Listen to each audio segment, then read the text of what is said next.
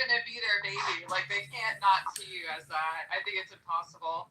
Well, we got a deep dish cheese pizza, and I wanted to get like 4, toppings: onion, garlic, sausage, jardinera. And she's like, "I'm not paying for all that." And then when the bill came out, she said, "You're paying for that, right?" I was like, "Holy shit! You're yelling at me about the stuff that I'm paying for. Like, I'm an idiot. Like, just do what you want to do. Don't expect anything. Why am I sitting here banging my head against the wall?" Is your mom there right now? Did she hear this? No, she's at her friend's house. Oh. I dropped her off and she's like, "You want to come in and have lunch?" I'm like, "No, I can't wait to have this break from you. Have a great day. Bye." That's so true. As soon as we got to that house, all I wanted to do was just come home and relax.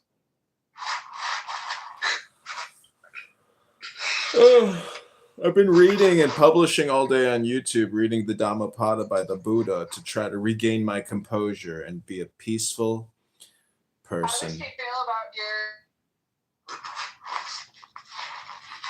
Jacob, can you mute up? You sound annoying. Yeah, why the fuck are you rolling in bed like that? Rolling in what? Can you just mute up? Let me just help you there, Jacob. I want you guys to hear how I'm feeling. Oh, like friction? Like, I want you to hear my breathing. We don't care. Feel calm, Feel my breath. Jacob, this is a birthday party. And there's no... Yeah, don't fucking ruin it, you dumbass. Listen, the whole point of the Happy DJ Room is awesome sounds. Not like you just, creating friction noises on your mic. Can I please read Julian's X post that he had for me? He goes, "I don't care if I get fired." Charlie Kirk had a comment. This is Jacob Carlson, and I'm on public benefit.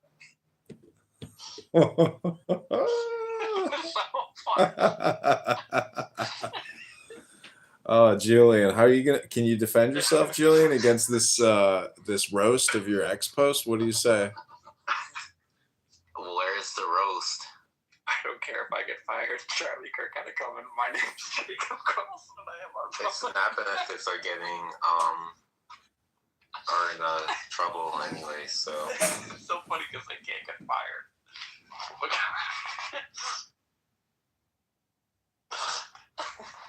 John, put birthday party at in the title. Maybe more people will come in. It's okay. Don't worry about the title. No, it's not okay. It's your birthday. I got another room open called the official John Kitover birthday party. Yeah, but nobody's looking at that. Trust me. Oh yeah. Only me. So who's the high school teacher at preparatory? Georgetown.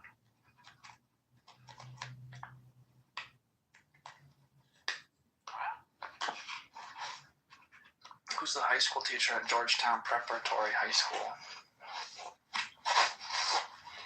I don't know. Why are you asking stupid questions? Because that's what Abby's bio is. You think her bio is stupid? Well, it's not for you to know. Abby, your PM looks so good in this picture. My what? Your PM. What is PM? Prime Minister. Yeah. Oh. Maybe worry about your own mayor. Why does that say Gavin Newsom and Zoran Mamdani renew Europe? It's on my political account. I don't know why they made this post, but Rob Yetton looks really good here.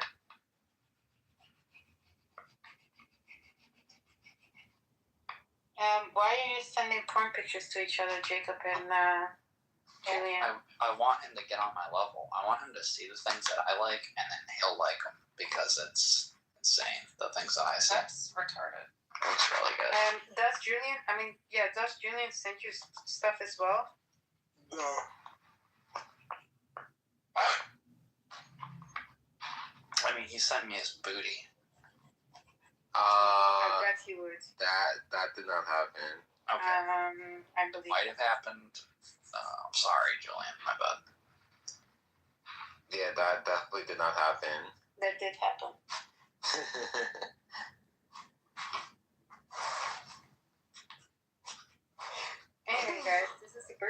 party. Let's not be awkward for once.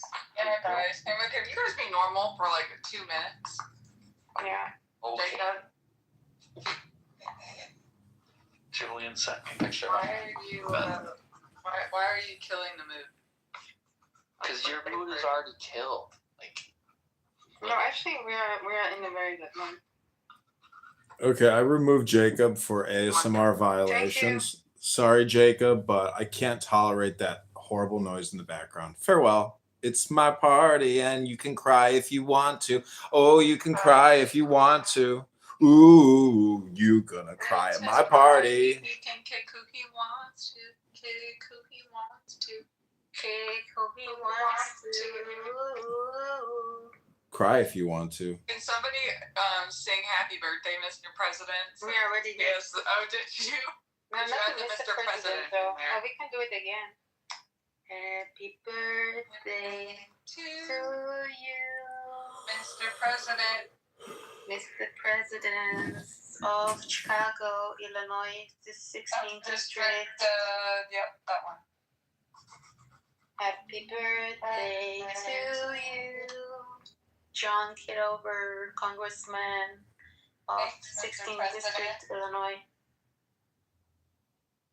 For all the things you've done, the battles that you've won, the way you deal with U.S. Steel and our problems by the ton. We thank you so much.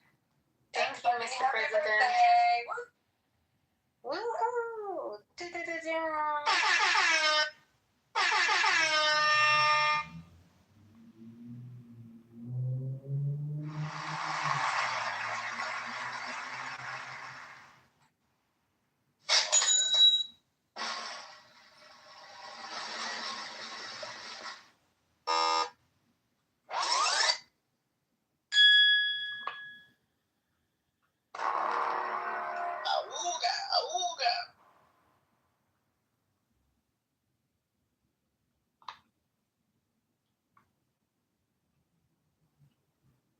So deep fried dish.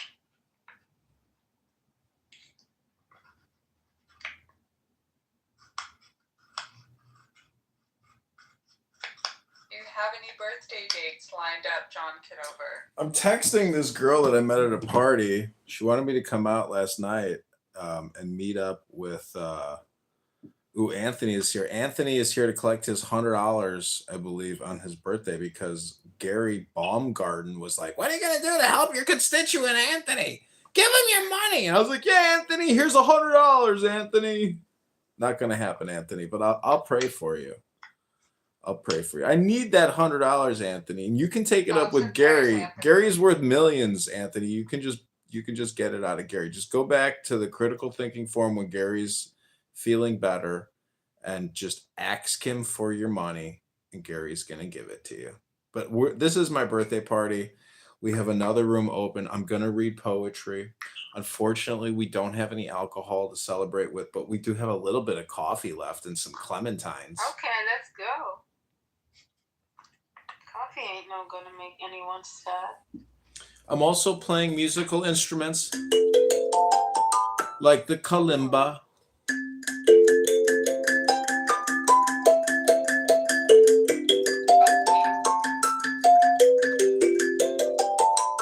And we are live on YouTube, and the YouTube live streamers are just pouring in right now on my birthday here.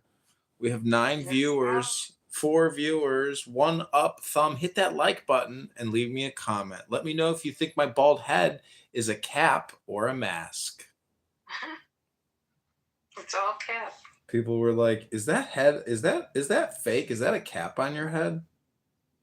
Nope, that's my brain. It's so shiny and round, they couldn't believe it. That's right. People said that my head is so shiny they can see their future. Wow. I was like, that's actually a great compliment and kind of funny. Maybe that's why a lot of people have such strong reactions to you, because they see their future and they're like, oh no, I'm as much of a loser now as I am wait, how would it go? I'm as much of a loser in the future as I am right now. Anthony Kaiser wrote, "Happy birthday, Congressman Kitover."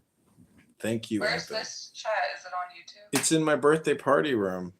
Anthony just popped in and out. Everybody's wishing me happy birthday. Katie, Urnmi wrote, "Happy birthday, happy birthday, happy birthday, happy birthday to you." Yeah! Happy birthday! I'm a professional voiceover actor. You may have seen me in some of your favorite cartoons like Ren and Stimpy. Really? No, but I am running for Congress. We need those donations, people. Make a birthday donation to John Kitover. Yeah. That's gonna run some pay for themselves. Can you hear me, Mama? Yeah, we can hear you. Oh, okay. Elmo would like to say something to you, man. Happy birthday! Happy birthday to you! Happy birthday to you! Happy birthday, man. Thanks for playing my favorite song. Happy birthday by Elmo. Let's be friends. This is your happy DJ ASMR NLP experience you've been looking for here on Clubhouse. No more unnecessary words. Just pure happy DJ.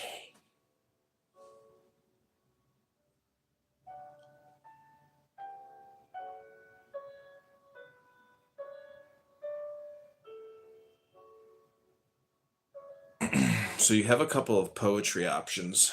You have the Dhammapada by the Buddha, or you have Tao Te Ching by Lao Tzu, or you have poetry by Aleister Crowley, the Master Therion. So what's it going to be? Which poetry option do you want? Do you want the Buddha? Do you want Lao Tzu? Or do you want the Master Therion? Lao Tzu. What's the Master Therium about exactly? Can we get a synopsis? It's Aleister Crowley. Oh, okay. Let's do Lao Tzu. I'm feeling very Chinese. All right. This is your Lao Tzu Tao Te Ching ASMR experience. Take the deepest breath of the day. Hold it for 10 seconds. The Tao, considered as unchanging, has no name, though in its primordial simplicity it may be small. The whole world dares not deal with one embodying it as a minister. If a feudal prince or the king could guard and hold it, all would spontaneously submit themselves to him. Heaven and earth, under its guidance, unite together and send down the sweet dew, which, without the directions of men, reaches equally everywhere as of its own accord. As soon as it proceeds to action, it has a name. When it once has that name, men can know to rest in it. When they know to rest in it, they can be free from all risk of failure and error. The relation of the Tao to all the world is like that of the great rivers and seas to the streams from the valleys. Om. He who knows other men is discerning. He who knows himself is intelligent. He who overcomes others is strong. He who overcomes himself is mighty. He who is satisfied with his lot is rich. He who goes on acting with energy has a firm will. He who does not fail in the requirements of his position continues long. He who dies and yet does not perish has longevity. Om. All-pervading is the great Tao. It may be found on the left hand and on the right. All things depend on it for the production, which it gives to them, not one refusing obedience to it. When it works, it is accomplished. It does not claim the name of having done it. It cloths all things as with a garment, and makes no assumption of being their lord.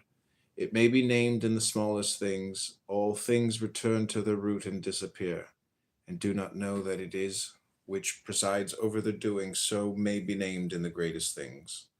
Hence, the sage is able in the same way to accomplish his great achievements. It is through his not making himself great that he can accomplish them. Om, to him who holds in his hands the great image of the invisible Tao, the whole world repairs. Men resort to him and receive no hurt, but find rest, peace, and the feeling of ease. Okay, that's it. It's not the best translation. It's a very cheap book, but. You have been listening. You have been listening to The Great Tao, read by candidate Congressman John Kitover, running for the United States Congress in the 16th District. China owns over $10 trillion worth of U.S. debt, making China a financial master. You have been hearing the wise wisdom of the Tao Te Ching, a debt resolution negotiation program, so America can continue to spend all its fake money.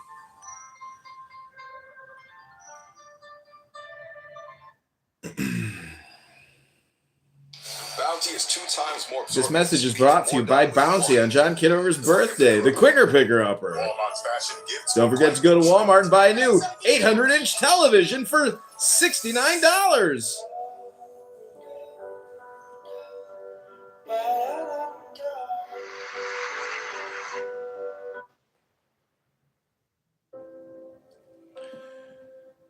Clubhouse is a psychedelic inception.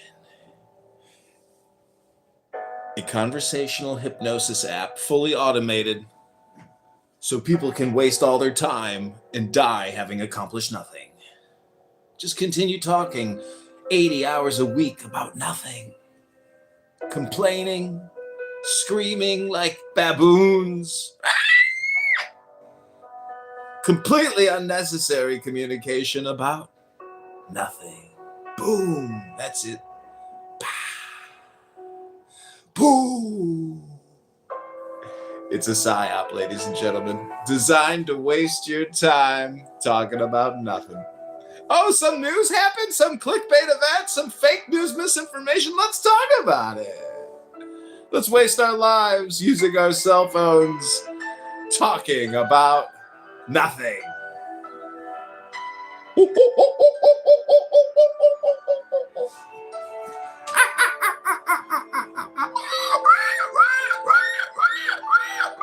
That's what's happening, ladies and gentlemen. It's just baboons screaming.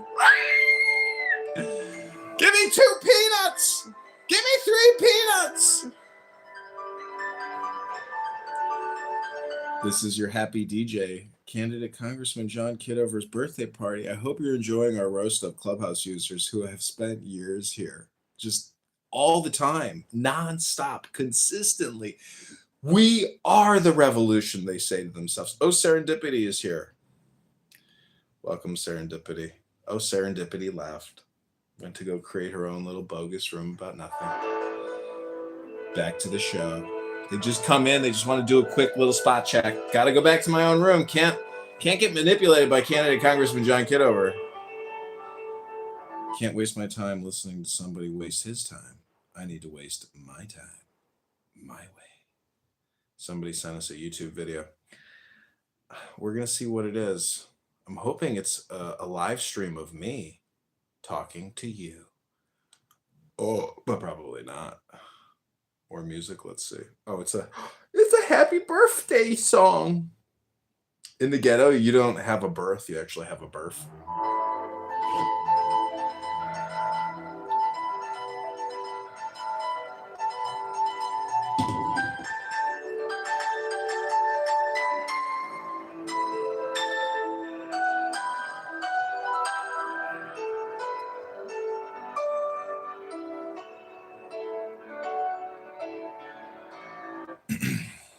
Okay, I read to you the Tao Te Ching, but now I'm going to read you the Dhammapada because you probably never heard it before. It's very good. It's very smart. My book is falling apart here. This is called The Path of Truth, if you've never read it. Many people have never read books. It's just a fact. Many of you don't know how to get happy, but I'm here to help you get happy. There's a chapter on happiness. Then there's a chapter on the pleasantness. pleasant people. I hope this makes you all more pleasant. And just remember, don't take Clubhouse so seriously. It's all just hypnosis. Here we go. It's called The Pleasant. When anyone mistakenly pursues only what is pleasant, avoiding the true path, forgetting their true purpose, attached to the senses. When anyone sees another on the true path, they will experience their loss and be full of reproach. Avoid attachment to both what is pleasant and what is unpleasant. Losing the pleasant causes grief. Dwelling on the unpleasant also causes grief. Do not cling to the pleasant, let it pass, so that the separation will not diminish you. Clinging to what is dear brings sorrow. Clinging to what is dear brings fear. To one who is entirely free from attachment, from endearment, there is no sorrow or fear. Sorrow springs from affection. Fear springs from affection. To loosen those bonds is to be free from sorrow and fear. Sorrow springs from indulgence in sensual pleasures. Fear springs from indulgence in sensual pleasures. Whoever is free from such indulgence knows neither sorrow nor fear. Sorrow springs from preoccupation with lustful pleasures. Fear springs from preoccupation with lustful pleasures. Whoever is free from such preoccupation knows neither sorrow nor fear. Sorrow springs from craving. Fear springs from craving. Whoever is free from craving knows neither sorrow nor fear. People cherish the person committed to right action and rich in understanding. That person, knowing the truth, walks steadfastly on the path. The person who reaches the sacred, the inexpressible, who has permeated his mind with it, who is in control of his senses, is one bound upstream. Friends and relatives welcome with joy a loved one, returning from abroad after a long absence. In exactly the same way will the fruits of right action welcome the doer as he travels from one life to the next. Om.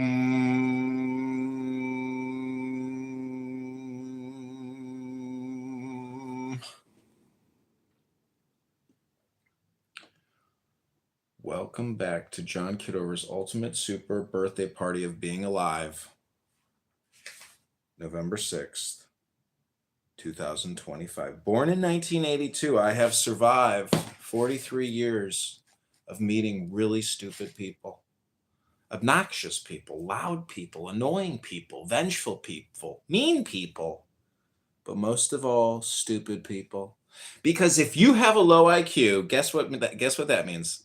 That means you have a low EQ. That means you have no emotional intelligence if you have no intellectual intelligence, because unnecessary words are unnecessary.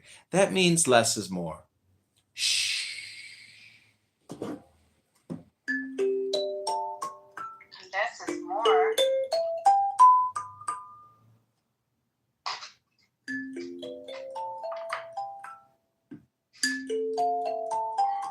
is more to our hearts.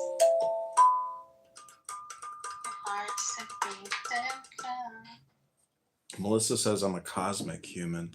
No, Melissa, I'm just a man. If you think a man is a cosmic human, well, then that's what a man is. Ooh. Ooh. Ooh. Alright.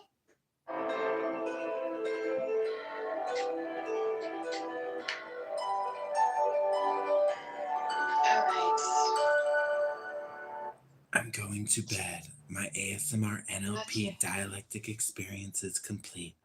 This is candidate Congressman John Kitover whispering sweet ASMR, sweet NLPs into your ear to make you go to sleep.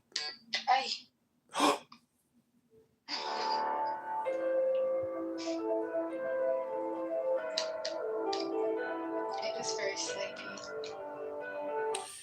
Sleep-inducing.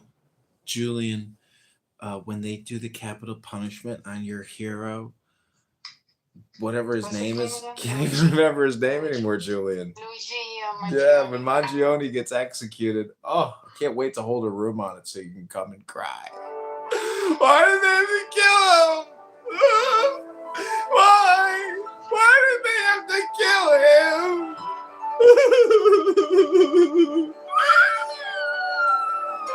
Let's talk about it for a week. 5 days at least. 5 business days. 7 days is a week. Mangione! Mangione! Oh, Mangione! Mangione!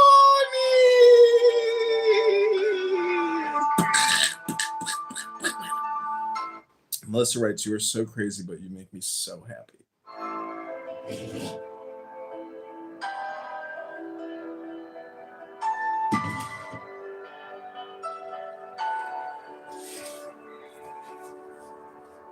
Okay, this is called Anger by the Buddha. You know, the Buddha was a pretty smart guy. He has had like billions of followers, and the fact that you can read him, you know, and get this divine intelligence. But yeah, people just keep coming to Clubhouse to talk about fucking, you know, sperm whales and narwhals and shit. Okay, this is called Anger. So take the deepest breath of the day as I create more YouTube content. Here we go. Anger, shun anger, let go of pride, break out of every shackle. Whoever is not tied to possessions, clinging neither to body nor mind, is never in bondage. Whoever controls his anger is like a true charioteer, in command of the rolling chariot, and not just holding on the reins. Where there is anger, apply loving kindness. Where there is evil, offer good. Where there is stinginess, be generous. Where there are lies, be truthful. Speak the truth. Control anger. Share even from your meager store. These 3 steps lead to the presence of the shining ones. Om.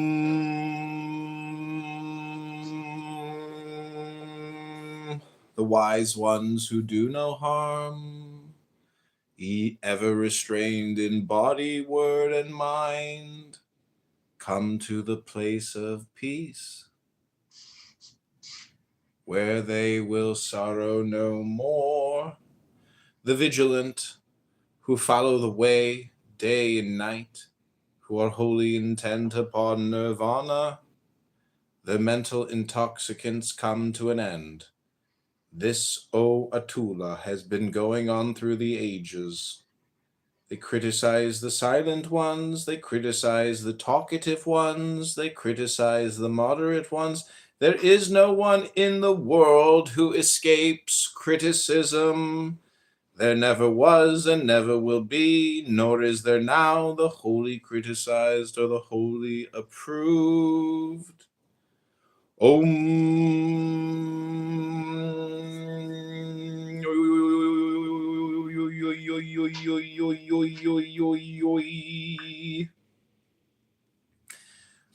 Whom the discriminating praise is behaving impeccably in life, displaying wisdom, insight, and virtue. Who is like a coin of pure gold, he is praised even by Brahma. Avoid rash action, be restrained in action, giving up wrong deeds, exercise right action. Avoid rash speech, be restrained in speech, giving up wrong speech, exercise right speech. Avoid mental agitation, be restrained in mind, giving up wrong thoughts, think good thoughts. Those who practice restraint in body, word, and mind are surely in control of themselves. Oh, my F word abuela is here. Hi, friend. Hi, friend. It's his birthday. Happy birthday, John. It's his motherfucking birthday. Yeah. Let's go. Please, no profanity on my birthday. Abuela, would you like to sing Happy Birthday? Would you like to sing? Abuela, would you do me the favor of singing to me Happy Birthday in your best Marilyn Monroe voice impersonation? Oh my god. How did you know? I'll go on mute. Okay, here we go. Happy birthday to you. Happy birthday to you. What a fucking F word. Happy birthday, Mr. President. Happy birthday to you. Let's go. Yes.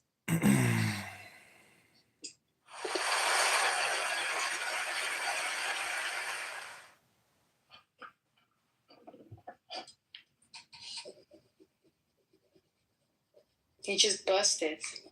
I bet he did. That's why he's quiet. For once, wow.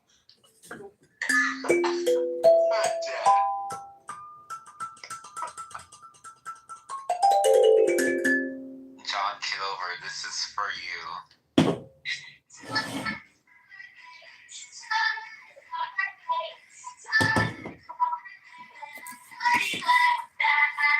Yo, shorty, it's your birthday. We're gonna party like it's your birthday. Gonna sip Bacardi like it's your birthday. And then I didn't even give a fuck if it's your birthday. Party in a club. Brum, brum. Brum, brum. Yo, shawty.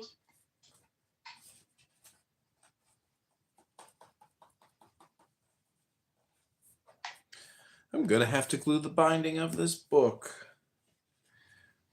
You are very entertaining and a funny person, Melissa writes me. Okay, the next meditation we're gonna do, this one's for you, Ryan. It's called Blemishes. Okay, take the deepest breath of the day. Hold it for 10 seconds. You are now like a withered leaf, very close to the approaching messenger of death. Although at the point of departure you have not prepared yourself for the journey. Prepare a refuge for yourself. Work hard. Use good judgment. Free of flaws and passions, you shall enter the highest realms. You have reached the end of your time. You stand face to face with death. You have no place to rest upon the road, nor any preparation for the journey. Prepare a refuge for yourself. Work hard. Use good judgment. Free of flaws and passion. You need never return to the cycles of birth and death. The wise man, carefully, moment by moment, one by one, eliminates the stains of his mind, as a silversmith separates the dross from the silver. Just as rust produced by iron corrodes the iron, so is the violator of moral law, destroyed by his own wrong action. Disconnection from Scripture is learning's taint. Neglect is the taint of houses. Uncared for beauty withers. Negligence is the taint of one who keeps watch. A woman behaving badly loses her femininity. A giver sharing grudgingly loses his generosity. Deeds done from bad motives remain everlastingly tainted. But there is nothing more tainted than ignorance. Eliminate ignorance, O Clubhouse disciples, and purity follows. Life is easy to live for a shameless man, aggressive, arrogant, intrusive, and corrupt. Life is not easy to live for a modest man with high values, free from attachment, humble of right livelihood and clear vision. Whoever in the world takes life, tells lies, steals, commits adultery, is addicted to drinking intoxicating liquors, is digging up his very roots, even when alive. Be aware, everyone, that those flawed in their nature have no control of themselves. Do not let greed and anger cause you suffering by holding you in their grasp. Men give for different reasons, such as devotion or appreciation. Whoever finds fault with the food or drink given by others will have no peace day or night. However, whoever gives up this habit of finding fault with others' offerings will know peace day and night. There is no fire like lust, no vice like hatred, no trap like delusion, and no galloping river like craving. It is easy to see the flaws of others, hard to see one's own.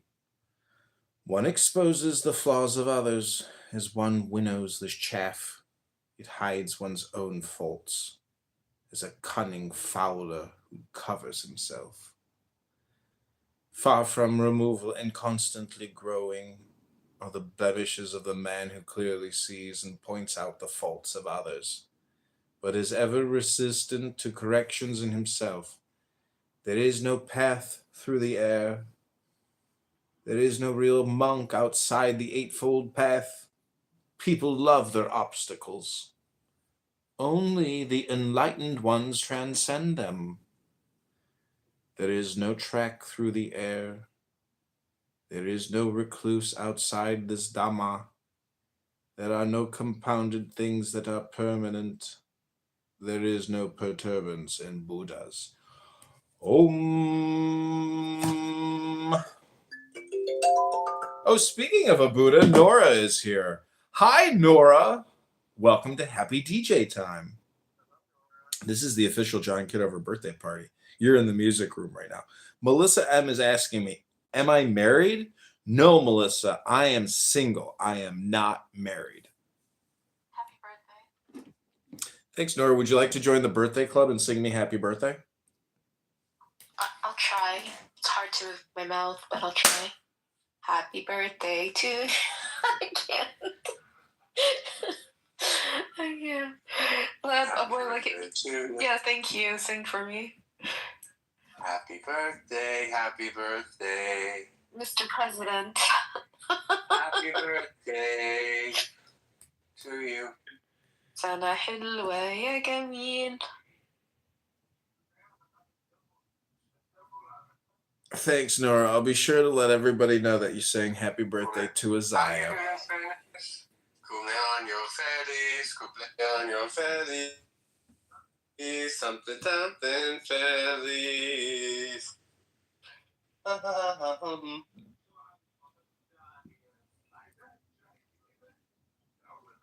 Do you guys know my friend Melissa?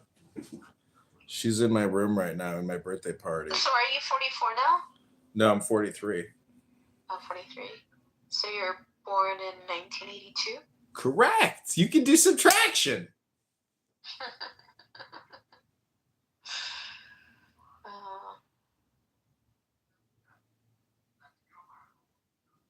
I think you're a year younger than Kim Kardashian.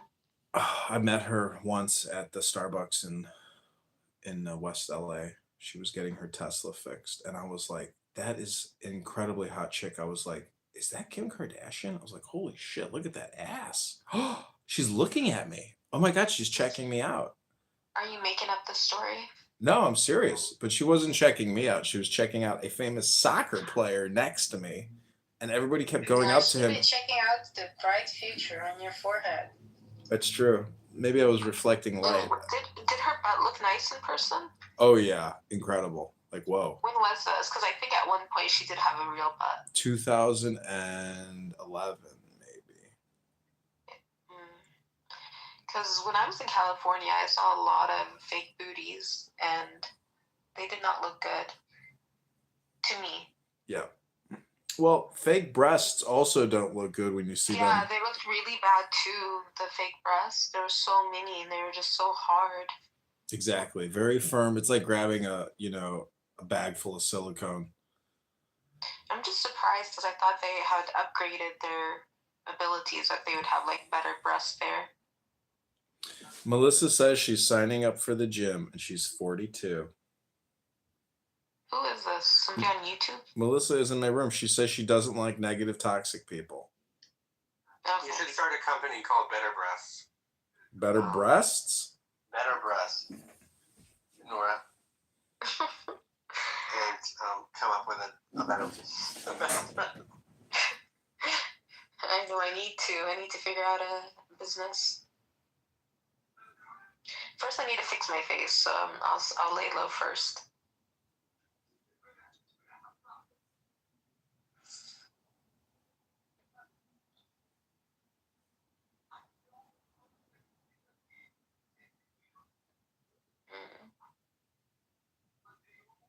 You need to lay low.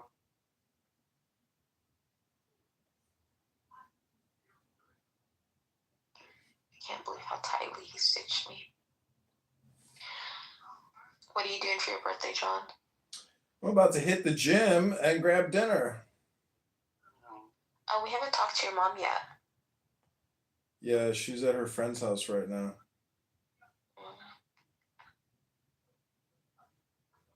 What did she say to you for your birthday? She gave me $500 and she said, I would have given you 1,000, but you were mean to me. Oh. I said just the cost of doing business.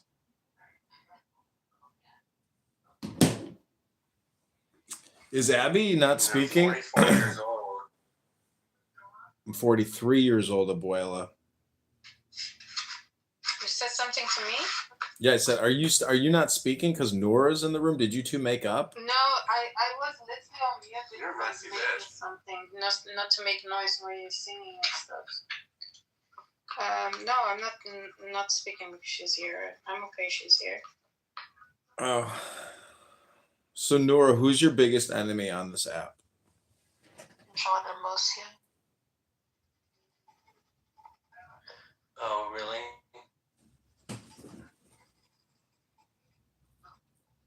Oh, we got Q here. Guantanamera. Hi, Guantanamo. Second, I don't remember. Why didn't you call the San Diego office? Mm-hmm. I said, if John Hermosillo is your biggest threat, why didn't you call the San Diego office? It's too busy with other things. But I did have plans on getting to the bottom of some of the stuff that happened to me there. But my face distracted me.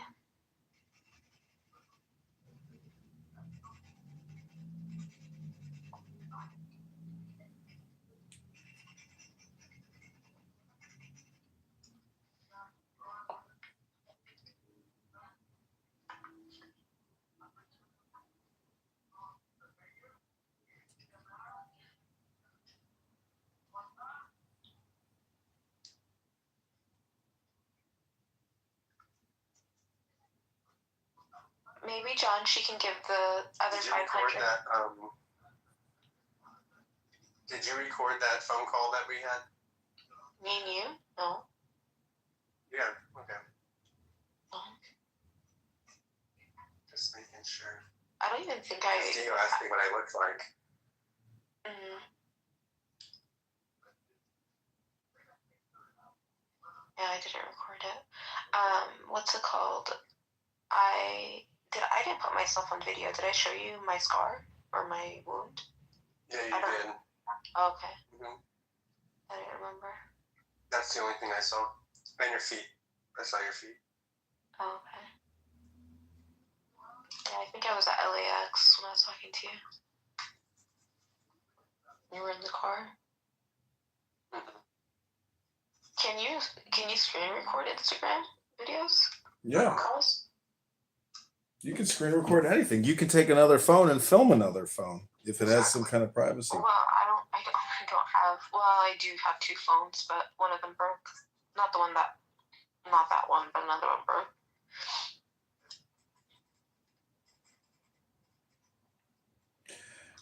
Guantanamera. Oh, I was watching White Chicks, and he was singing that in the opening scene. Do you remember that?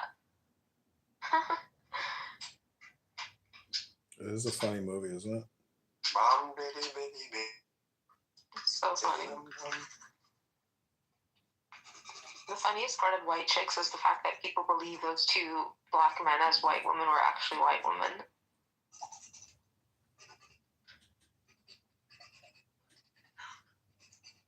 People in the movie or people in real life? No, in the movie, like how they all just acted like they were actually those white girls.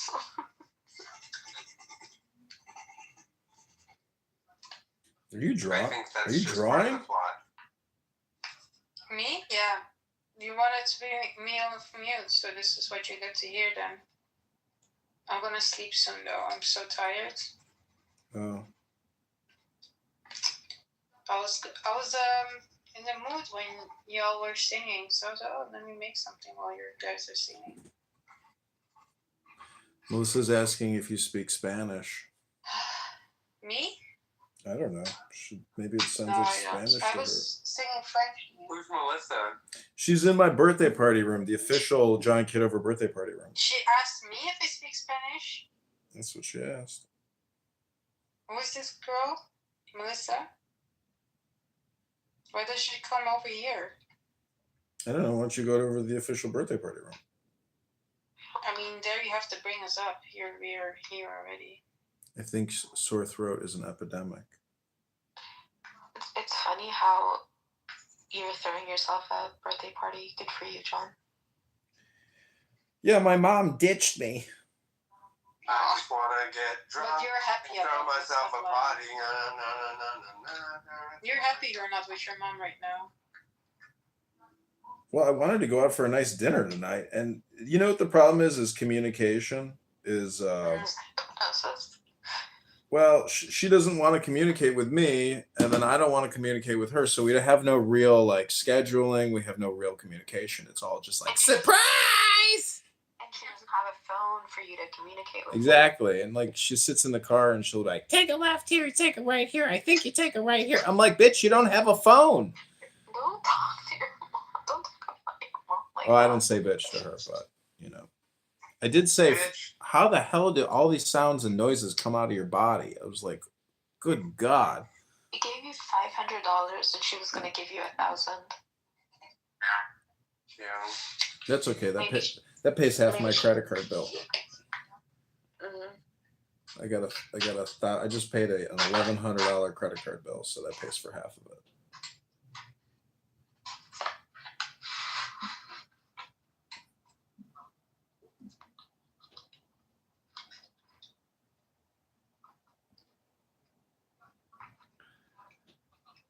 So,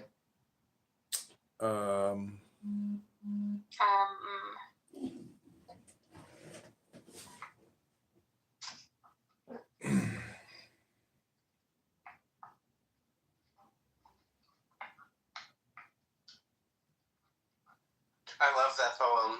It was very beautiful. oh, you're welcome. I hope you liked it. That Thank was you for you. dedicating it to me. Yeah, that was for you, buddy. Wait, what was the title again? It was talking about your intentions can taint your actions or whatever.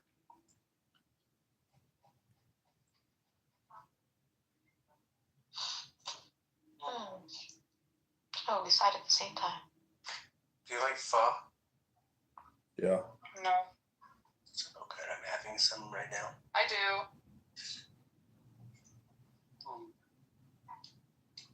But What is it again?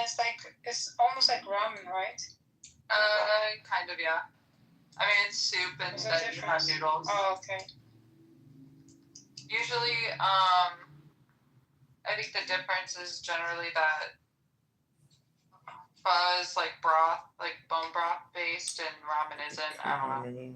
Oh, okay. Oh, then maybe I would like it. Yeah, I mean, it's just like a soup with noodles, and then you can just put some vegetables and meat in it.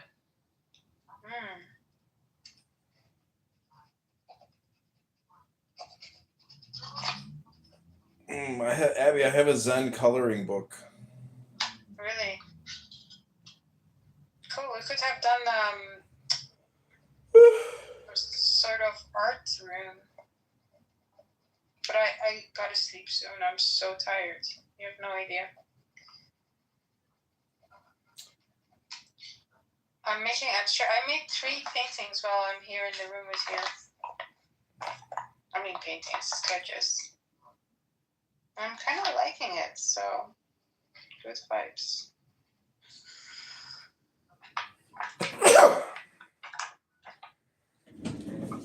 Oh, we have another visitor, Evital. He left already.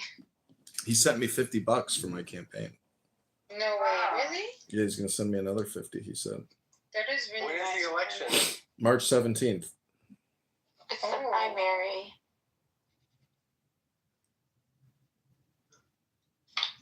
I'm excited.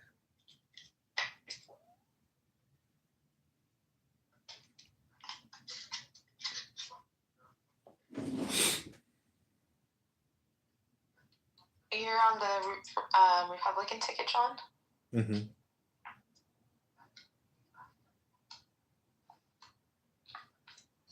When you get elected, I'm going to be blowing up your office phone. I thought you were going to stop at blow. No. Hello, Sheriff.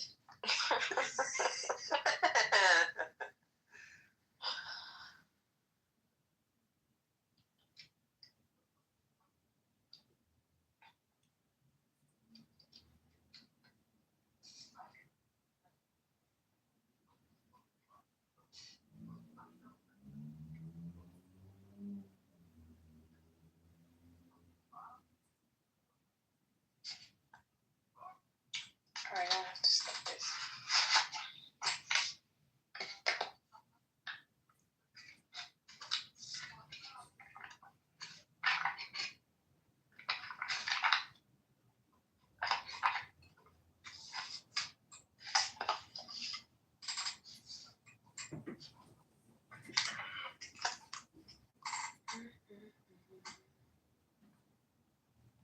I kind of feel like making ramen noodle now. You're welcome. No, but I've been eating it just because I've been craving it every night, and it's not good for you.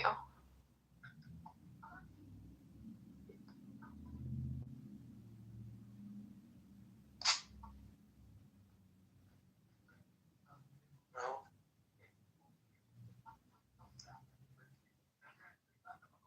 neither is harassing the FBI. Oh my god, Ryan, stop being petty. No, it's the opposite Not of being being petty. mad. Can we sell it? It's no. You don't want trouble. Dude, when the FBI was talking to my brother once a month, how am I the one that's harassing the FBI?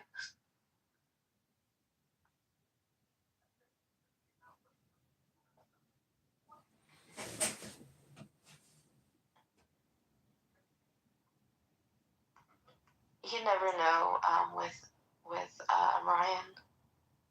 What do you mean? You have your They see flip moments. flops. Your flip flops. I never flip flop, sweetie pie. Yes, you do. No. I'm a pillow princess.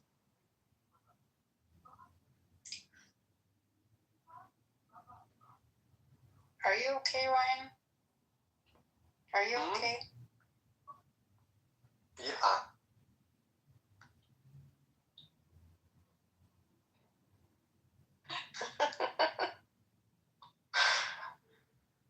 What?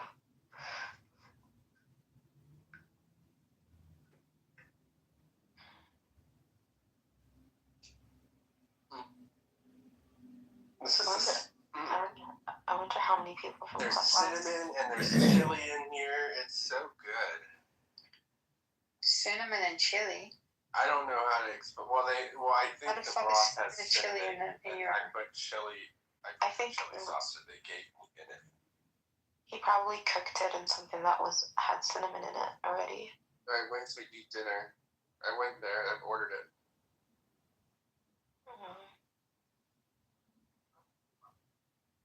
What were you asking? Before he interrupted. Me? Yeah. Yeah, I was saying I wonder how many people from Clubhouse were stalking my Twitter. I think about at some point everyone. So bad. I'm such a crazy girl. It's well, when you okay. call people and then you say, "Why are you following me?" Then people go and look to see if there's anything worth following. Hello. Yeah, because you just randomly started following me on my social media, my Instagram. Well, my main Instagram got permanently banned, which makes me sad, but it's okay. How do you get banned from Instagram? I was adding people and saying crazy stuff, and they mass reported me. I don't do it. Ryan, you're being really mean. Relax a little bit. Remember, you don't have to be mean to me. Like, God already cut my face open. I'm not being mean to you. Mm. I'm just saying that will get you banned. You know what's weird is it banned my my burner too. I had a burner that nobody was following, and it got banned. That might be because you're like logged into it on the same device, or have it. You have the two accounts associated through your Meta account. I don't know, because I never had that. It was just like Nuda Shadash, and it was just nobody followed it. Like nobody had except for me. I've had it for a long time, and it went bye. And then now that I have a new number, I tried to make an Instagram with my new number. I mean, I have Instagram. I still have 2 Instagrams that haven't been banned, but I tried to make a new one. And after 2 days, it got banned. I was like, what? Okay. I don't know if I associated my new number with my Nura Bandura that got banned, and that's why. I don't really care. I was only posting on close friends anyways. So, I mean, I care because I lost a lot of stuff, but whatever.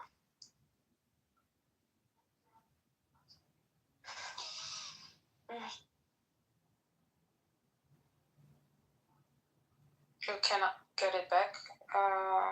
No, I tried. The Nura Bandura, I appealed, and then they sent me a email saying I've been permanently banned.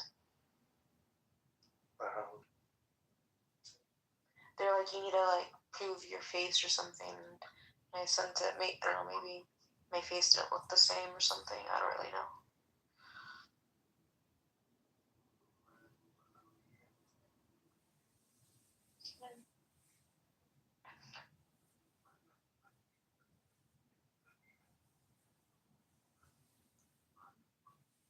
That was a little sweet.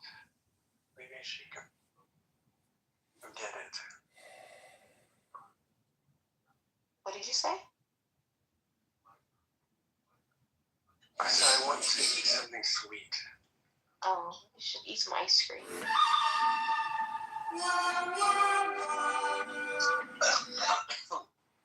What do you think about Mamdani, Nora?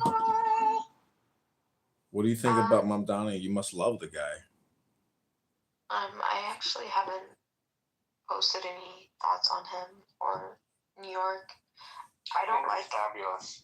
I don't like he's like the trans stuff that he was talking about.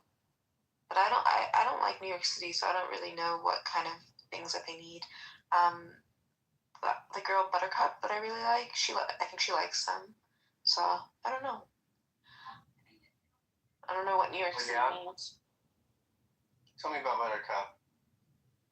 What do you like about her? Buttercup is great.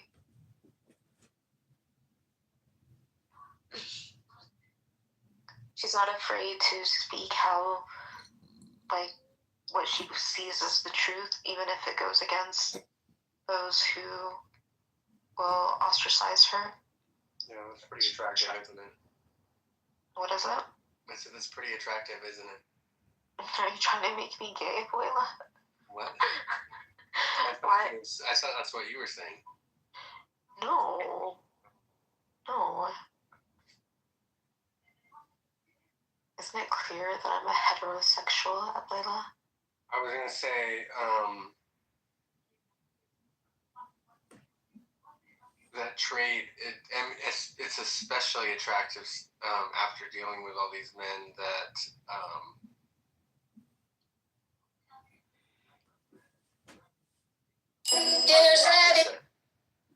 where they try too hard to tailor their message.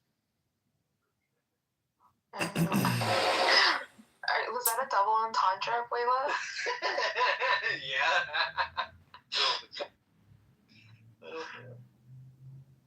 Diego's great. Oh, let him be. I'm actually very surprised that he tolerated all my craziness.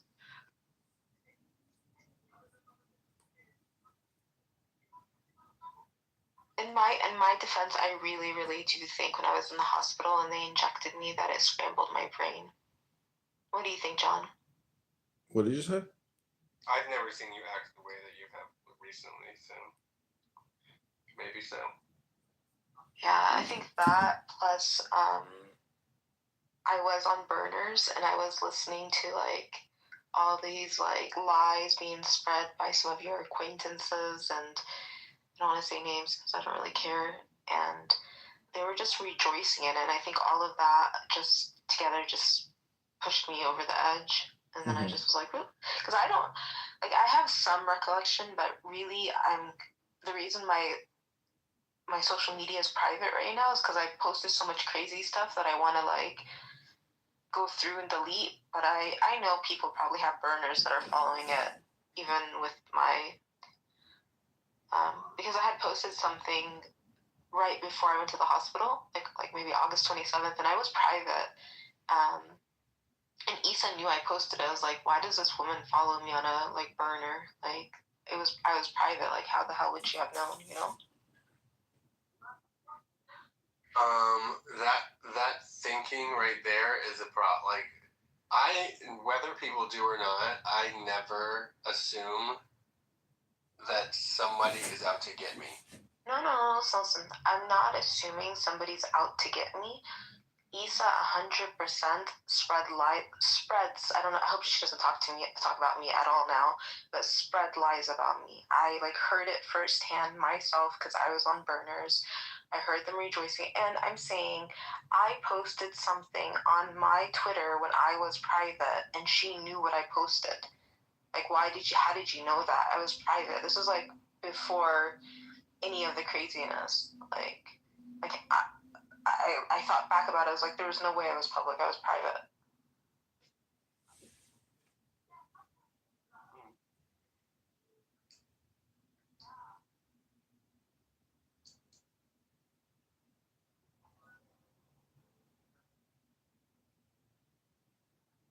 Hi, Kevin.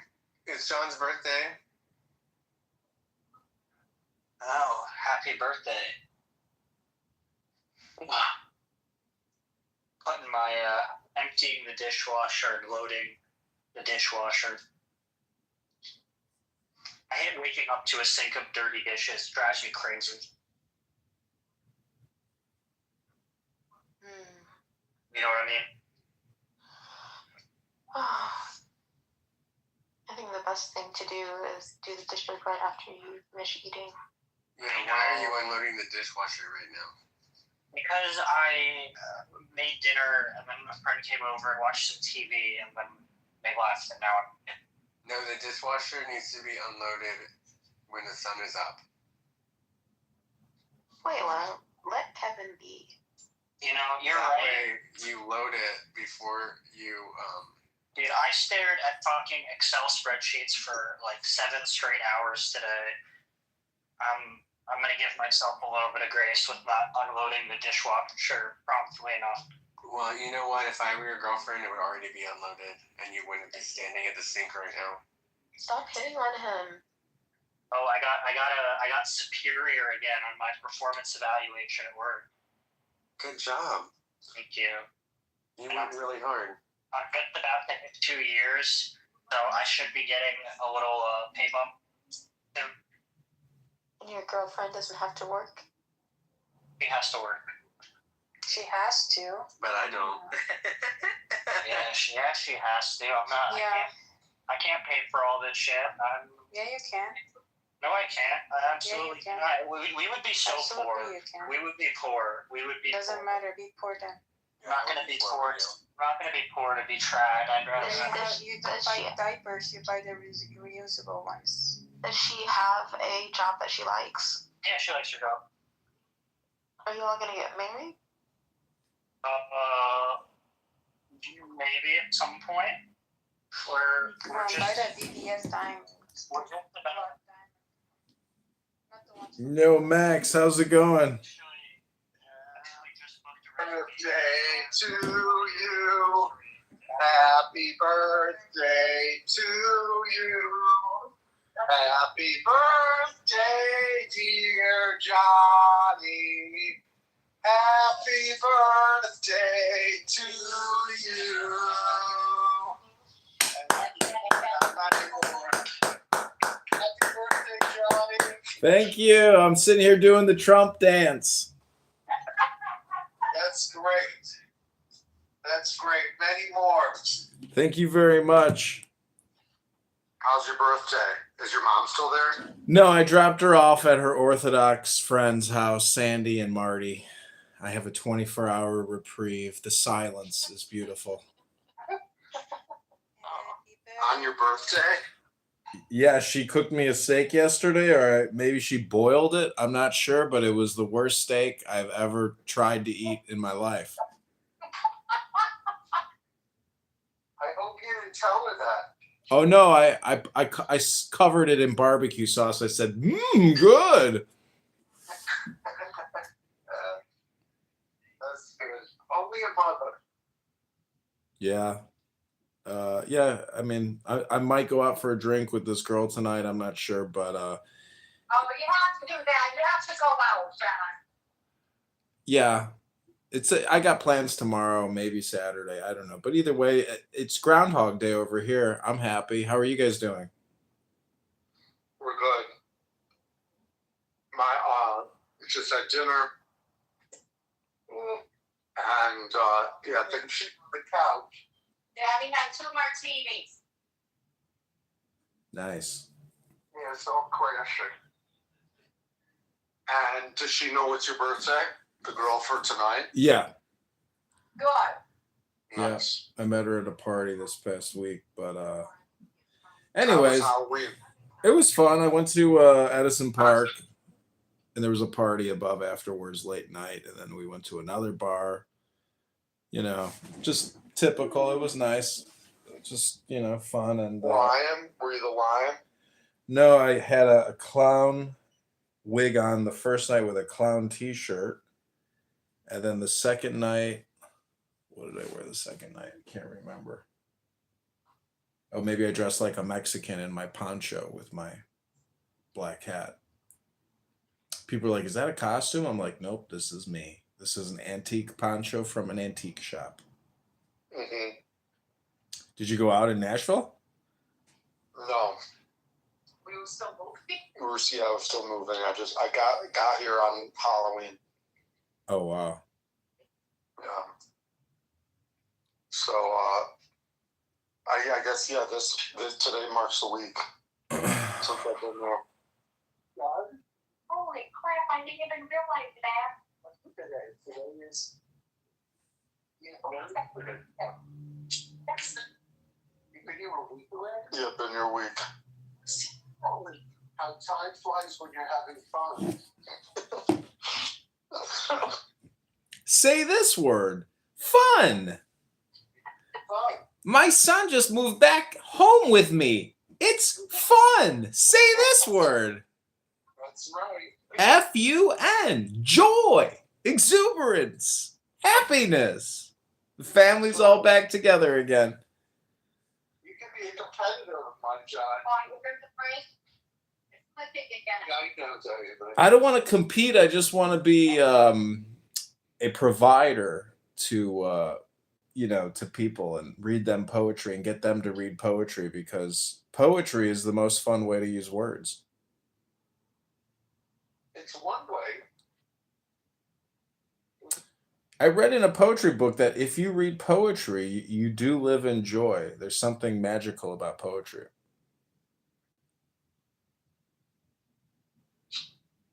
Well, does deliverance count? Yeah, limericks count. I think it's the rhyming. There once was a man from Nantucket. Exactly. That counts. I mean, maybe not crude, but I got another Jewish friend here. Let me introduce you to my friend Paul in Beverly Hills. Conference call you in. Hello, Paul. Paul, you are on a conference call with another Paul and another Max. This is the John Kitover birthday party line. Hi, guys. Hey, Paul. Hey, what's going on? Are you with 90210 zip?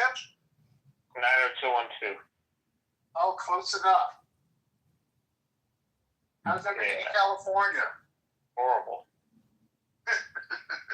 But the weather is good. Max, I know Paul because we have that mutual friend Louis Eisenstein, the guy that I threw the brick through his front door. And Paul called me up one time. He's like, 160 people have been talking about how you threw the brick through his front door, and they're so happy. Everybody hates Louis. Why 106 people, though? I don't know. He just said everybody was talking about it. Like somebody threw a brick through Louis Eisenstein's door. Made me feel less guilty about doing it. A little happier. Well, you don't think about it for 1 second. So how's married life, Paul? When's your kid coming out of your wife? She's 6 months ago she came. Oh, you already have a 6-month-old baby. That's great. Yeah.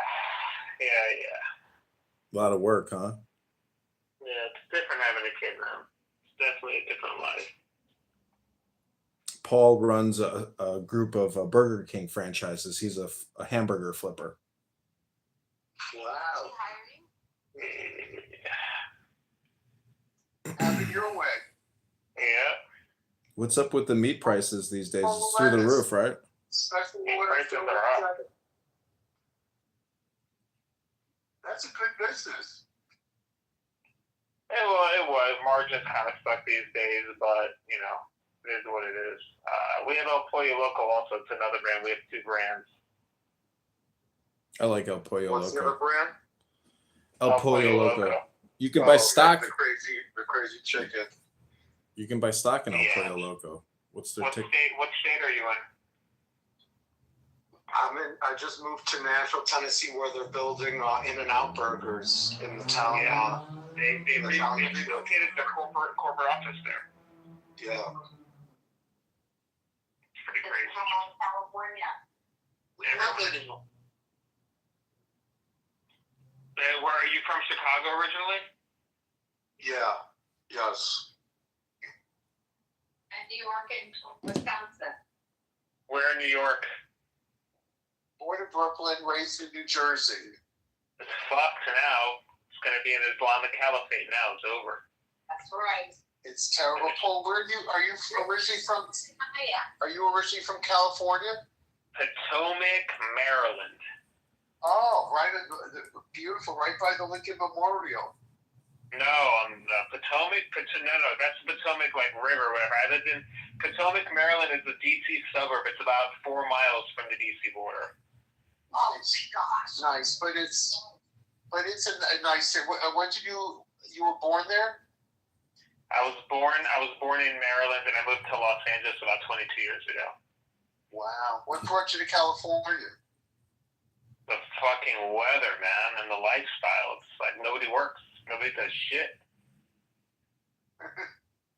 He's beautiful. Listen, it's a beautiful place to live if you have enough money that you're insulated. Like it really is a cool, nice place to live. It's like the California lifestyle. It's like being on summer break for 22 years. It's unbelievable. But you're always fighting. You're always getting sued. You're always suing. It's just nonstop fighting. Like, it's very hard to run a business, but you have a lot of cheap labor, but they can turn on you any second of the day, you know? Right. A lot of cheap labor. It's pretty crazy. And it's hard to get staff, isn't it? Like for the restaurants, isn't it very hard to staff? It's not impossible. It's much harder in other states. You have a bazillion people that fled the border that need like a place to work, you know? I've some employees that have worked in my stores for 30 years. Really? Yeah. Not a lot, but a few. Well, Paul's related to the Shah of Iran. They escaped the Islamic Revolution. I'm Jewish, you fuckface. I'm Jewish, you fuckface. Oh, the Shah wasn't Jewish? Shut the fuck up, man. You play all these like dumb games.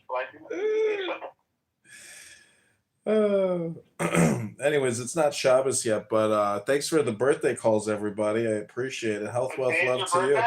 Today's the B-Day. Did Yael call you? Yael? No. Daniela, you mean? Daniela Chosin? That girl's hot. No, she's too busy posting shit to her Instagram, and it doesn't matter. I don't need birthday calls. I thought you went on a trip with her to Texas. No, that's some other guy. She's at some gun range shooting an M16A4, preparing for the coming Islamic Civil War. You had her when she was the best looking. Great. The guy, listen. The guy had your sloppy seconds. Well, I just wish everybody was a little kinder, a little nicer. Coming from the guy that has like 10,000 naked pictures of her, literally. Well, I'm not the only one. I went to her house one time, and she had a whole package of naked photos of her and some guy on an island, and I was like, oh, I guess I'm not the only one. No, there was one time you got mad at her and you put up these pictures you took of her in Vegas on like Facebook. It was insane. She didn't even care. And knowing you have them right on your computer, like ready to go, like thousands of pictures.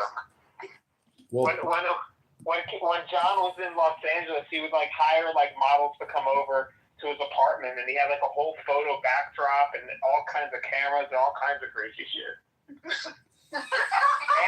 and two big ass dogs, like two fucking mugs. He got it from the shelter, from like the home, like two fucking like horses, like big, huge. No. Huge. How did you They were big. Shit from those dogs? It's like each dog would have 2 handfuls of shit, like multiple times a day. Beasts. Yep. They were huge. Yep, Jasper and Dixie, I think. Wait, so did you know John when he lived in an RV in California? I mean, he bought like a boat. I don't know if he had an RV there. He had a boat. No, I never had a boat. I had an RV. I had 2 RVs. You bought? When did you? At what point did? I remember when you lived in Manhattan Beach. I don't remember you having an RV. Yeah, when I moved from West LA, I bought an RV on Craigslist for like $2,000 or $4,000, but I think it was in perfect condition.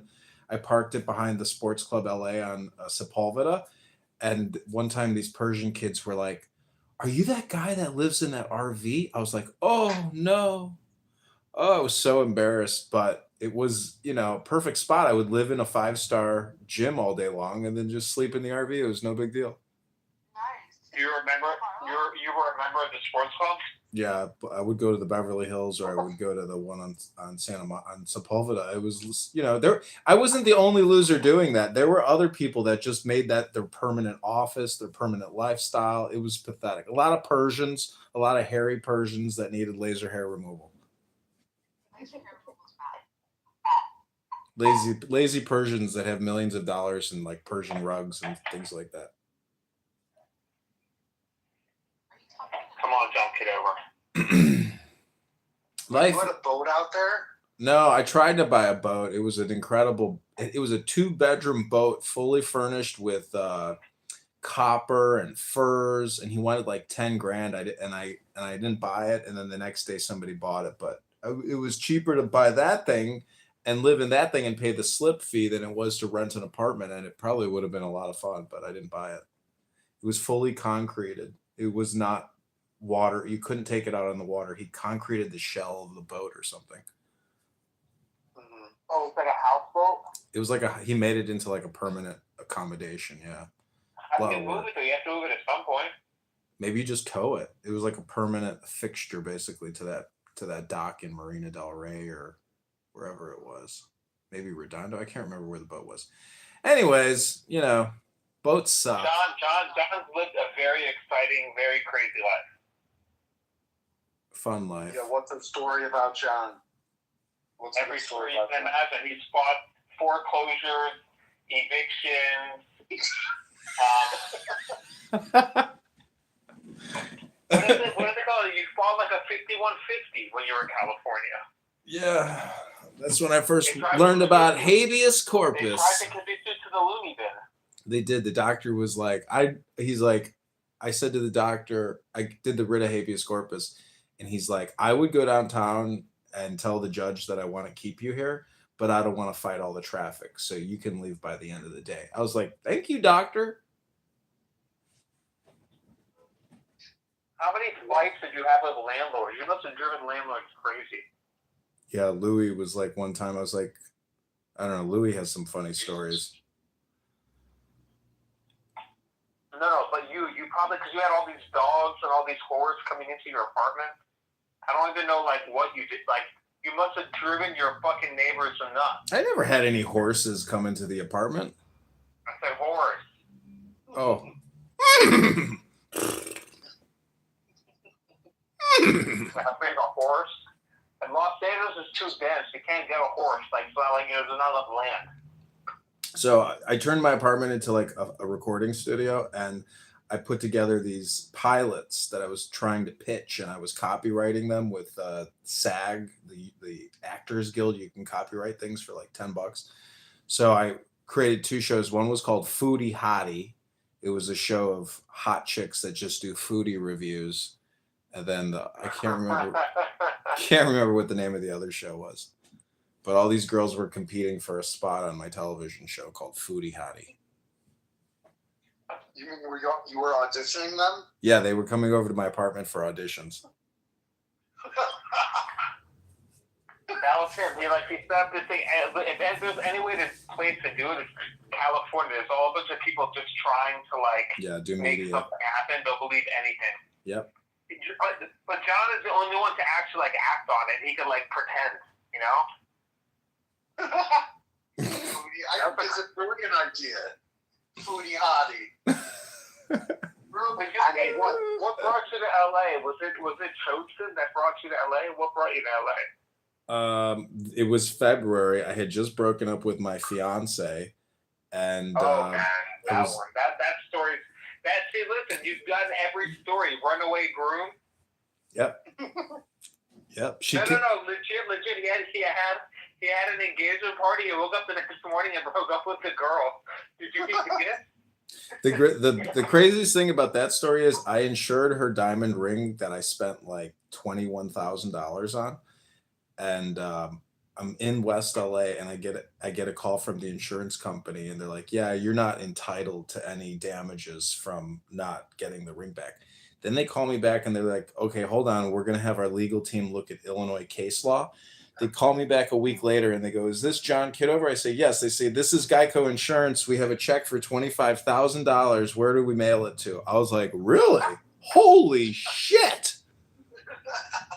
Why didn't you buy the houseboat? If you had a $25,000 check, you should have bought the houseboat. The boat was later on, but I just didn't want to do the boat because I was like, there's got to be something wrong with it. For $10,000, this thing seems like it's worth more money, but I was just worried it was leaking or something, and I didn't know how to detect it.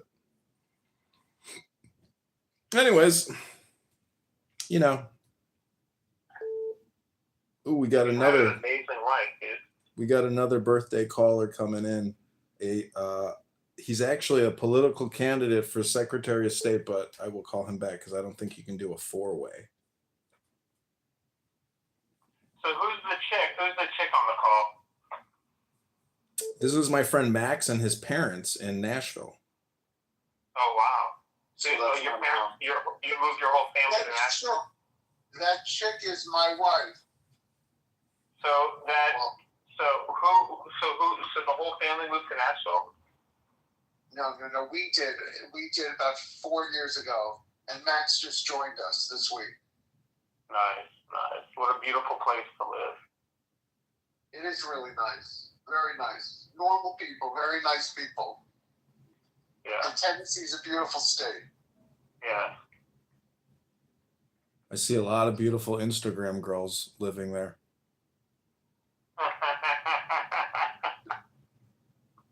It's crazy. When you visiting? When you coming down? See, not anytime soon. But John's got to visit. John's a free guy. He's no kids, no wife. He can do whatever he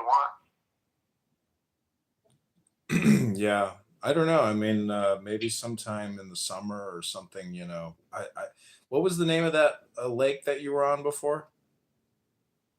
Old Hickory Lake. Old Hickory, yeah. Oh, some of the girls on the geotag on that thing. Wow.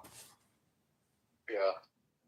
Instagram is crazy. It shows you suggestions, you know, for all these chicks who take these erotic Halloween photos, and you're just like, I can't believe this. This is just crazy. They look, you know, like angels.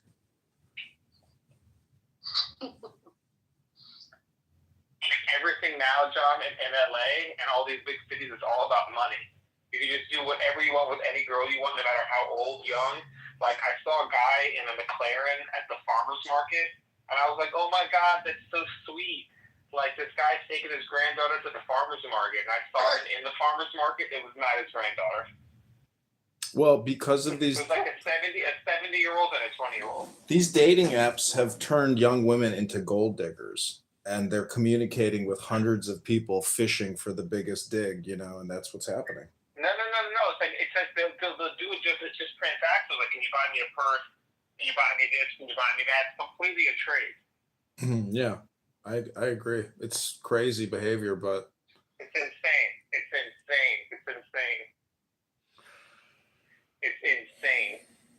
Yeah. It's truly insane. Well, my single friends tell me. It's very obnoxious, you know. This one girl that I took out. Hold on one second.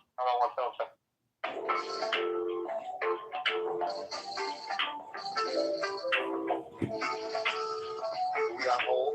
Yeah, let me see if I can drop him. Okay, I think that's it. I cut him. All right. Yeah, maybe. I think he uses Google Voice.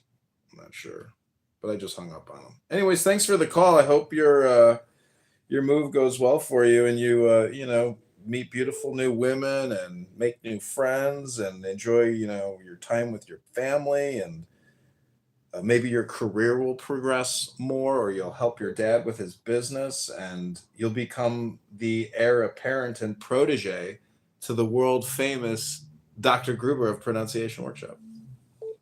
John, you're very kind. Thank you. I hope it's a good move for Max. And if not, you can always go back to Chicago. Once you leave Chicago, there's no going back to Chicago. Once you leave this town, only suckers like me come back. John, I have you love poetry, so I have a birthday poem for you. Ooh, okay, great. Are you ready? I'm ready. I wish I was a bar of soap, all wet and white and shiny, and every time you took a bath, I'd float around your hiney. I bet you never heard that one before. What was the? I remember one time you said was it your fraternity's motto?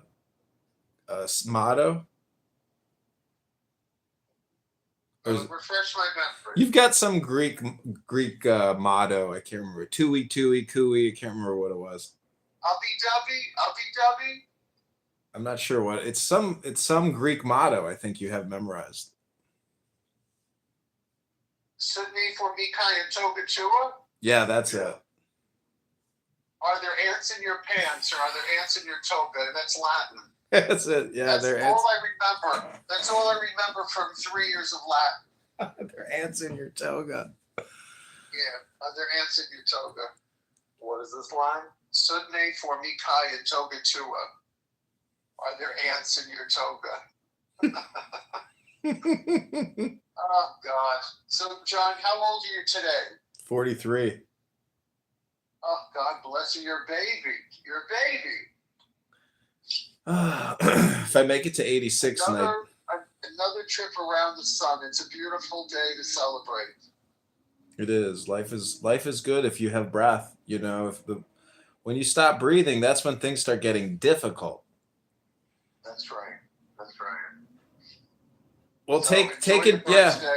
Thank you. I appreciate. Take advantage of every opportunity, and Max. I mean, swipe right, and enlarge your new environment. I mean, be social, even be political. Do it all. Yeah.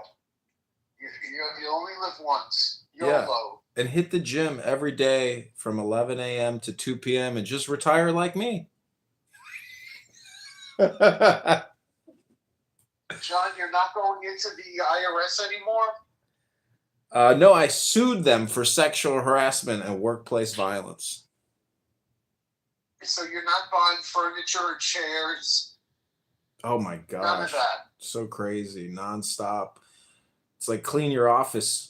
They shake people down. They got to have a new $2 million office to do it. It's just clean your office, fatties. That's it. But and yeah. John, did you sue? Is it ongoing or is it over? I made the final submission. I got the all the paperwork back, and I'm just waiting for what their determination is. And then after that, this is how crazy the government is. If you sue for sexual harassment internally, they guarantee you that they will pay for your lawyer. So taxpayers are paying for people's lawyers. And if you look at the amount that Congress has paid out for sexual harassment, let alone other agencies, I mean, it's insane. All the taxpayers are getting shafted and shaken down. Just look at Chicago. They've paid out like $500 million for the police abuse stuff. It's like the legal industry is the real industry. Suing. It's unbelievable how much money there is. John, what are you claiming? That someone sexually harassed you at work? Yeah, my manager called me a whore. A man whore. A woman or a man? A big, fat, obese black woman called me a man whore. Seriously? Yeah, I told her I had to schedule 3 dates on Hinge just to get one date because women are so flaky. And she said, "You a man whore."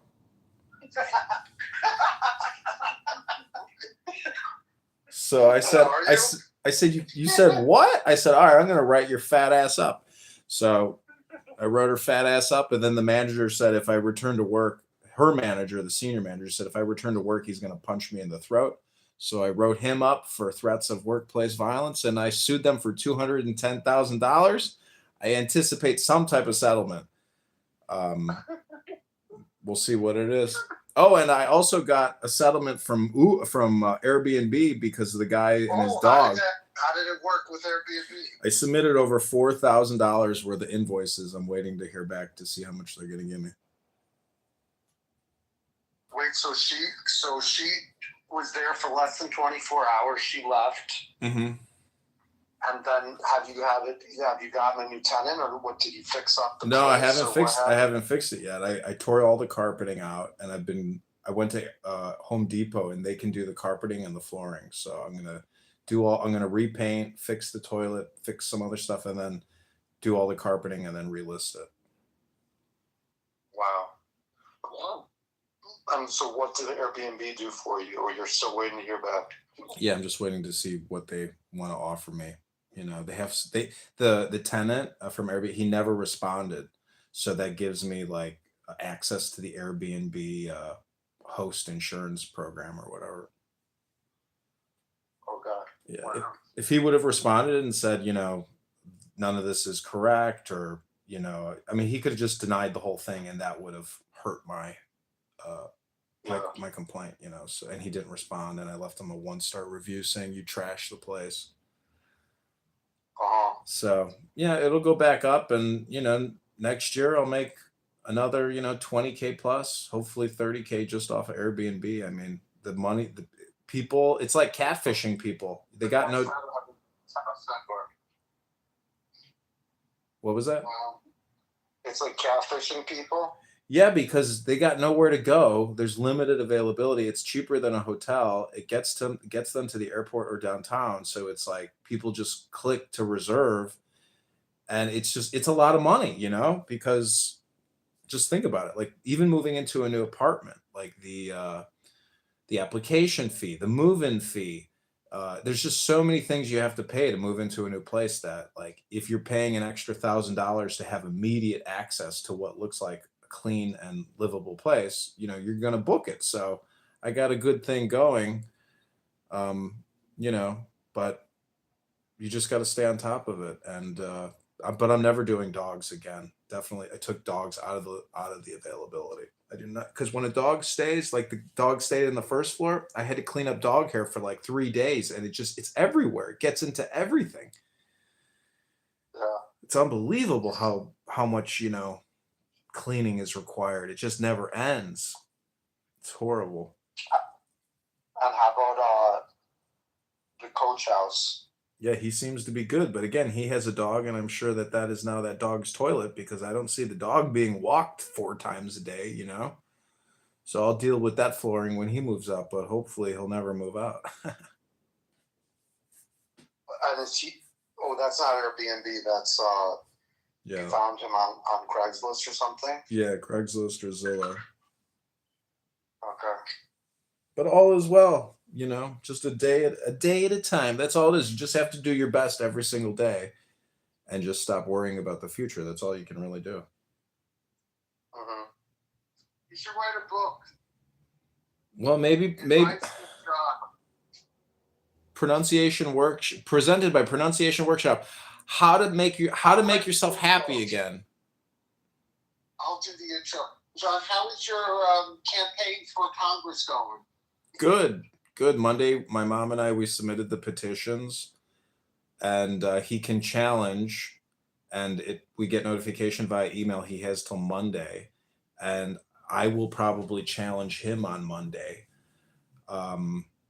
And Max Rice is pulling his petitions, and we have till March 17th to campaign, and it's possible the Democrats vote for me to knock him off the ballot, because there could be enough Democrats to overcome his organized Republican vote.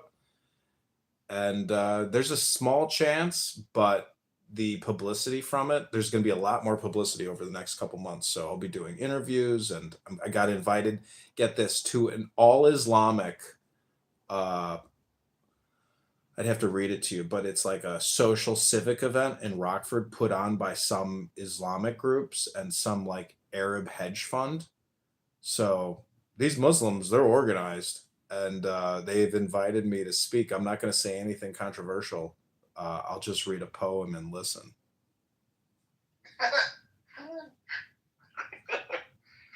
You gonna wear your Star of David?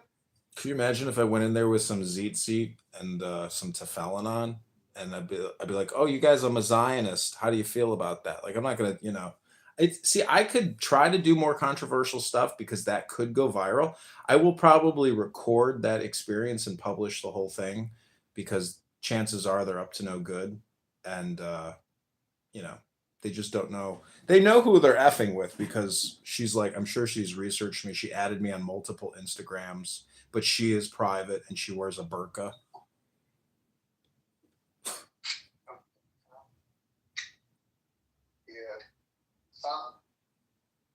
But you should create a subdivision within Pronunciation Workshop called Poetry, where you get your students to read poetry to enhance their English, language and English speaking capabilities through poetry. Make it a whole new workshop. Poetry by Dr. Gruber and Max Gruber. It's a good idea. Oh, it's brilliant. Probably 80% of my clients are Muslim and Muhammad. Like every person is a Muhammad. Oh, have them read Rumi, and then you'll fully hypnotize them. But you'll make so much money they might come back against you. So you got to just take enough not to get in any trouble. Okay, sounds good. This is a joke, but read Rumi. Do a Rumi workshop. Rumi is super hip. What's Rumi? Rumi is the famous Muslim. He's really like a coexistence. He's a Sufi mystic poet, and it deals a lot with love. But his poetry is super hypnotic, very simple, very powerful. How do you spell it? ROOMIE? RUMI. Let me just read you one little one, and you'll see how amazing it is. What is RUMI? Yeah.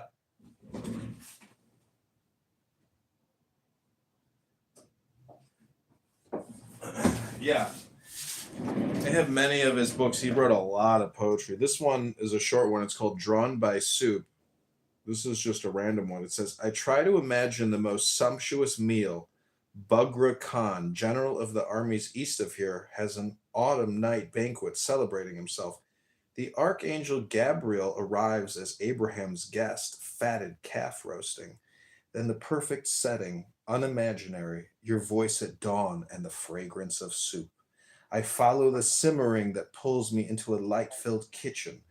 I ask the cook for a taste. This is not for human beings. Please. You strike my head with a skimming spoon. Mind drops away. True hospitality. Hypnotic.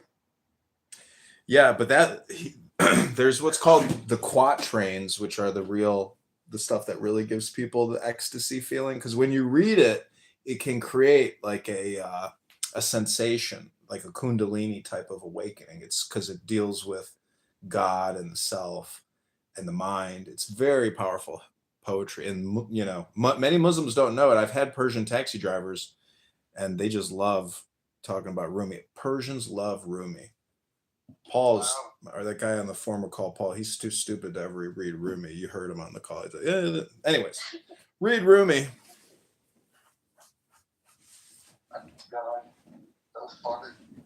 Serious. I've read Rumi for years now, and every time you read it, it's jaw-dropping, eye-opening.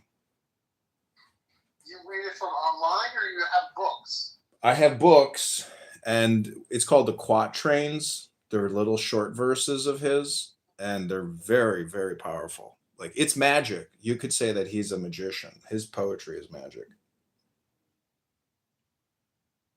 But so if I wanted to read them, Is he anti-Semitic? No. He's online. Yeah, but just go on Amazon or eBay and just type in Rumi book, and then just buy the cheapest ones for like $5. And I see. It's much easier to read from a book than it is to read from your cell phone, because also the books are all formatted, and you're going to get the quatrains and the special stuff. But get the books, read the books. Does he hate the Jews? No, he's got a lot of stuff in there about the Jews, a lot of stuff in there about Christians and Muslims, and like he's got everybody in there. It's very, very peaceful. There's nothing, unsavory about it. He just says, like, kill the Jews, death to the Jews. That's not in any of the lines. Nothing like that, no. Oh, that's good. Good. That's good. Okay, John. Happy birthday, buddy. Okay, thanks for the call. I really appreciate it. I hope you guys have a splendid night. All right, nothing. Have to celebrate. Okay, if she calls, I will come. Okay. Okay. Okay, take care, guys. You got it. Okay, bye. Bye. Bye. My friend is here. Southern. He's a man with a plan. And it involves a Miller High Life. and a little bit of herb. Welcome to the birthday Man, I party. ain't trying to do none of that. I just ate a banana and mayonnaise sandwich with a whole glass of milk. I'm laying in bed right now. Oh, you got an upset tummy. You know, mayonnaise and milk never go well together. What are you talking about? I've been eating it my whole damn life. Oh, I see. Banana and mayonnaise sandwiches are like my favorite. Hey, Mom. Why are you acting so crazy about it? Interesting. I like them better than peanut butter and jelly. Don't judge me, Ricky Bobby. Have you ever had a peanut butter jelly sandwich with butter and bananas on there? I've had peanut butter and banana sandwiches Hmm. on toast. Yeah, that's pretty good. Well, I mean, you grow up poor, man. Like, you know, bananas are cheap, bread's cheap. Back in the day, condiments were cheap, you know. You made to do what you did with money you had. I hear yous. Oh, Grace is here. Hi, Grace. Grace is a cantor. A can't, like, well, I know what a decanter is, like for wine. What is a canter? She's a singer. I am a decanter. I am a cantor is in the Jewish faith. Oh yeah. Oh, A rabbi and a cantor, somebody who sings, who has the same responsibilities of usually a rabbi. Yeah. She sang me a really nice song a couple weeks ago about like the Lord's wings protecting me. I was like, oh wow, I really felt it when you sang it. That's the best, John. That's the biggest gift that you felt, and I'm glad. Yeah, I did feel like you were really calling in divine, protection. I was like, I really felt it. You deserve it. You deserve it, my friend. It is those moments that make life only good. Well, I'm not Jewish, but I play bass and I sing in the praise and worship band, and I'm part of chorus. That is So the I'm best. guessing that might make me a version of a cantor, I guess. It is.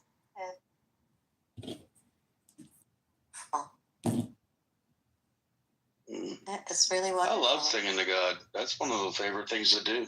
That is. I agree with you 100%. I still wouldn't be doing it.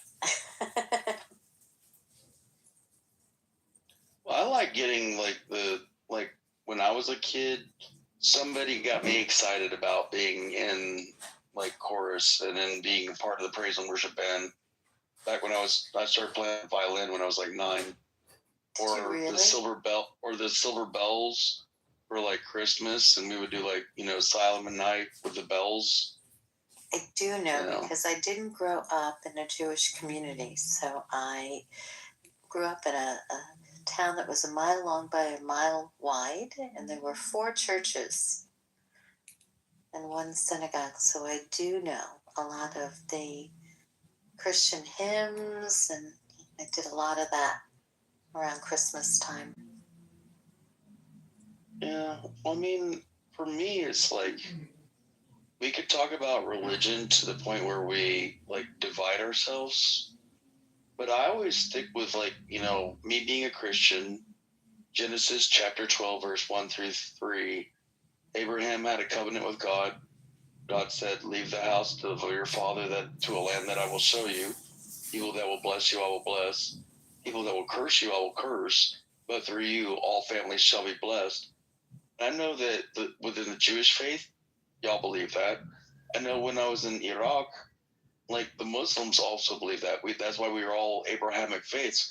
I'd rather work on the things where we get along than try to figure out where we're all divided. Yeah, I don't really go to the divided. I always go to what. Wow. They're calling me from Israel. I'm sorry. Yeah, there's not a lot that divided us. There's one God, and we all have different paths to get to that one God. So what's the problem? I only have one path, but that's only because my belief system. But my belief system doesn't necessarily mean it's yours. So I have zero judgments to give. Yeah. I mean, as long as your people aren't trying to hurt my people, we're gravy. Yeah, I don't have any idea that it's a hurting. I think that there's one God and we all have different paths to it, that one God. We have a clear understanding of that, right? There are different. I've seen the worst of human nature, though, so it's hard sometimes because, like, there's an asshole in every group, and it's easy to judge a group because of some assholes you ran into, and it takes a hard second to still your heart to understand that not everybody in that group behaves in such a manner. Well, they don't really understand godliness if they are acting like that. Yeah. So that's the problem. That's the problem. People don't understand what that means. It's not just worshiping a person. It's understanding the ideologies of how we get along with each other. Hey, John, what are you, like 46, 47 years old now?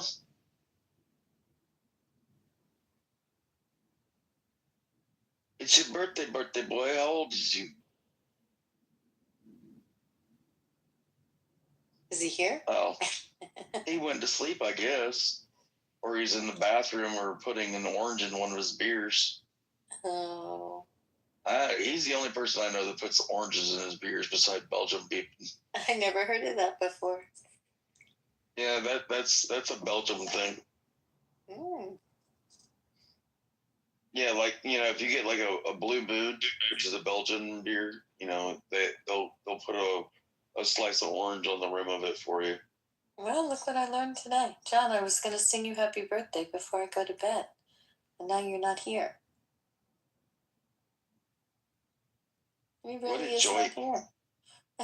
John, I don't go sing happy birthday to everyone.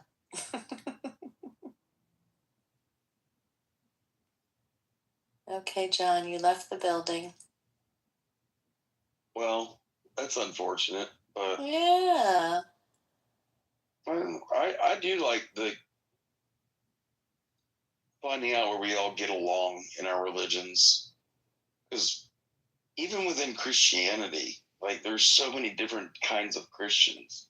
I think it's funny when I read a book by Mahatma Gandhi, and I was reading about like how he had read the Holy Bible. Yeah. And they asked him, and they were like, "What do you think about like the Holy Bible and Jesus Christ?" He's like, "Man, I'd be a Christian if it weren't for all the Christians." And I was like, "Yo, that's deep." Yeah. Like, because everybody that says they're a Christian definitely are not. Probably within your faith, they're not Christians because they don't behave in a godly manner. Oh, okay. How are you a Christian and not behaving in a godly manner? That is the true question for all faiths. Yeah. It's the root. That's the root. I just thought it was funny when I read that from Mahatma Gandhi. Like, I'm not a big fan of him. Like, I know he was kind of a creeper kind of guy. Yeah. But at the same time, there was a lot of philosophical understanding from what he was like espousing. Yeah, we were all given blessings and curses, so. Yeah, laying in bed with a 12-year-old girl to tip yourself is not one that I would actually try to do. That's correct. That's correct. Well, Yep. You look hard enough at anybody, you'll find their dark side. Yep. My dark side is I just enjoyed being in the army and shooting at people that shot at me. Okay. I was a little dark with that one. Okay. Are you not dark now? Well, nobody's shooting at me. Of course I'm not. Good.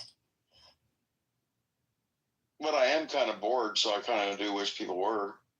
Okay. But it's a bad joke. It's a Southern joke.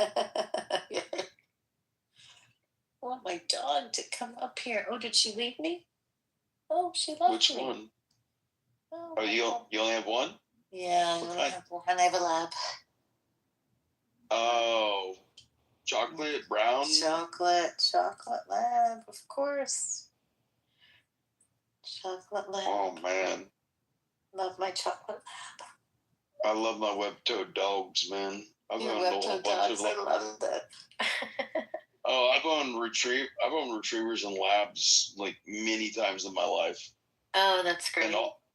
And every time I have a web-toed dog though, Yeah. like if I jump in the pool, they're jumping in on top of my head. Oh, I love Like that. they love to swim. I love it, dude. I love swimming with my dogs. What happened to yeah, go ahead. I was gonna say if my pit bulls, like I have 2 pit bulls now. Wow. If I jumped in the pool and they jumped in on top of me, like they would sink straight to the bottom. That's pretty funny. Yeah, they can't float for nothing. I mean, my labs would sit in the water for like an hour. Oh, really? I never have, but really mine hasn't been in the water. Well, get them in the water. They're a web-toed. You know they're web-toed dogs, right? Yeah, absolutely. Yeah, so they swim really good because of the webbing on their feet. I never put her in the pool. That's interesting. I don't think we can. It's like we share a pool. Oh well, yeah. If you got a community you can't pool, do that. like, yeah, there are rules around here. Even though I live in the woods, it's a very special community. It's in the middle of the woods. But labs and retrievers, yeah, they're all web-toed, and they all love to swim. Oh, like I had a yellow lab. I could throw a ring that would sink to the bottom of the pool in the deep end, and she would flip upside down and swim down and get the ring off the bottom of the pool. That's amazing. That is amazing. I play ball with I have like 5 balls. Oh my God, she jumps so high. I cannot believe she's an older dog. And we were worried, because we saw that she had a little arthritis. But let me tell you, me playing ball with her, she jumps like 3 feet up. I cannot believe it after all these years. Do you do glucosamine? I don't know. My husband's in charge of the vitamins and everything that he gives her. But he's given her, I call it marijuana. He is definitely giving her that she's really changed. Well, glucosamine is like really good for like joints. The cartilage in your joints. Yeah. I think he gives her that. I've never had a lab that died before the age of 12. Yeah. And I've had retrievers lived at 16. I think now with the with the stuff that he's giving her, I cannot believe it. She's never jumped 3 feet. I just I have a very big piece of property, just her and I have those rubber balls of all different sizes, and she's just. I keep screaming for my husband. I keep saying, "You gotta see this." I mean, we've never done this before with her. We just. She's a crazy girl. I think because he's giving her the marijuana stuff. She's just like. I'm ready to go, Dad. Let's go. Oh, absolutely. Just me and her. I have like these 3 balls, and I'm like, and I say to her, this is like we've had this dog forever. And I say, okay, I'm putting down one. We're ready. And she's just like, she's ready, and she's jumping 2-3 feet. I'm like, what is going on? And then he finally told me she's got, different kind of food, Mom. That's what he says. Like, what does that mean? She's really. Yeah, I'm pretty sure that you're going, hi, girl. And she's like, yeah, hi. How are you? No, the jumping. You've never seen. I'm telling you, 3 feet. She's like, she was a month ago just, hanging out, going into, into the backyard, walking around, laying down. Now she's like, get the balls. I have like 5 balls. I'm like a juggler. You know, and she knows to put this dog is older. She knows to put the one ball down after we're finished, throwing it. And then she goes and I throw off the deck. I throw it far. She just That's runs. awesome. I love my animals more than I love people. That's a sad I part. feel the same way. I exactly feel the exact same way. I was just sitting, my husband said she's not doing well tonight, and I just was sitting, lying on the floor, just rubbing her belly, and she just, such a cuddle. I guarantee you, if you came to my house, and without me being here, you walk into my house and you meet Georgia, my 75-pound pit bull. Yeah. And then Cornbread, she's a 40-pound bully. And they're both females, and they're both black with white spots on their chest and whatnot. I guarantee you, without me being here, if you spent 20 minutes with them, you would know exactly what kind of human being I am because of their personalities. I love it. Yeah. Because I raise them like they're my daughters. Oh, this is exactly. I mean, it's unbelievable. It goes on like I just was on the floor. I was on the carpet. She's like totally stretched out, and I'm doing her belly. Like spooning in front of me. Like her Caleb. Now she went downstairs. She had enough. Somebody's probably feeding her downstairs. That's what's going on. Cornbread is literally laying on top of my flip-flops on the rug that I have underneath my bed. I love that. I don't know how people live without animals. I really don't. Like it's been my life, And this is our second dog already. Well, I've been trying to potty train John for 4 years, but he always tries to escape the cage. Really? Yeah, John Kitover is the worst to potty train. He doesn't even know how to go pee outside yet. Oh no! Oh no! That's not good. I'm just talking stuff. He doesn't have to go outside yet. That's an interesting thing. No one's ever said that to me before. He doesn't have to go outside yet. Where I come from in Georgia, if you're a boy or a girl, it doesn't matter. You know how to go to the bathroom outside. That's. I love it. I love that. You know what? Living in apartments, and now I have a very big property for years, but God, it's different. It's different. I don't know how my parents did it with all those dogs walking in the city. Yeah. We have such a big piece of property that she's good. She's good about where she goes, and just wonderful. She's a love bug. Yeah, I got an acre, Yeah, with me too. But I've got 50 acres. My acre is like grass, and my 13 pecan trees on my acre. But then I got 50 acres of cotton behind my house that I own I got 16% ownership in the field. Wow. Cotton. Wow. Well, I mean, it's cotton right now. It'll be out in another week. And then it'll be peanut for the winter crop. And then for spring, it'll be corn. And then for the end of summer, it'll go back to cotton. But not before. But after corn, we till it over and we put in seasonal flowers. Wow. Like springtime flowers. And then we put bee boxes all around the outside of the field. And all the bees go and pollinate and make them honey and whatnot. And then we, pick up all the bee boxes 2 months later and then till it all over and then it'll become another crop. But that way you don't burn the soil doing the same crop over and over and over. Huh. I'm fascinated that I have the reddest maple tree I've ever seen. I've never seen a real red maple leaf. I've never, I mean, I've seen it in garden centers. I grew up with them, so yeah.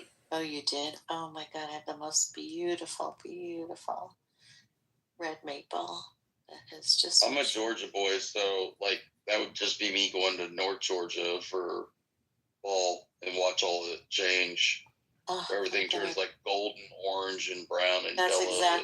That's exactly what's happening in my. Yeah. But I have not seen the red. I have not seen the red. I mean, we've lived here 20 years, even more, and I have not seen that. This maple is just incredible, and I'm just so. I'm at the top of the mountain, so I just see only beautiful colors. I feel the same way about my pecan trees. Yeah. No, I can imagine. How do you think, I have a total. How do you think I pay for my property tax? Wow. I make more money off my pecans than it costs for me to pay for my real estate tax. Wow. So my property pays for itself. That is incredible. That is really I love being self-sufficient. Yeah, that is really amazing. What happened to John? Who started this? Oh, I'm here. I'm here. I just went downstairs for a minute to check on my other Clubhouse mole burner spy cam accounts. Your what? Say it again. I'm just joking around. I record What is that? on my other YouTubes downstairs in my yoga studio. I have some stuff streaming. Welcome to the show, Mr. Humperdinck. Jay, I miss you. Come on up. Jay, come on up and talk. I missed you. I was in the other room right next to you. I didn't hear you speak. Can't talk. Okay. Whatever you say, Miss J, we'll do it at another time. So Dr. Jordan Shaw here is a press agent or a talent agent and a publicist. And he's going to get me on Turning Point USA for the campaign. I actually did. I did talk to them today, and I brought it up. So he's giving me some contacts. So we're moving forward, but we'll see. It's tough enough. The problem is it's tough to get people who are running. It's tough enough. I'm having trouble getting this one person who's a journalist and an advocate. So we'll see. John, what state or what are you running for?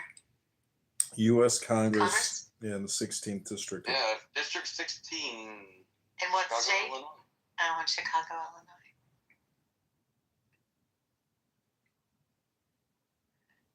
Yeah, man, I was proud of you when you went to the election board and got that, all those signatures put in so you can get on the ballot for March. Yeah, thanks. That was mostly this girl, Heather, up in Rockford, who worked her ass off, and she got compensated well. But yeah, just getting down there was difficult. And yeah, it was like, it felt great to finally get all those petitions submitted. It was a lot of work.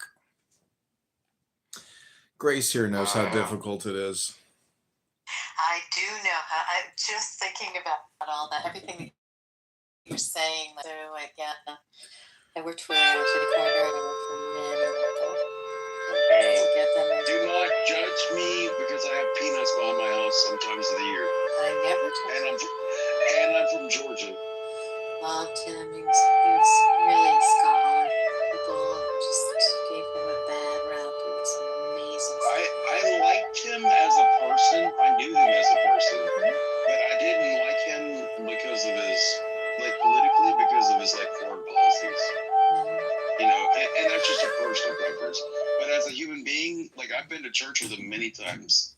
Great man as a human.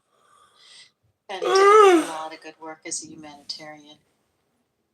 Once he got he just screwed up with the Ayatollah in Iran. Yeah. Really bad. He was over his head. Yep, I know. It was over his head, but as a human being and as someone who has been with him, I still think about him all the time. There couldn't be a more... Yeah, rest in peace. What was it, like just now under 2 years? Yeah, such a solid human being, solid. And he was one of the few people, presidents, who, when you were in front of him, he just looked right into your eyes and into your soul. He was just so genuine. Yeah. So, Like I said, I knew him as a young man. David Harbour. Do you know David Harbour? He's an actor on Stranger Things, very popular show. Mm-hmm. Is that so? Is that so, Bob? What about him? Yeah, where are we going with this? I don't know. You can't come to my birthday party and say assalamu alaikum. It's just not going to happen. Can I show up and say aloha snack bar? You can, as long as you got snacks. Oh my God, that was too funny. That was really... No, we used to say that. We used to say that in Iraq when I was there. We would, on Lilo and Stitch, when Lilo takes Stitch to the luau. Yeah. Like Stitch he goes, aloha snack bar, and like there you have like 7 like soldiers looking at this laptop, and we're like, did he just say Allahu Akbar? and like, you know, so after that, instead of saying Allahu Akbar, you know, to everybody when we would see them, we would say aloha snack bar. I think they're like, oh, crazy Americans. Crazy Americans, yes, of course. Yeah, well, I mean, it's our way of trolling and doing what we do. That's right. So, John, it's your birthday. It's my birthday. It's That's my right. birthday. Happy birthday to me. You can cry if you want to. Happy cry if you want to. Happy birthday. It's my birthday tomorrow. You know, we Woohoo! Yeah. I think All right, John. Are you older than me yet, John? El Normo's birthday was like 2 days ago or 3 days ago. We're all Scorpios. Oh my God, I totally didn't know that. I did not go to his... And did they do anything for him? The curse of the Scorpio, right? Maybe. I don't think it's a curse, though. I think it's a power. You just have to... It's like the Force in Star Wars. You have to master the Force. All right, I have to go to bed, but I'm going to sing you happy birthday from the cantor and wish you the best. Happy birthday to you. Happy birthday to you. Happy birthday, dear John. Happy birthday to you.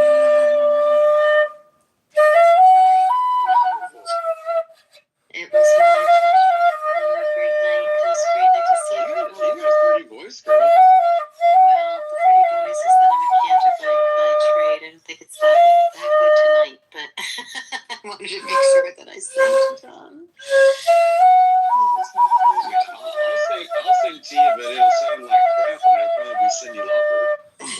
At least it was Cindy Lauper. That's pretty good to be a male and be Cindy Lauper. Can you give me a little of that before I go to sleep? Do something, Cindy. After my picture fades in darkness, it's turned to gray. Watching through windows, confusion with nothing new. You flash back and it goes slow. It's deep in time as a second hand unwinds. When you look, and you will find it. Time after time. I used to be a cover band singer in bars back before I was one of the bar sections. Thanks, Melissa. I tried to amp it up a bit. You did good. You did good. You did good. That was so nice. Well, John. No, I love singing, so I love the fact that you're a cantor. That's awesome. Oh, it's the best. It's the best. It's the best when everybody asks me to like do their favorite tunes, and I'm like laughing, and I'm like, okay, I have to change my voice now. John, I was here to say happy birthday, Southern. It was so nice to see all you people and meet all you people. That was great. Let me give you a photo before you do. Okay.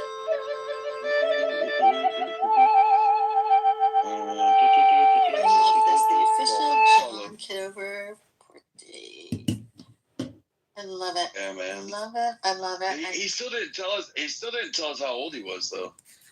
I'm 43. Yeah, how old are you, John? What's the? I can't leave without knowing. Well, my birth was 1982, so I'm 43. What? Or I was still They working. say that in the Bronx where I was born. 43? They don't say it with the going up. They say 43. It's always funny to others that when I say I was born in the Bronx, but you don't have a Bronx accent, and I think to myself, friend, I can turn on that Bronx accent any time of the day. Well, I mean, I'm the same way, Grace, because I'm a Georgia boy, but I also have 3 college degrees, and I talk like this. But if I won't get like when I'm talking like with a Southern Pentana, like with a drawl, I can be quite convincing as a Southern gentleman when I'm articulating my conveyance of words. I sound like Foghorn Leghorn when I say it, though. Well, boy, I mean, you ain't no chicken roll. Same here. People say to me all the time about this to me. I go, I come from the Bronx. And they go, what? What's that? The Bronx. I can say shit. Yeah, like water. No, I don't say water. When you come from the Bronx, you only say curse words. Well, like for me, it was always like, you know, when I think about, like, I've never even been to, like, other than at the airport in New York, I've never been to New York. And but it's always like, to me, because a Georgia boy, I've always, like, you know, I was born in 75. I'm 50. But Andrew Dice Clay for me was like, hey, hey, why are you over here trying to bust my balls and shit? Oh, and I'm like, you know, that. But to me, that's like, when I think of Bronx, that's kind of like, hey, wait, why you over here busting my balls? I'm like, are you saying balls or like a bowl of chili? Like, I don't even hear there's like balls or balls. Anytime that I tell people that I came from the Bronx, you should see their jaws drop. I'm like, listen, I can say all of those words. Everyone's like, I've never heard you curse. I'm like, no, I don't use those words, but that's where I came from. Yeah. I know. Well, it's been a delight, Grace. It's definitely. It's really a lot of fun. John, happy birthday. Thank you. It was so nice for being here. What a sweet thing. I'm glad you did this tonight. And enjoy, everybody. Good night. All right, I'd like to dedicate this song to my friend Doc, aka Brian Sellers, and my friend Jordan Shaw. The name of the song is Health, Wealth, Love, Peace of Mind, Happiness, and Strength. Let's get to Illinois 16.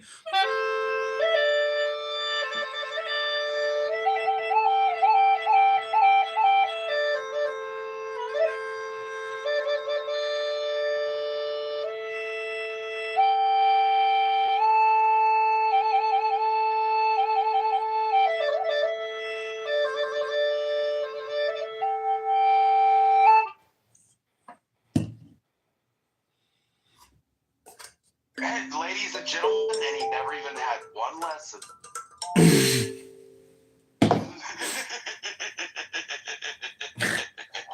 You've been listening to me play music for years now. 4. In December it'll be 4 years. Well, I mean, more than that, because it'll be 4 years I've been on Clubhouse in December. But I knew you before Clubhouse. Yep. I can remember the first time we talked, I got like a request to go live. I was like, this is weird. This is the first time this has ever happened. And I'm looking at your face. I'm like, oh my God.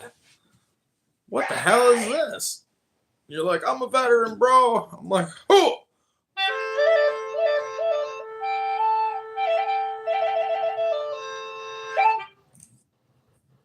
The first instrument you played, though, was your space drum. Yeah, that's in I saw. That's in my other room, and I'd play it, but it's kind of, I like jamming out on that thing when I'm in the sunshine, tanning. Jordan, are you? On that back porch that you repainted? Yeah. Jordan, are you at the gym right now? Yeah, I am. Nice. Good for At you. 11 o'clock at night? No, he's West Coast. It's 7:40 there. Oh, so it's, yeah, okay, so he's getting his laid out. All right. Shit. I was about to say, dude, I'm about like 30 minutes from hitting the rack hard. I had me a peanut butter or banana mayonnaise sandwich at milk.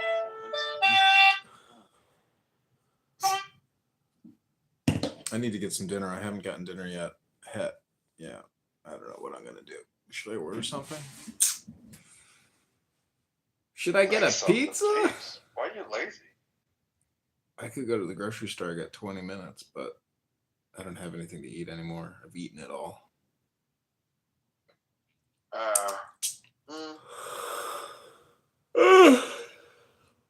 You ain't got a little corner store you can go get a Cuban sandwich at or something? No, everything closes at 10 o'clock here. Oh. Yeah, I got one that stays open till 11. I can go get a Cuban sandwich right now. Love me a good Cuban.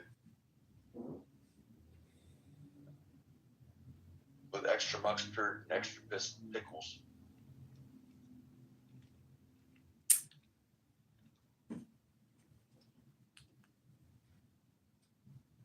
So, what is his name? Stupendous? I don't have my glasses.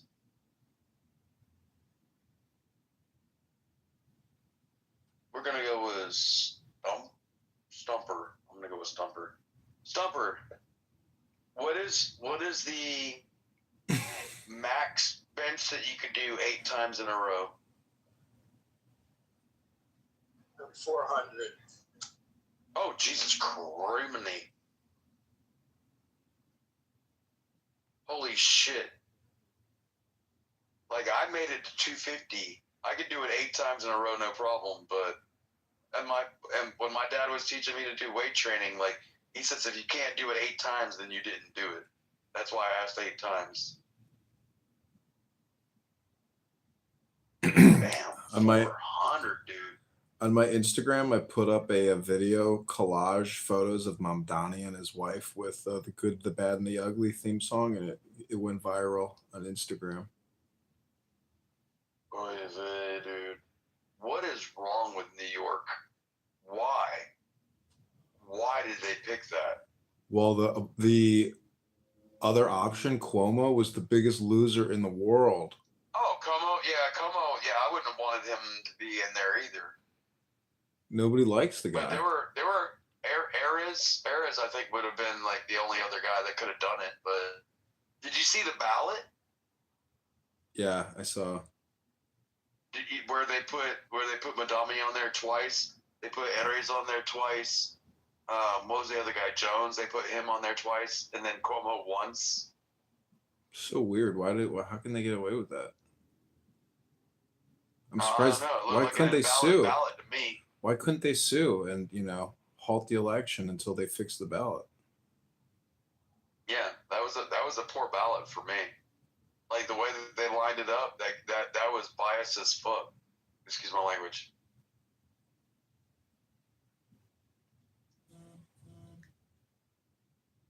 Yeah, I don't think that was fair. And I'm not even a New Yorker. I mean, I didn't even have a dog in that fight. And don't put me in jail like Michael Vick, because I don't fight dogs.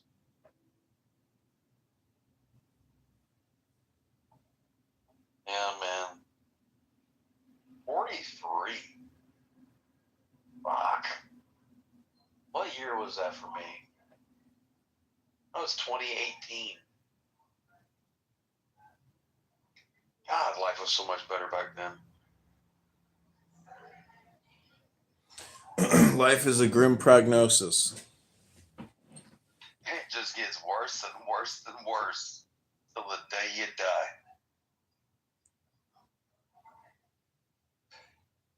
You know, that's almost something you could put on a t-shirt.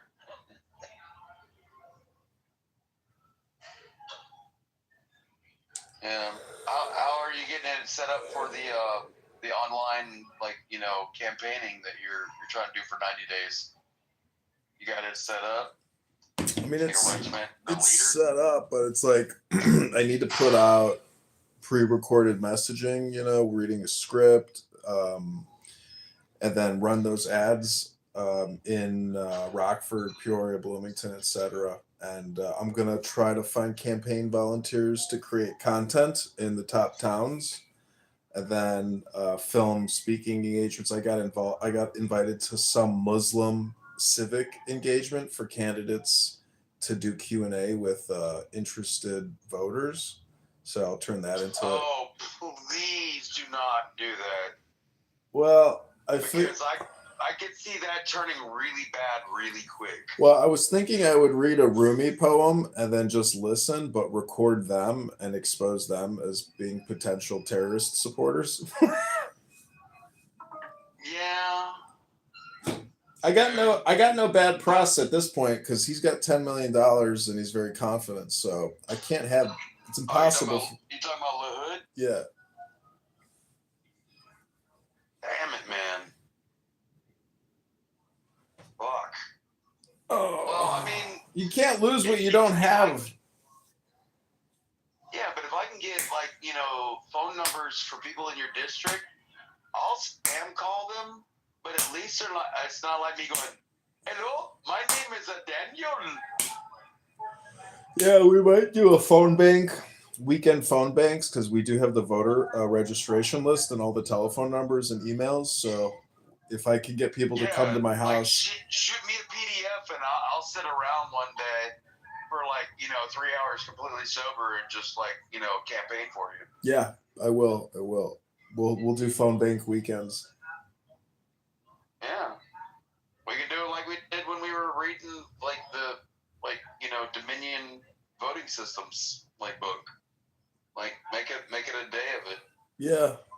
Yep. I need to create a calendar of events and to-dos and schedules and share it with everybody so if they want to participate they can. Man. My money's fucking kind of hurting right now, so I'm not good with the tender, but I've got the time and the talent, bro. Yeah, that's all we need. We don't need any more money, really. My mom just gave me $500 for my birthday. We're flush with cash tonight, ladies. Who wants a big one? We got the belted beer with the oranges on the side. Yeah, I don't have anything to drink right now, which is pretty lame. But well, that's your fault. I got coffee.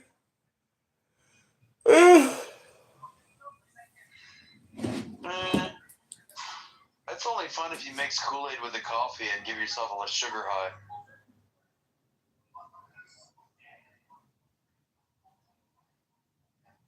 I don't know why that's a thing in the jails, but people mix coffee and Kool-Aid together all the time. Rot your teeth out of your head.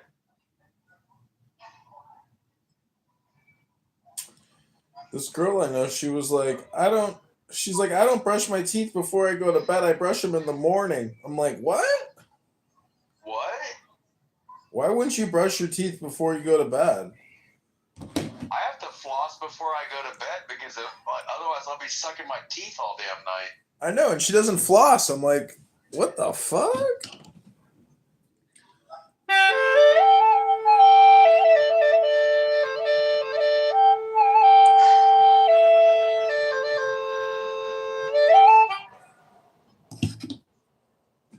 How are the ladies in the gym tonight, Dr. Jordan? Any chicks doing squats with a power rack and a power ass? I really haven't been looking. I've been working. Oh, you are so fibbing. No, I mean, I usually do, but when I'm looking at my phone, and it's also usually they're her earlier in the evening, not later. Dude. I can't.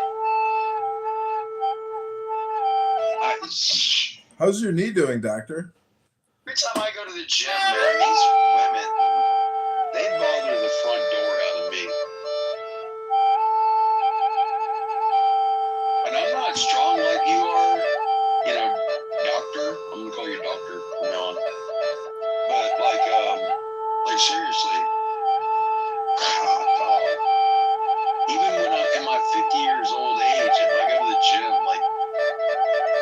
It's like catnip to a fucking kitten.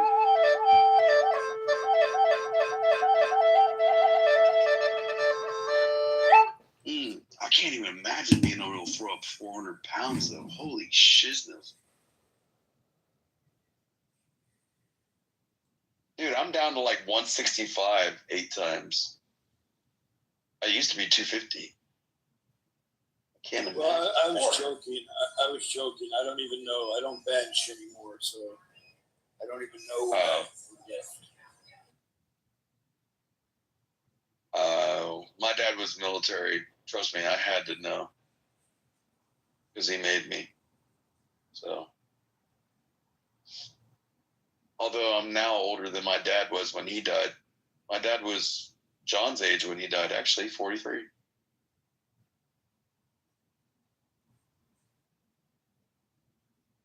But John doesn't have a VCR, so I ain't worried about him. I got a DVD player. Ain't nobody want no damn DVD player when you got Netflix and Paramount and HBO Max.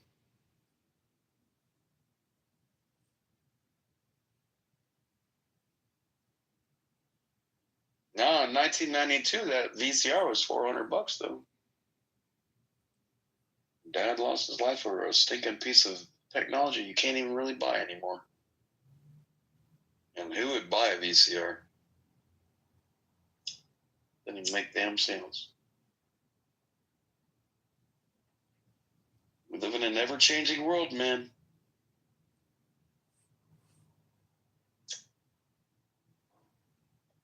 So what do you think about, like, John, like, politically, when you hear Mondami, like, talk about, like, government-run, like, grocery stores and free transit, like, how would you think a mayor would be able to do that with New York City, or like our biggest population city? He'll just borrow the money and from the banks and spend it. Who's going to pay it back? Future taxpayers. That's theft.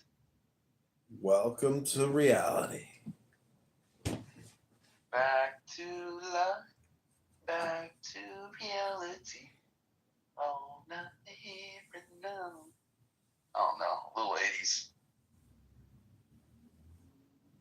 Every day you want it. Every day you need it. I don't even remember what song it is. Why is that song stuck in my head? Man, I hope you can get Lil Hood, like...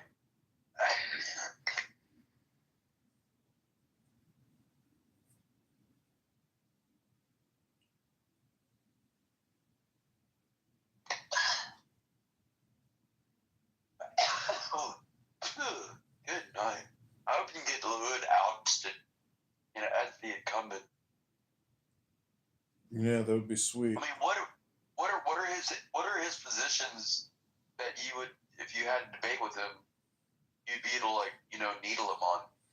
Probably the big beautiful bill, because he was a big proponent of it, and the fact that we're just deferring revenue to the treasury by laying it onto taxpayers for future tax payments is just crazy.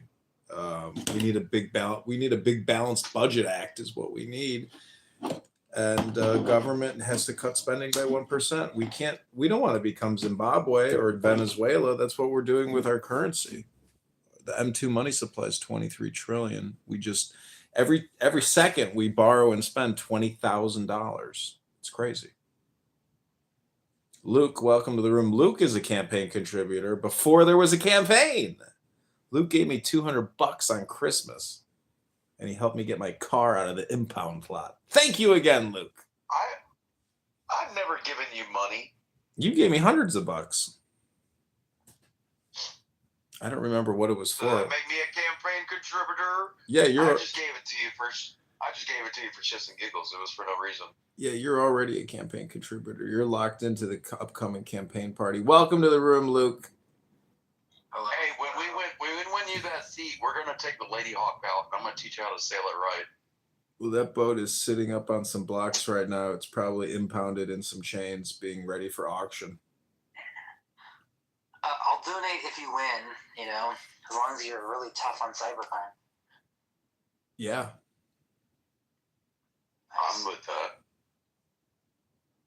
Yes, we need to go to India and kick in some doors in some big offices for the cyber criminals over there. That's right.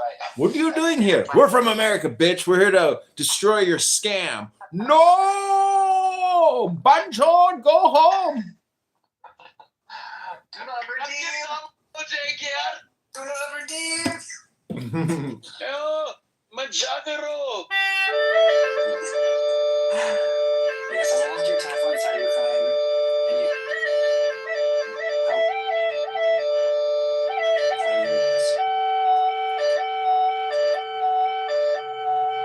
Yeah, man. No, I hope you get a fair shake at it, though, John. You know, and I wouldn't be afraid, dude. Knowing you and like your intellectual background, like I would never, if I was going to debate you, ever bring up religion, because I know you'd wax the floor with like me up and down the hallway. I hope you get a fair shake at getting a good debate in front of your constituents. Yeah, even if I can't get a good debate, I can try to do town halls because he's not holding any town halls. So there's just so many things that I can do that he's not doing. And it's all just publicity and credibility building. Grassroots, yeah.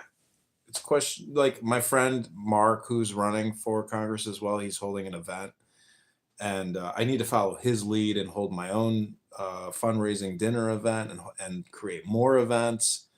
The whole thing is just creating content as much as possible to try to get something to go viral and just create more voter awareness. That's the whole thing, as much as possible.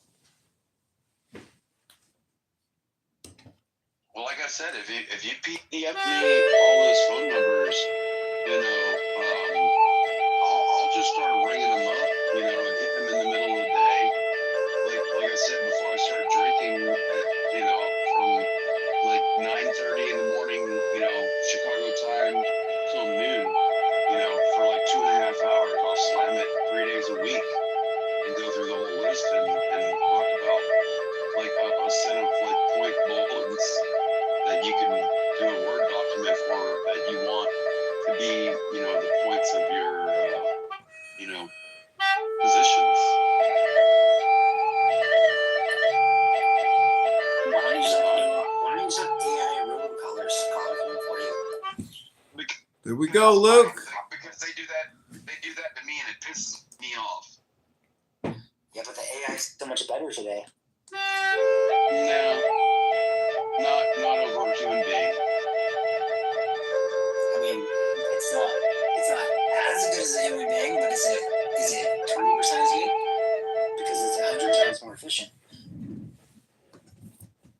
Well, we have the voter registration file of over 650,000 voters. So, Luke, if you could possibly find out a good AI automation, robocaller, let's do it. Yeah. I definitely could. I can't commit to doing it. I'm more of a grassroots guy.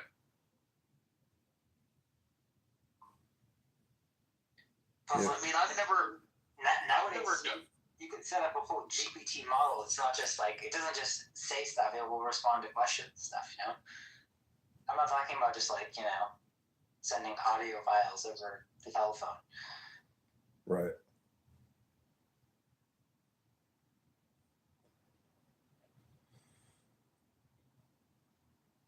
Yeah, but I know if you send a robocall to me, I know I'm talking to a robot. I'm immediately gonna hang out. You'd be surprised. The whole thing is to get my name into as many voters' brains as possible and give them a positive reinforcement, feedback through the words. It's all communication is hypnosis. So we just need to implant positivity in my name into as many people's brains as possible. Do you have the ability to fundraise? Yeah, we have a. I mean, really fundraise, John. Not just Clubhouse. I mean, really Yeah. fundraise. Yeah, it's all set up. We have the donation, we have the processor, we have the bank account. We just have to get people to listen to a message and encourage them to donate to the campaign.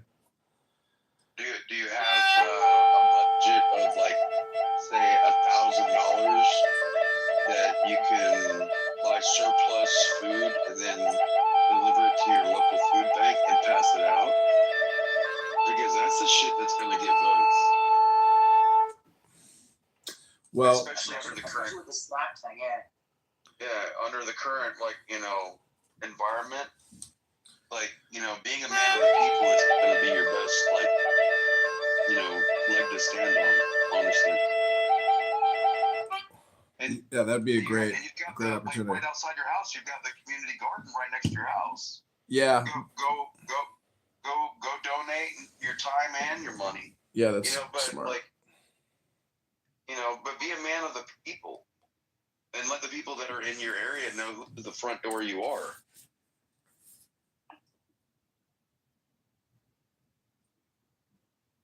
I mean, I never ran for. Well, I did run for Congress here in Georgia, but Penny Houston, I didn't even get on the ballot. But that's only because there's only 27,000 constituents in my whole region, and it's very rural. So, like, door knocking is getting off 4-wheeler and spending all day and only seeing 10 people. So it's a little more difficult rather than a dense population of a city. But, like, dude, I think going to where people are going to want to be, and under the pretense of, like, SNAP being the way it is, food banks and, like,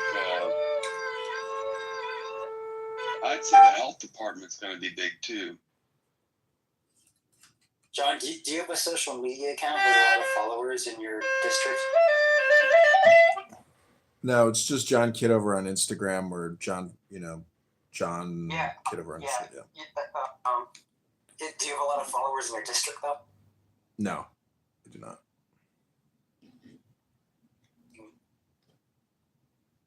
Yeah, this guy has a lot of followers in his district because he's been building Facebook campaigns, and he's got over 27,000 followers there. He's got a lot of followers. He has spent a lot of money doing targeted advertising. Welcome, Lenda. Wait, who does? The incumbent, Congressman LaHood. Why don't you just go to his Facebook page and look at all his follower lists and then just add them all using copy and paste.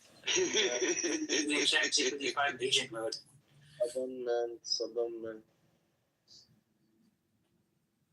Yeah, that's a good idea. I do repost on his X account. People leave comments and shitpost him, and I retweet those, and I put my information and do emojis. So got that going for me. Yeah, go steal his follower list and then use ChatGPT 5 agent mode, and then tell it to read all their profiles and write a tailored message to them about how your beliefs align with their beliefs. See, this is why I need you to do the work as opposed to just running your mouth. Action, not words, is what counts. You hire me. Yeah, the campaign has. I'll do it for fucking free. The campaign has $50. Well, Luke, you're the subject matter expert. Doc here is a pecan farmer and a combat veteran. It's true. Luke, I'm the guy that you give the shovel and tell me to dig a ditch, and I'll look at you and ask you how deep and in what direction. That's a good person to have on your team. You need a lot of these. Yeah, I'm not much of a leader. I'm way better of a follower. Me too, actually. At least at very high level leadership. I'm not cut out for it. I'm too introverted. I mean, I was an NCO. I mean, I had people that I was in command of, but I always looked to others for like higher understanding. Yeah, that's it wasn't me being the one that makes the decision, like Commander-in-Chief style. Yeah, what branch? U.S. Army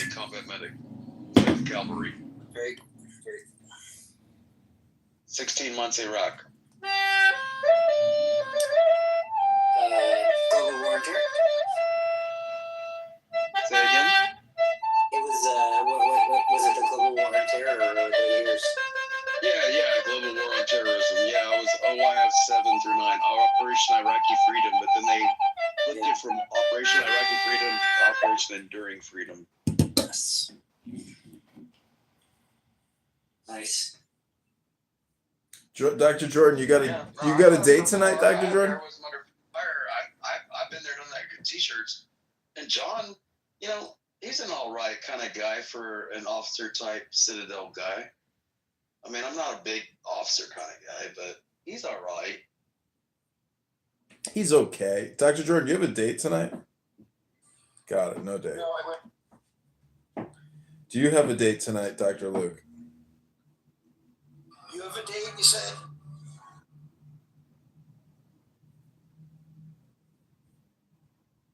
He don't have a date. He can't even figure out what to eat for dinner. No, this girl wants to meet up for a drink, she said.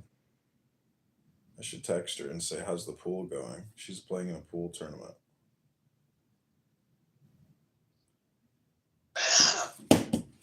Well, you should ask her, do they got nachos at the pool hall? Because I'm hungry.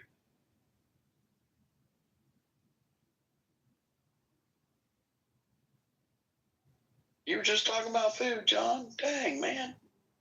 I know, but I can make myself an omelet He here. started thinking about women. Food goes right out the window for him.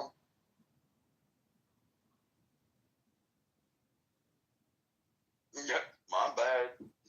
I just didn't mean to call you out like that, but it's true.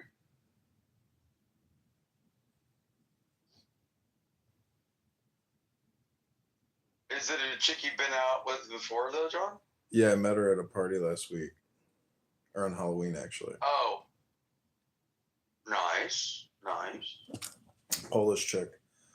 Now you're just trying to pick fun on me. Luke, how's your love life? It's complicated. Yo.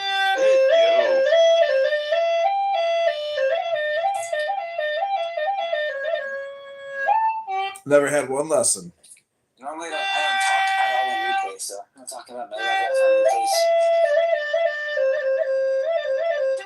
on replays. I got zero.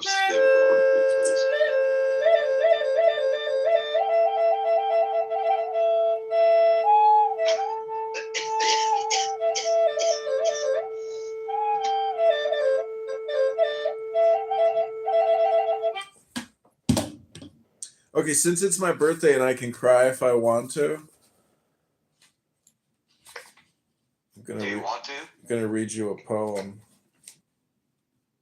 It's called "The Righteous" by the Buddha.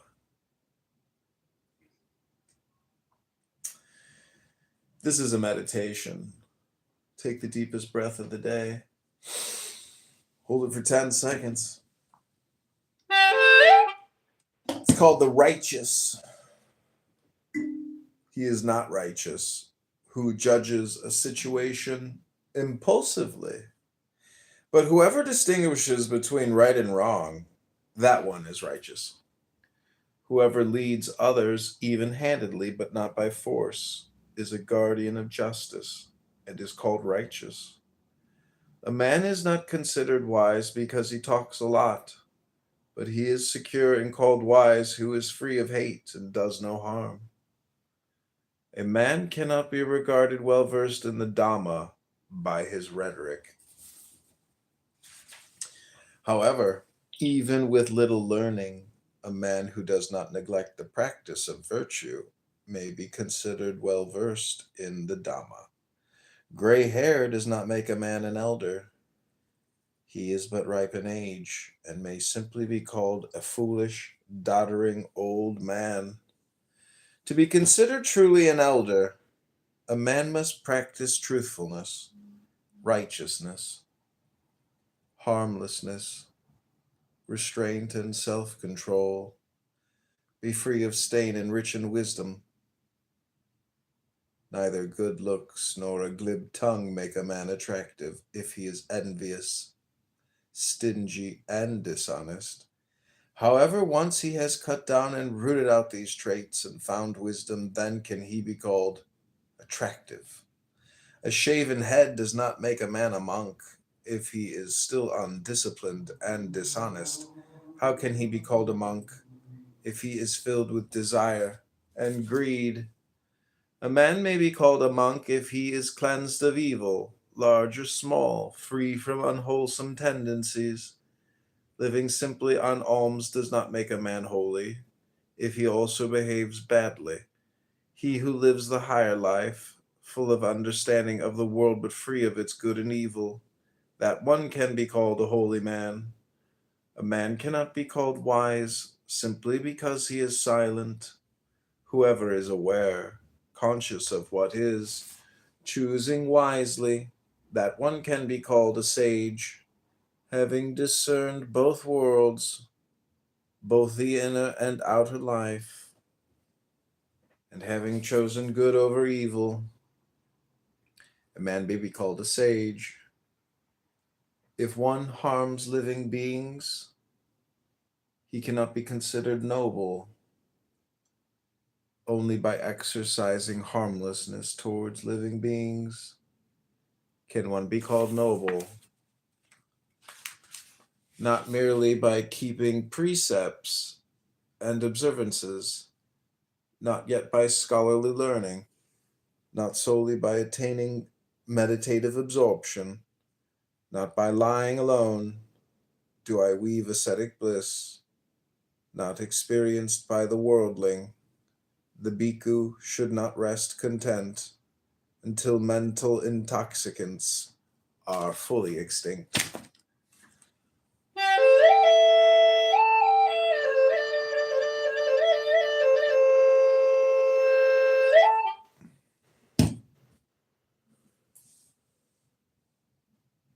Amazing.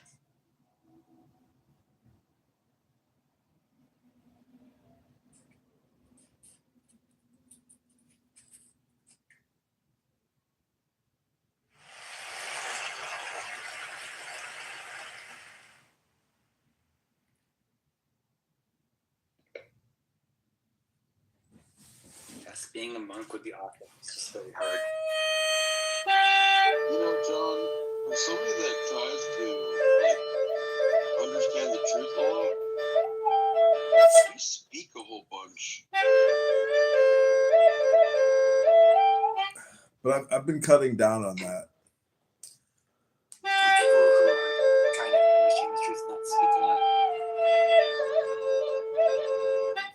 I mean, you want to listen too. Well, in the verses he was talking about, like, the more you talk, the further away from the truth you get. But just because you don't talk doesn't mean you're a wise person. And just because you have gray on your beard doesn't mean you're not just a dysfunctional old man. You know, you're just ripe in age. Wisdom and knowledge are applied over time. And a lot of that is through introspection. But people that talk a lot typically are just talking because they don't actually know what the fucking, excuse my language, what they mean. I tend to agree.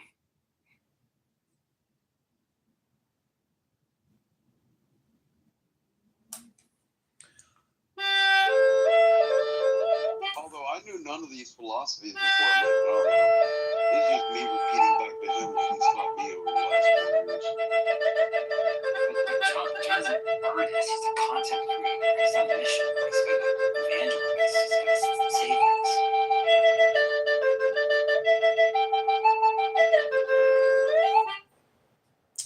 Well, the thing of, there's like meditation and then there's just casual conversation. And if I really do believe that if you just read these books out loud, that's meditation, because meditation is focused concentration.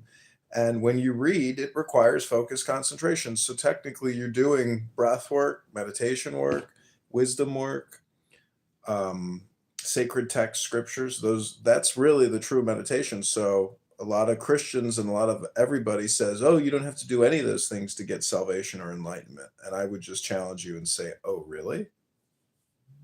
Yeah, but even within your own poem, like even a man that goes through his poems doesn't make him, a satiated, enlightened.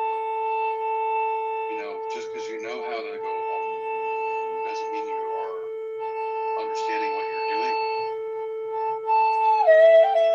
I think a lot of what that poem says is there's a lot of people that think the quote on the mass they don't. And just because these people behave in certain ways doesn't make them noble or righteous. Yeah, I'm not professing or claiming any type of holy man status. I'm just merely reading books, and that's why I call it the book club.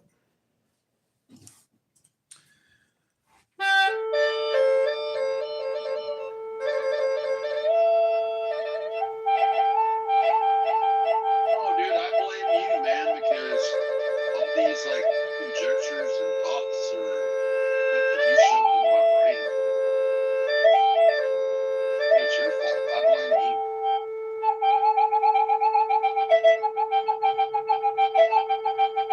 Yeah, John, it's all spiritually radicalized people.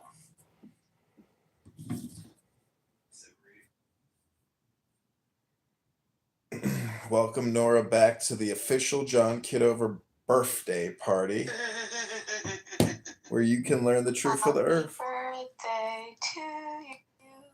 Happy birthday to you. Happy birthday, dear John. Happy birthday to you. Samahim Rayagami. Samahim Rayagami. Samahim Rayagami. Happy birthday. Your birthday's over in 2 hours. Is it actually your birthday, John? Mm-hmm. Yep. Yeah.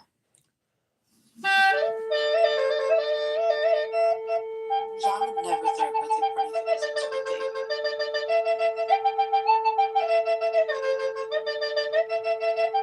John and I are 3 years apart. How do you feel about that, John? Well, life is a, very grim prognosis, but, if you go to the gym and you eat right and you read a lot of books. John, what you're saying is not true. Because I can't really work out now because of my face. I want to go to the gym, but I feel like I can't. You didn't take that into consideration. The handicaps. Sorry, John is peeing right now. No, I'm over here playing the Chinese flute.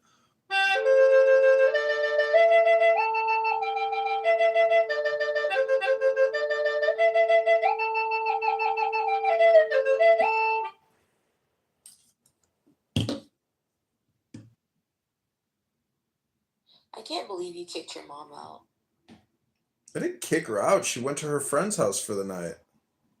It's your birthday. You should have spent it together. We did. We spent it last night, and she wanted to go see her friend, but we need a break. You don't understand. It's too much coexistence or duality with her. She just, it's just too much emotional stress. It's like you're always thinking about, the other person. What can I do for the person? How, it's just like it's nice having her away. So it's like she's being babysitted by her friends. Yeah, but we didn't get to talk to her on Clubhouse yet. I asked her. She doesn't want to talk to anybody. She hates what I'm doing. Even she's like, She wouldn't even talk to me on the phone. No, she just wants to be herself and avoid all of this communication that I'm doing. She doesn't want to have anything to do with it. And why did Doc lose his account? Probably because he was, screaming at people, drinking, and being obnoxious, and people reported him. Same as ever. Same as ever. You're friends with the Jews. The Jews? It wasn't the Jews that got me kicked out. Who is it? It was the Talking Apes. Black people? Talking Apes is literally atheists, Christians, blacks, white, Jews. Like, it's a debate club. It's literally it's all debate. That's a joke. Oh, I was being sincere. But no, I was like, somebody came in and started talking about, like, I should commit suicide and all this stuff, and I started agreeing with them to take, their side of it and the argument, and they clipped my account because people thought I was going to hurt myself because I was taking the viewpoint of the person that was telling me to kill myself. So if somebody's suicidal, they'll like cut their resources. That's crazy. Yeah, nah, it's all good. I mean, I ain't worried about. I would never hurt anybody that knows me knows I would never ever do that. I think I was made in the image of God, and the idea that I'm going to hurt the image of God, you're made in the image of God. The only reason I'd hurt you is because if you're trying to hurt me. If you're not trying to do that, then I ain't got no problems with you. So what happens if your image of God gets like hurt? Does that mean that like God is like hurting you? Well, I've hurt the image of God, but like they try to hurt me first, and I was protecting this image of God.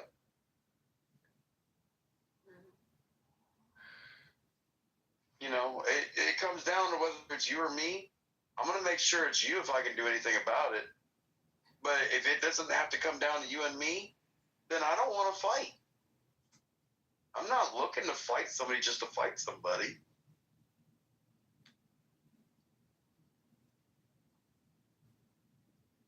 But the idea that you would tell a veteran to commit suicide, knowing more than 500,000 veterans have committed suicide since we've left Iraq. We only lost like 5,000 something people in Iraq, but we've lost 500,000 of those soldiers that went through Iraq through suicide. Like, there's real things that we need to worry about rather than like the dumbest. There's too much dumb shit.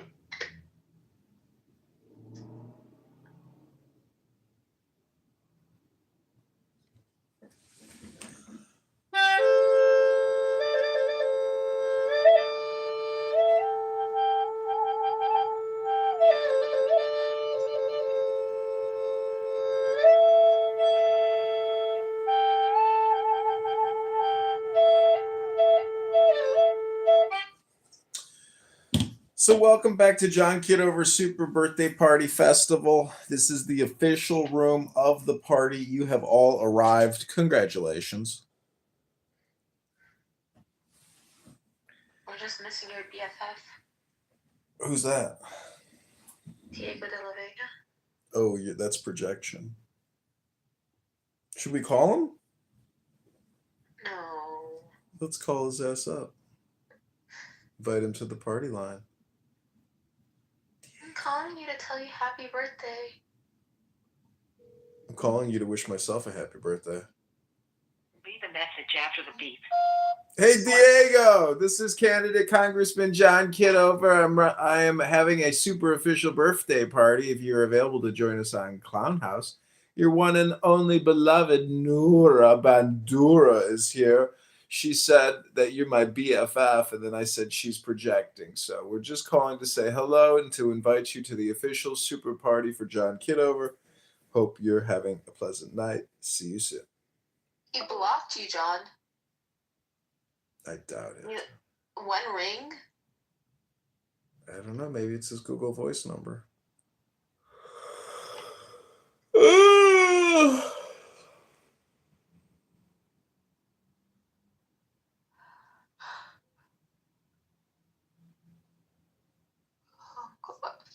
You know what sucks? It's like I can't sleep on my side without it affecting my wound.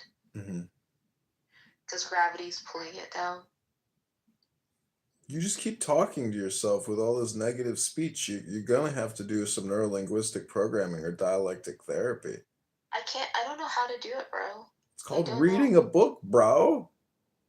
Okay, but it's like, if you were... Okay, even if you weren't a woman, even if as a guy, you don't think this would affect you? Of course it will.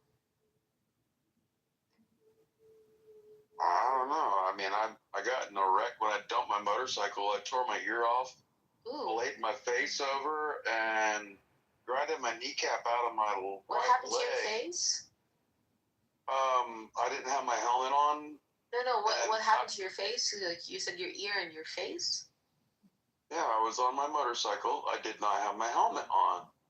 And I wrecked and I slapped the ground really hard with my face with my sunglasses on. The arm behind my sunglasses flipped out so hard, it ripped my ear off. And then when my face was hitting the ground, it peeled my forehead back from my hairline and laid it all the way over. Yeah, how a plastic surgeon, huh? So you had to go to plastic surgery? Yeah, that was when I was 21. Same day, or like? Can I finish the sentence? Go ahead. I'm telling you, it took me 6 months to walk again. Like, no, it was a hell of fucking therapy. But, like, you know, I ended up joining the Army at 30 years old, 9 years later, and I was still able to do what I needed to do to be in the Army, even though I'd hurt myself that bad. You know, don't get stuck in the moment right now. I mean, an injury at 21 is different. Sorry, but like an injury at 21, you bounce back faster and you had like good doctors. I'm glad that you like recovered and had good doctors.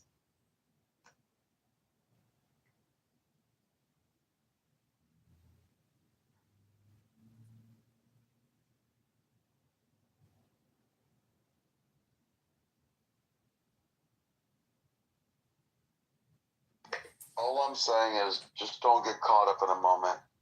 Things will change. You know, because you can get stuck in a depressive spot because of your ailments and your injuries. And, you know, I got better. Joined the Army, did my thing. But then also when I went in the Army, I got blown up by an IED and I got shot. That's why I have a Purple Heart. You know, like, shit's going to keep happening. Yeah, it happened all throughout my life versus when I was young versus when I was older. But just don't get caught up in a moment because things will get better. You just got to give it time to heal. Yeah, did you have nerve damage? Did you have nerve damage? I can't feel my pinky, my ring finger, and my middle finger on my left hand. What about your face? I had, like, it looks funny when I smile real hard because my forehead doesn't really move the way it should on my wrinkle lines.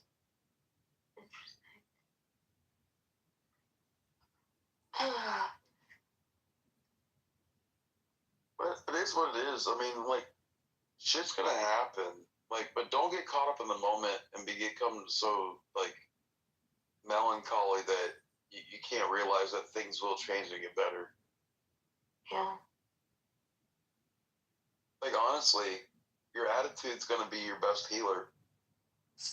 Yeah. It's just like as I'm just sitting here, no matter what I do, I feel it because my face is constantly tingling, and they stitched me so tightly, like I can feel it pulling.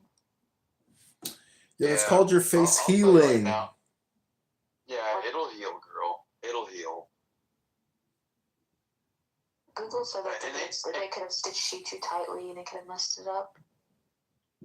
I don't think so. Google that crap. You gotta stitch it tightly. What are you talking about? If you don't stitch it tightly, it's not stitched. No, I'm saying on the inside when they stitch the muscles together. Oh.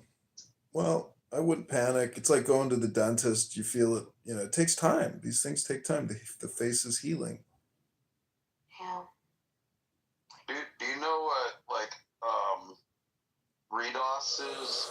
I went to nursing school before I joined the Army.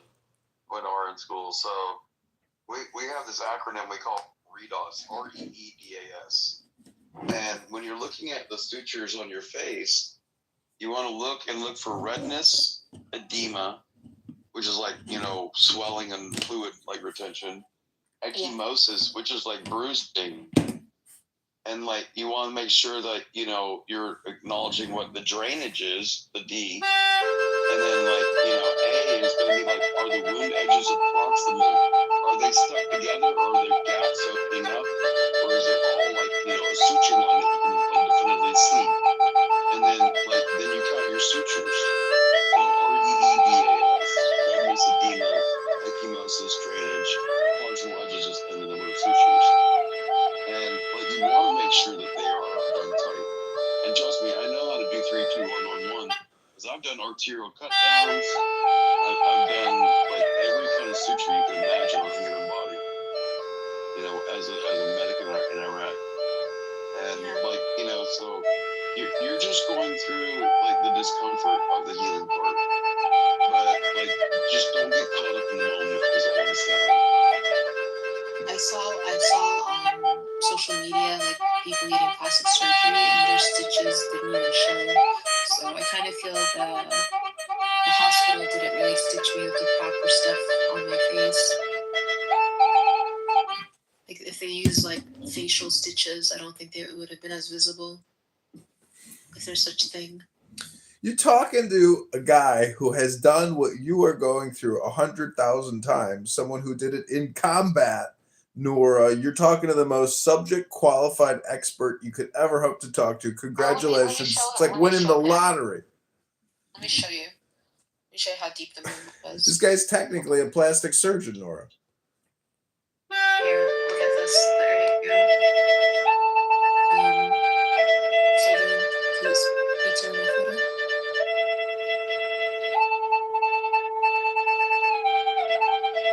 Do you see it? Shit, girl. That's the mouth. That's not the head.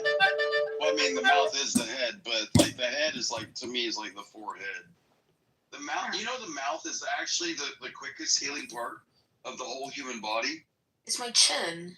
It cut through my nerve. Yeah, your mouth. Like it was what holds your tongue inside your face. So I feel it all the time. Yeah. Yeah, but your mouth is literally the fastest healing part of the human body. I am not fucking kidding you. Like, I got in a fight with this Samoan dude when I was in Germany. Do you see how deep it is? Like, and how they had to stitch all that shit on their slant? I get it. I guarantee you, with like some aesthetic lasers, after like, you know, it's healed, you'll be able to minimalize anything that you'll be able to see cosmetically. How long do I have to wait? I would try to go get a consultation with a plastic surgeon now. I did, and they wanted to inject me with Kenalog. What do you think of that? Kenalog? What the fuck is that? You don't know what a Kenalog is? Like, is it collagen kind of implant? It's a steroid.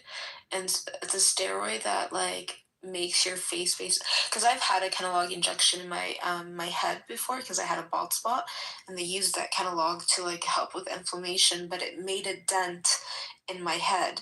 So the idea was where it's like where I have scar tissue, if she injected it, because I already have developed scar tissue, where she injected it, it would make my it would make it go down. How fresh is this wound, may I ask? It happened September 12th. September, October, November. Ah, you must already be almost damn near like closed up by now. No, the stitches were dissolvable, so they came out like. Yeah, well, the secondary ones underneath, and then you have the top ones. Yeah, but what I'm saying is like it's so tight. Like when I talk, when I eat, when I'm just it's just not relaxed. You're just gonna have to give it. You're gonna have to give it time. It like you injured your face. You don't think it's gonna stay tight forever? No. Ligaments loosen when you get old. Your face starts to droop because, like, you know, you get old. No, it's drooping already. It's drooping already because of the tightness. I'm glad you listen as much as you talk. Doc, she's gonna go on all night. This is what Nora does. No, but what I'm saying, girl, is you got to give it time. Like, you're expecting it all to be fixed within like now, and it's not. I Dream of Jeannie. You're going to have to go through the heartache of it, but it will get better. I'm just saying, don't get caught up in a moment and become depressed thinking it's always going to be like this. What about the nerve damage? Will that come back, or is that permanent? When you smile, I can, but it's not my sweet smile. all right. My lower lip is tingling, and my Yeah, but there's I feel my chin. Nora, there's neuroplasticity which has yet to take place. Like 3 months from now, you're going to be telling us a different story. 6 months from now, it'll be a different story. A year from now, it'll be a different story. It's not hope. It's called yes, I am right. Well, Nora, let me ask you, without you interrupting me, after I ask you a question, you just told me a yes or no, right? You said yes, you can smile. Yes? Yes. That means cranial nerve number 7 works correctly. Can you close your eyes? Yes. Cranial nerve number 7 is working. Can you open your eyes? Yes. Cranial nerve number 3 is working. Those are the nerves from the human brain that come out through the external auditory meatus, which is like your ear hole and your skull, that interface your face in order for you to be able to smile and blink and open and close your eyes. If you're able to smile and show your teeth and close your eyes and and open your eyes, your nerve function is working. Can you stick your tongue out and move it side to side? Yeah. That's your glossil nerve. That comes out from another way. Can you smell okay? Yeah, I can smell. You have Can you smell this? number 1 is 1 nose, and you have cranial nerve is 2 eyes. Can you see out of both eyes? Yeah. So Then I wouldn't worry. Then I wouldn't worry about neurological degradation. What's the tingling like in my lips, and why can't I feel my? It's called healing. Okay. Because when I just like if I put my nail, I can't feel my nail because you just. The reason I can't feel like my pinky, my ring finger, my middle finger, my left hand is because when I got shot right above my elbow on my left arm, it took a big chunk of my ulnar nerve, and the ulnar nerve is the one that goes down to the outside of your fingers. Your radial is the one that goes to your thumb. That's what you do. Because the big chunk of my arm went away. I will say, that's horrible. I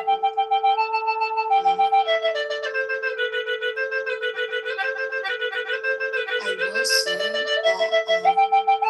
I couldn't smile when it happened, like the dentist. Well, obviously the trauma. Yeah. You shouldn't try.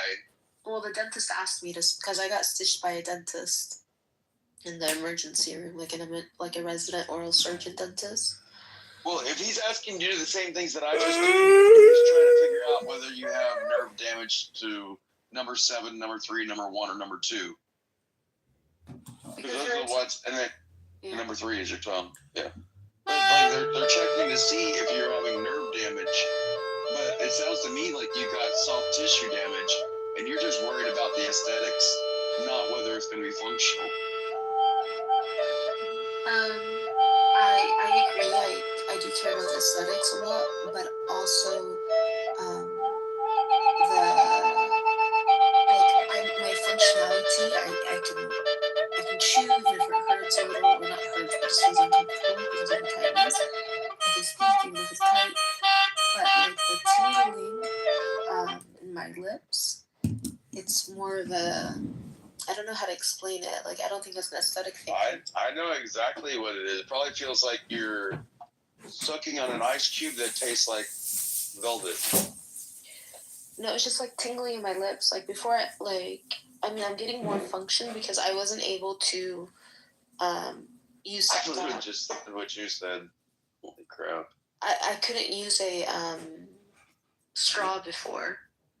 Like I couldn't close my lips on a straw. You can't purse your lips now? Not that well, no. Can you purse your lips now? Yeah, but not that well. Like, it's like halfway. Can you whistle? Or have you ever been able to whistle? I used to be able to whistle. Yeah, let me see if I can whistle. Yeah, I can't whistle. Like, it's like... You just did. You just did. No, I'm trying, but I can't. I can hear you whistling. But I'm pulling, and it's not letting me pull all the way. That's pursing your lips. Yeah, I'm telling you, it's not the same as before. I know it's not the same. It's not going to be the same until you're healed. Okay. I appreciate the tough lecture. I needed it. I'm not trying to be tough. I'm just trying to say you're being caught up in a moment. Yeah. You act like today is going to be the rest of your fucking life, and it's not. I mean, my brother did say, I'm glad he didn't die by door, because it could have been my neck, but I would have preferred my neck over my face. You'd be dead. You think if that same cut happened to my neck that I would be dead for real? 110%. And you'd be dead within 2 minutes if it hit your carotid artery, like Charlie Kirk. Yeah, that's crazy. Girl, I've seen enough damage on the human body when it comes to trauma that there's not a lot of anything that you're ever going to tell me about that I haven't seen in real life. Yeah. I appreciate you talking to me. Yeah, just don't get caught up in the moment. Do you think that the muscle, like being stitched, can also pull on my other muscles around my lips? Because I feel like it's pulling on those muscles around my lips. Girl, once it heals and you get like full functionality back, I guarantee you that you can go to a plastic surgeon and they'll be able to like give you a high cheekbone, lip filler, take care of the scars, and make you however the front door you want to look if you're going to be that vain. Why do you think it's vanity if I'm like, I don't want to have a deformity on my face? Because I have a deformity on my face and I really got 0 F's to give. But you're a guy, you're not a girl. And you don't have a deformity. Why are you being sexist? I don't think that's sexism. I think that's reality. Like, wait, so men can't care about their looks? No, men can still look good with like scars and everything on their face because their handsomeness is not like so scrutinized like the looks of a woman. And I don't even think I'm that like. It's not like I think I'm attractive. I just don't want to have this deformity. You don't want it, but do you think that, when you heal it, if you never went to go get plastic surgery, that like a man like me wouldn't be able to love you? Or is it you critiquing you, or you trying to tell me that I'm critiquing you through your lens of view? No, you're right. I'm putting myself down, and it's because like and I'm seeing like I'm seeing the people that I want to like see me through the eyes that I see myself, and I need to stop. I agree with what John said, and I agree with what you're saying. Like, I need to like get better. And I'm not trying to be a dick. Trust me. No. I was self-conscious about like myself before this happened because I had injuries when I was a kid, so I was always self-conscious, and I just like like it wasn't that noticeable to others, but it's like I feel like God just was like, you keep complaining about small things here, and let me give you something to complain about. And I know I need to be like grateful because it could have been worse, but also so many people never have any kind of thing like this happen to them too. It's like such a that's literally the same reason I asked God to never ever teach me patience, because I don't want to get married. Oh, you should like. I'll get married, but it just won't be with the state. Yeah. My marriage will be with a church. It will not be with the state. And there is a very big difference in that one. Yeah. I think some of the churches won't let you get married unless you have like a legal marriage. And there's a whole bunch of other ones that will. Yeah. Well, I mean, like the idea of the state being involved in a marriage is only like in the last 75 years. Yeah. By the way, one last thing, I got an X-ray to make sure that it didn't mess up my bone too, because I feel like it chipped at my bone on my chin. That's another thing. Was the answer no? No, I haven't gotten the results yet. They would have told you right then. They would have told you right then when they did it. There's the person that's in the X-ray booth, even though if they're an X-ray tech, they know how to do a wet read. If it was something obvious, like right then and there, you would have known right then and there. Okay. If it's so minute that it has to go to a doctor and you have to wait days later, like it wasn't obvious, is what I'm saying. Yeah. You know, because if it was obvious that there was a deformity, then you would have known right then and there. Because they would have probably tried to take care of it. I mean, how do you fix something in your bone? They can't. Sure you can. I can do an incision and use glue and put your bone back to where it was. Yeah. Got it. Are you Catholic? No, I'm a Southern Baptist. Okay. Well, I'm not even Southern Baptist anymore. I'm just Christian, but that's only because I don't dig a lot of doctrines. There's a lot of too much rules that I don't like. Yeah. Is Luke there?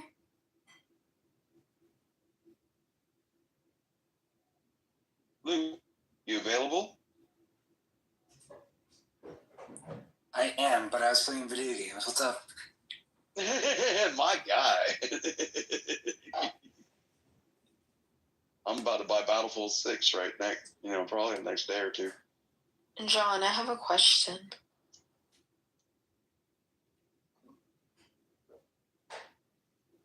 I already know Luke believes it, so I wanted to ask John. I am a believer, yes. You want to ask John what he believes about religion? I want to ask John if he believes that Jesus went to hell. I don't know that one.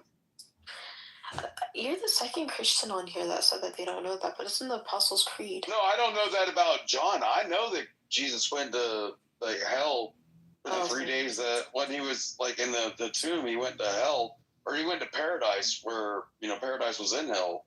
So he could talk to the prophets of old that they may know him. He went to paradise or he went to hell? Paradise was in hell. I don't know. Paradise was a city that was on top of a cliff overlooking the eternally fiery lake.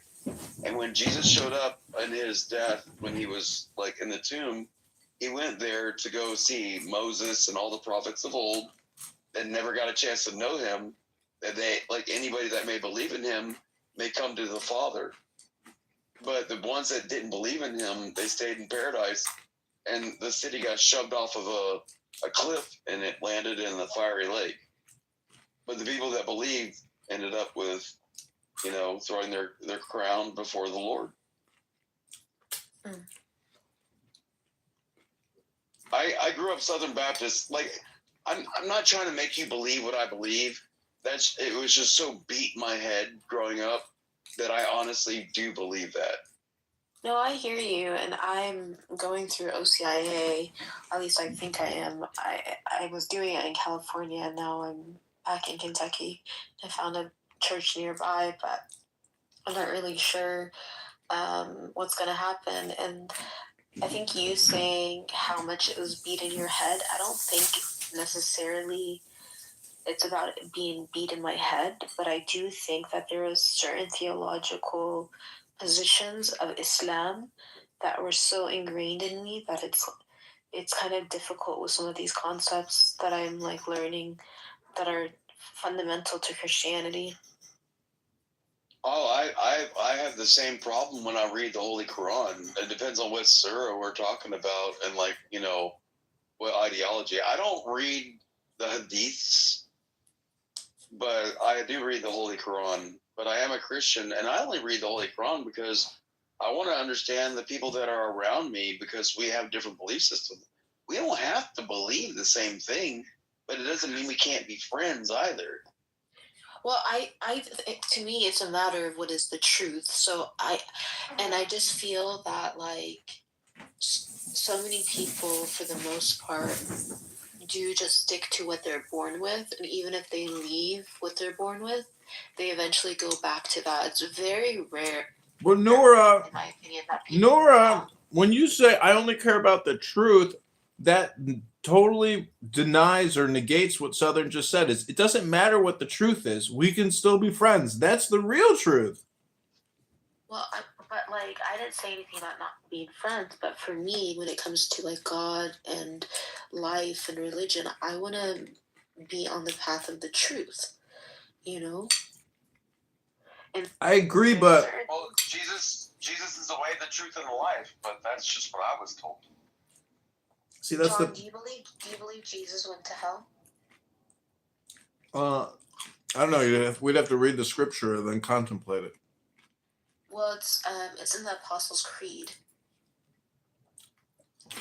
I mean, how do you know it's not metaphor? John, the evidence within the Holy Bible was when Jesus was resurrected, like he came out of his tomb, he was in what it was known as his Shekinah glow. And like, you know, he was glowing with like this golden aura around his body when he came out of the tomb. And the first person to see him was Mary Magdalene. And Mary Magdalene tried to go run up and grab and hug him. And he said, "Woman, do not touch me. I have yet to see the Father." So he was talking about with her in that statement that he had gone to paradise to see the prophets of old that they may know him. And he was on his way to see his Father in his Shekinah glow. So he was on his way to go to heaven. And that's just how, like, Christians read it. At least Southern Christians read it. You know, but again, that's just my belief system because of my ethnicity and my culture of how I was raised. You know, John was raised by a gorgeous mom and a dad that knows a hell of a lot more stuff than I do. You know, we're all raised differently. But it doesn't mean that John and I can't be friends. Yeah, but or you and I, depending on if we agree or disagree. Yeah, but I'm not talking about conversations, relationships, friendships. I don't disagree with you. I think you can build rapport with anybody with respect.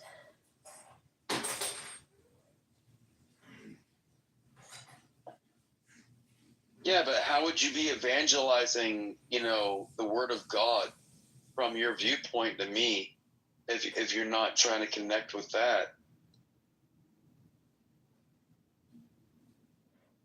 I don't know.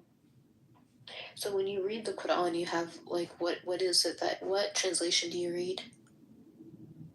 Oh, hold on. I'm sitting in the dark listening to cover music.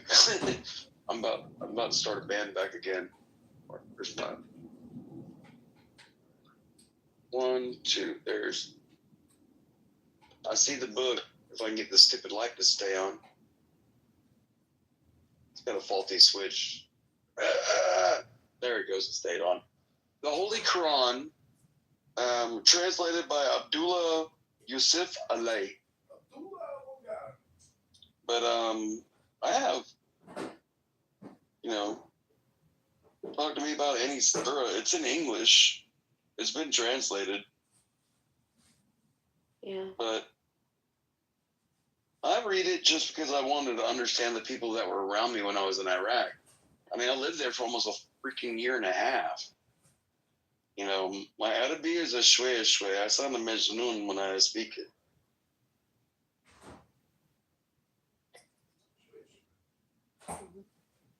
But it didn't stop me from wanting to understand the people around me. I mean, just because you believe something different than me doesn't mean I want to hurt you. Despite what people think about Americans, especially dumb rednecks like me from the South. Yeah. I try to keep up, but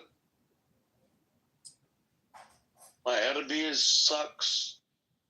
You know, like Gujarati and imagine fuck, you know, Hindi Calcatom ho jagya to tin chapunch like all I know is I can get a hooker in 11 languages, a beer, and a taxi ride to an airport in like 11 languages.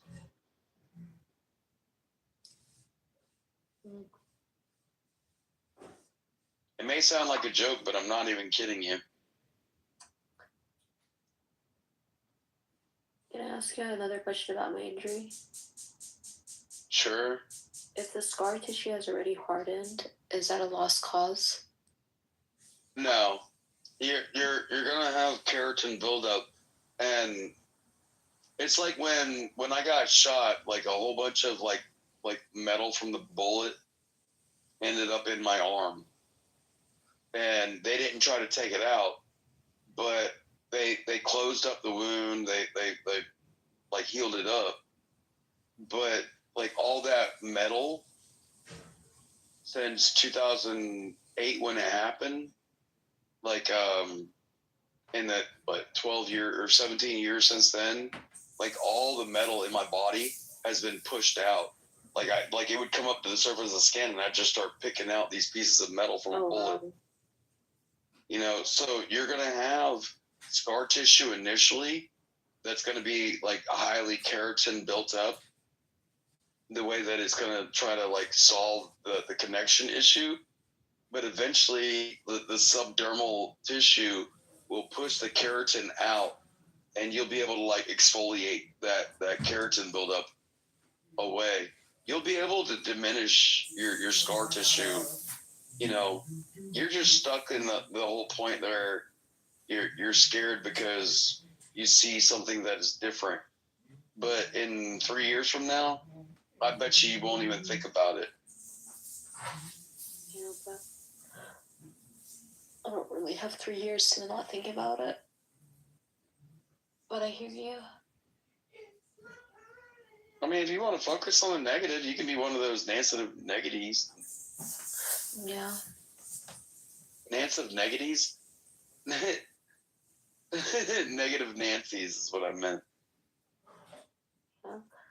I'm so dyslexic. I could change my words around. No, stop being all girly about it. Man up. Okay. Like, I'm serious. Like, if you're gonna be a woman about it, you're gonna drive yourself crazy. Like, but a real man's not gonna look at you and go like, "Oh my God, she's so horrendous." No man's gonna say that. And if a man says that, he's not a man, he's a boy.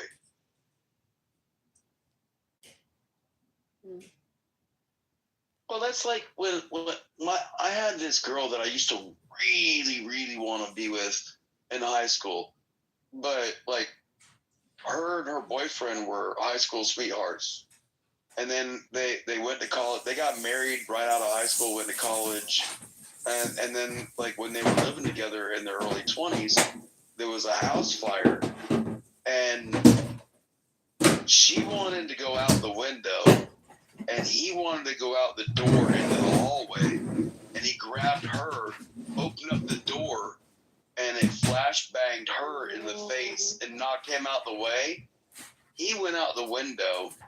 The firefighters ended up getting her out of the house, even though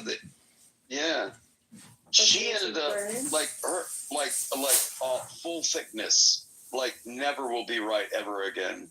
No amount of plastic surgery will ever be right. That's so sad. And he left her because after he's like, I can't deal with the way you look. And she's probably one of my best fucking friends now. You know why? Because I love her for I know who she is. And like, if you're gonna be so superficial about like what your fucking looks look like you're really gonna fucking piss me off. Yeah, but it's not about stop making it about superficial. Like our faces are how we communicate with people in real life. You know, it's hard, and like I can't imagine like how hard that is for her. So did she ever get married and have children? You know how much I make that stupid bitch smile. Like you didn't marry her. You didn't have children with her. I've never been married, and both my sons have died. Oh. Did she get married? Did she have children? It like altered her whole life. Yeah, she never got married again. Yeah, it's difficult. Like it's not superficial. It's like reality. It's just very difficult. Yeah. It's not vanity. It's not superficial. It's hard. I would marry her, but I don't think she'd marry me. Do you have a picture of her face? And I wouldn't do that to her. That'd be like doxing her. Did she get a plastic surgery at all for it, or was it just like hopeless? It's hopeless. Like, probably 30% of her nose is gone. Like, no eyebrows. Like parts of her eyelids are gone. There has to be plastic surgery. There has to be plastic surgery. Wow, I'm glad you're such an expert with like medical technology interventions. I mean, that's where it would be needed the most. Is like when it happens, things like this. Yeah, but if there's nothing to build off of, then how do you rebuild it? There's some really genius plastic surgeons. Oh my god. Doc, don't frustrate yourself. Doc, you cannot change this girl's mindset. She is going to repeat herself till 3 in the morning.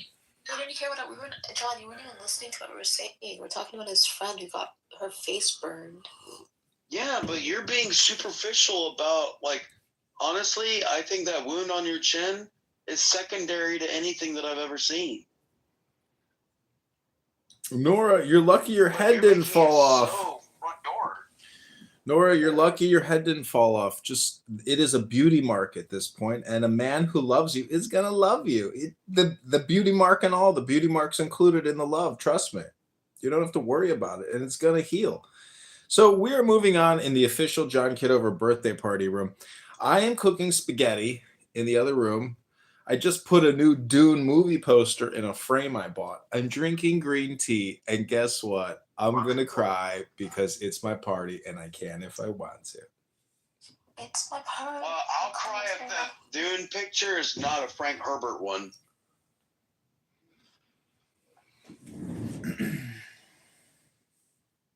Is it an original Dune, or is it the new Dune? It's an antique poster. I bought it like a couple of years ago. Let me take a picture of it. Is it the one from the 80s or the one from the 2000s?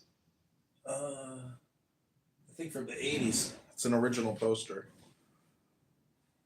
It's a collectible. Yeah, when it was a French-made film, and it was Frank Herbert, Dune, the original from '85. Like, if you got that poster, I want to buy that from you. PTR. Let me see.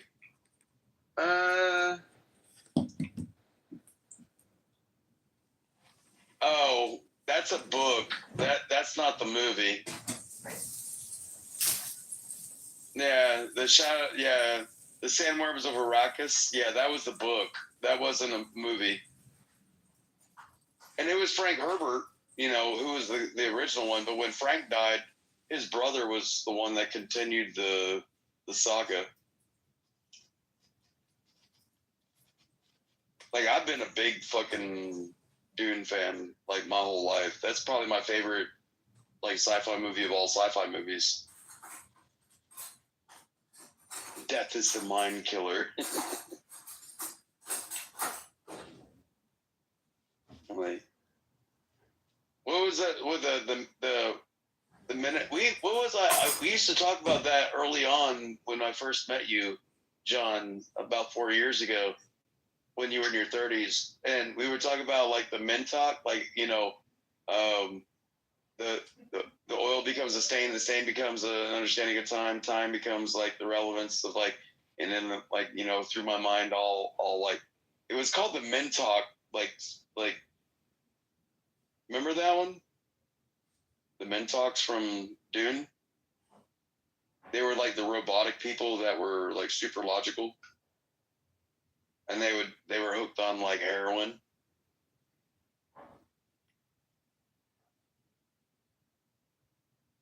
Shit. I remember talking to you about that shit about when you were in the 30s. Can't believe I knew you when you were in your 30s. Yeah, I remember that quote. So yeah, the stains become a warning. The warning is an understanding of existence. Existence becomes an understanding of time. Like that. That's that not little it, statement that it's close. It's close to it. Yeah, I don't know. I don't know my head. Yeah. Well, I'd like to dedicate this little poem to Nora, who desires so much to be in the path of a. It's called the Eightfold Path. It's called The Way. This is a little poem. I'm just going to read the first little verse to you. It says, "The Eightfold Path is the best of ways. The Four Noble Truths are the best of truths." Again, Nora, this is the Buddha. You might want to read the sayings of the Buddha. "Freedom from desire is the best of states." You hear that? Freedom from desire is the best of states. "Whoever is clear-eyed and wise is the best of men. This is the one and only way. There is no other leading to the purity of vision. Follow this path. This bewilders Mara the tempter. Following this path, you shall put an end to suffering. Having myself realized the way that can lead to removal of the thorns of defilements, I have shown it to you." I don't know if I agree with that.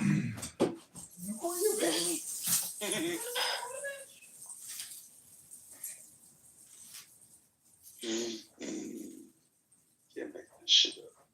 Desire is so human and so necessary. Like, you don't have humanity without desire. Do you have the love of God without desire? The love of God is. Nora, it's describing the stateless. It's describing silence, meaning that quiet your mind. If you want to be in the way of truth, like you said you want to be, it deals with silence, silencing your mind. You have an overreactive mind. You're like my mother. You never shut up.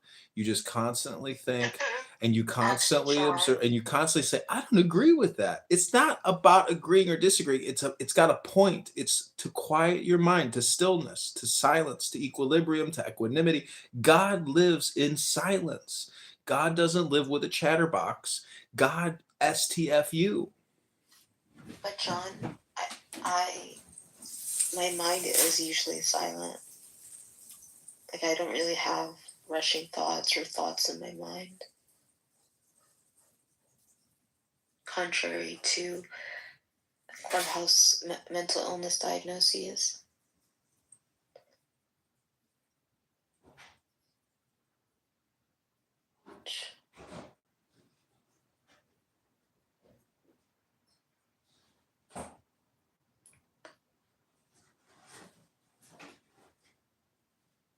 It's kind of late to go on that date with that girl, John. You have 1 hour left until your birthday. Or do you take the whole month as your birthday? He's cooking spaghetti in the other room. Didn't you hear him? John has like 20 phones. He's listening.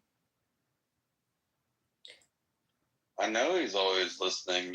I can call him on my other phone. I've got more phone. John's giving me phones. John, send me a phone.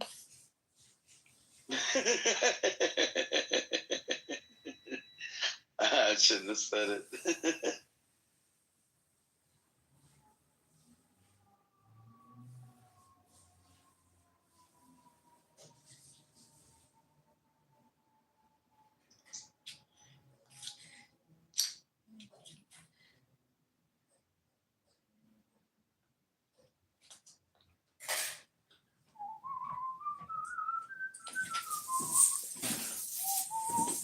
Go ahead, Doc. Tell this little one, Nora, our magic saying about the more you think, the more you speak. Go ahead. Tell her the truth.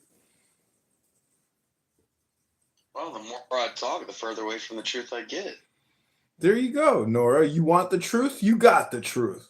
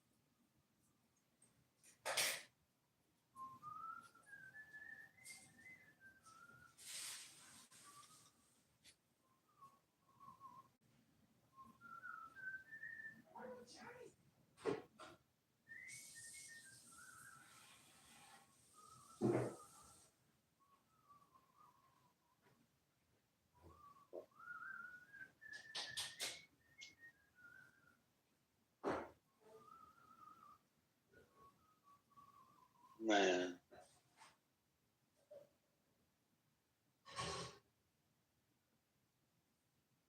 Trying to figure out whether I'm going to go golfing or fishing tomorrow. Big decision.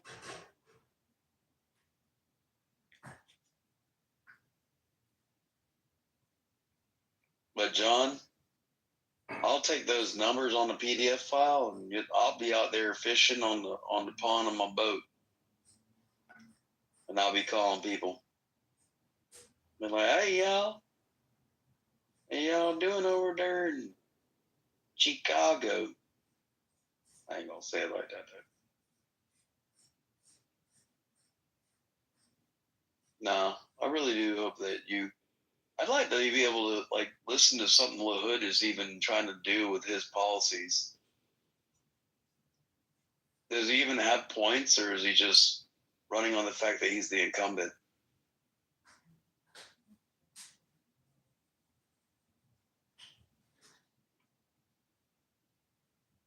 And John's back to cooking his spaghetti. What do you think, Luke?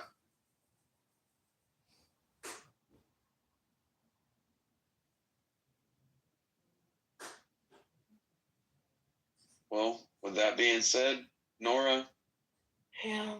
don't get caught up in a moment. Your face will heal. Your mouth is literally the fastest part of your healing of your body. So don't worry about it. And I guarantee you, it'll heal to the point where I don't think you'll even recognize that you even got hurt with it, unless you point it out to people. So don't be so self-conscious. Okay, thank you. Yeah, the only thing you have to fear is fear itself, Nora. And spiders.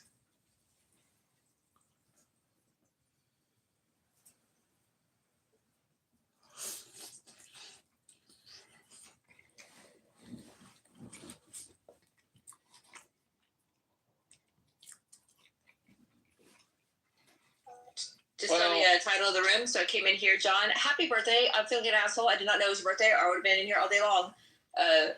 Congratulating and throwing glitter and shit. Happy birthday, sweetheart.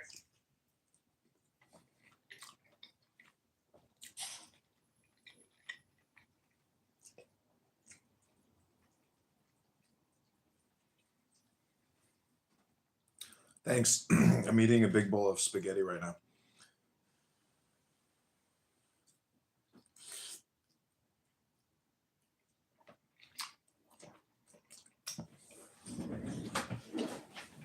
Well, then get you some cake. How old are you? He's 21. See, I was going to say 27. Every year I celebrate the anniversary of my 27th birthday. No, always will. Mm-hmm.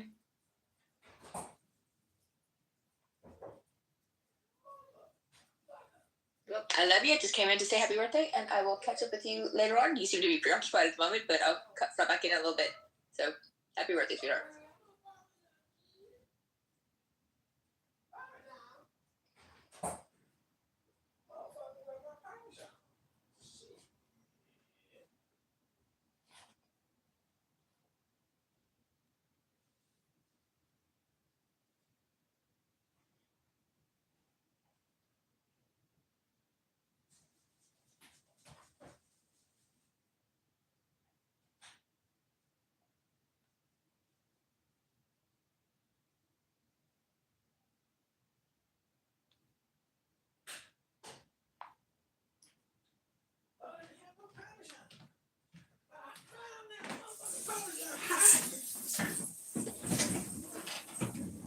thought I didn't have any Parmesan for my pasta. That Parmesan was hiding in the cupboard behind all the other peppers. You're making me want to get up and eat. I've been eating so much, like all the weight that I probably lost 10 pounds and probably gained 15 back, but I don't mind being big.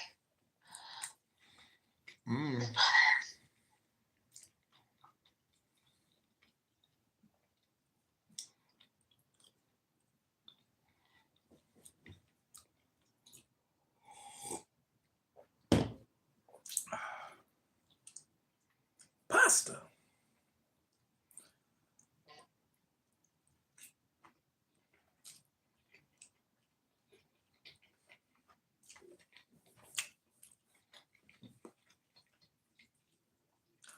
It's my pasta party and I'll cry if I want to. Cry if I want to. Cry if I want to. It's my pasta party and you can cry if you want to too. Do, do, do, do, do.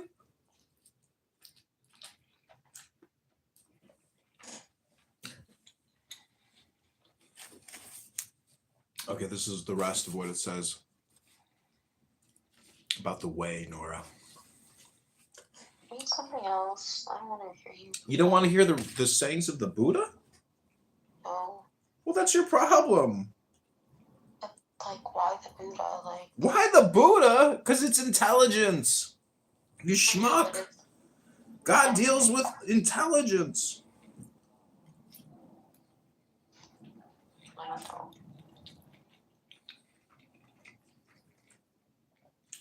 The Buddha is much more ancient than Muhammad.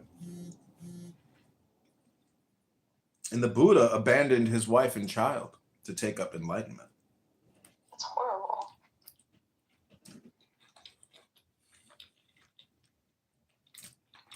I don't think it like really means what it sounds like. I think it means like he basically, stopped dealing with all the drama and became drama free.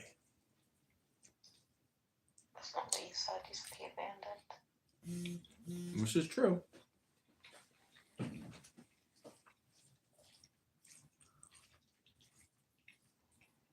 But that would make Mrs. Buddha the most self-sacrificing woman in all history. Next to Mary Magdalene, of course. Wait. Is Mary Magdalene the same Mary as the Virgin Mary? No.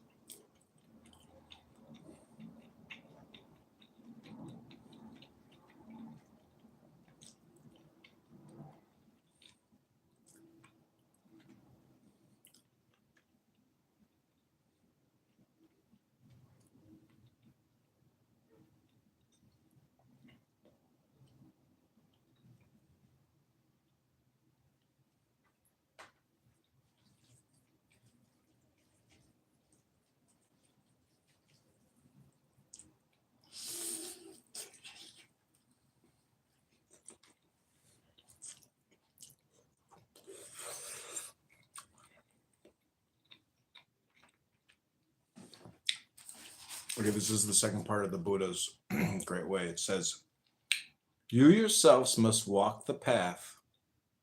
Buddhas only show the way. Those who are meditative, who have gotten on the path, will be free from the bonds of Mara. All conditioned things are subject to change. When one realizes this truth, one feels wearied of these suffering heaps. This is the way of purification. All things in the world are insubstantial. When one realizes this truth, one feels wearied of suffering. This is the way of purification. The lazy man, weak in mental discipline, indolent, prone to sloth, unproductive, and though young and strong, Failing to move at the right time never finds the road to wisdom. Curb your speech, restrain your mind, commit no evil deed. By these means, accomplish the practice of the path made out by the sages. Wisdom is born from meditation. Not to meditate is loss. Know the difference between gain and loss.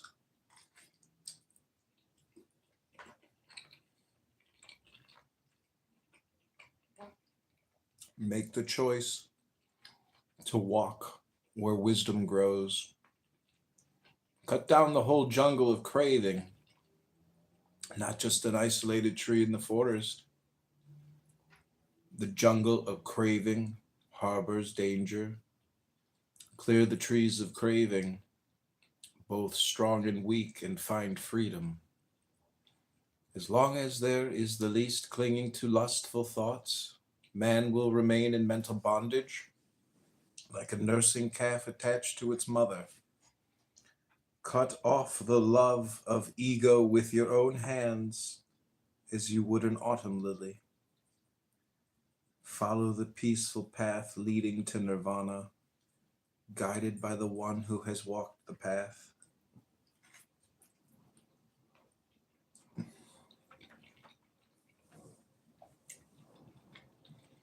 I shall live here in the rains, there in the winter. Elsewhere in summer, muses the fool, not aware of the nearness of death. Death carries the unaware man away, while he is still busily acquiring children and animals, much as a rampaging flood engulfs a sleeping village. When death comes, neither children, father, or other loved ones can offer refuge. Aware of this, the wise behave well. Don't postpone right action, but clear the path to nirvana.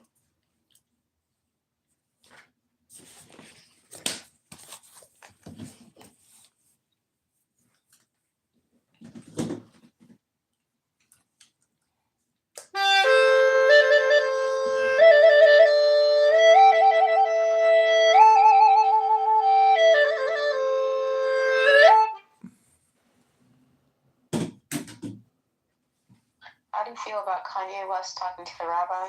This motherfucker is the biggest troll alive. Coming from you? Mm-hmm. It takes one to know one. Mm.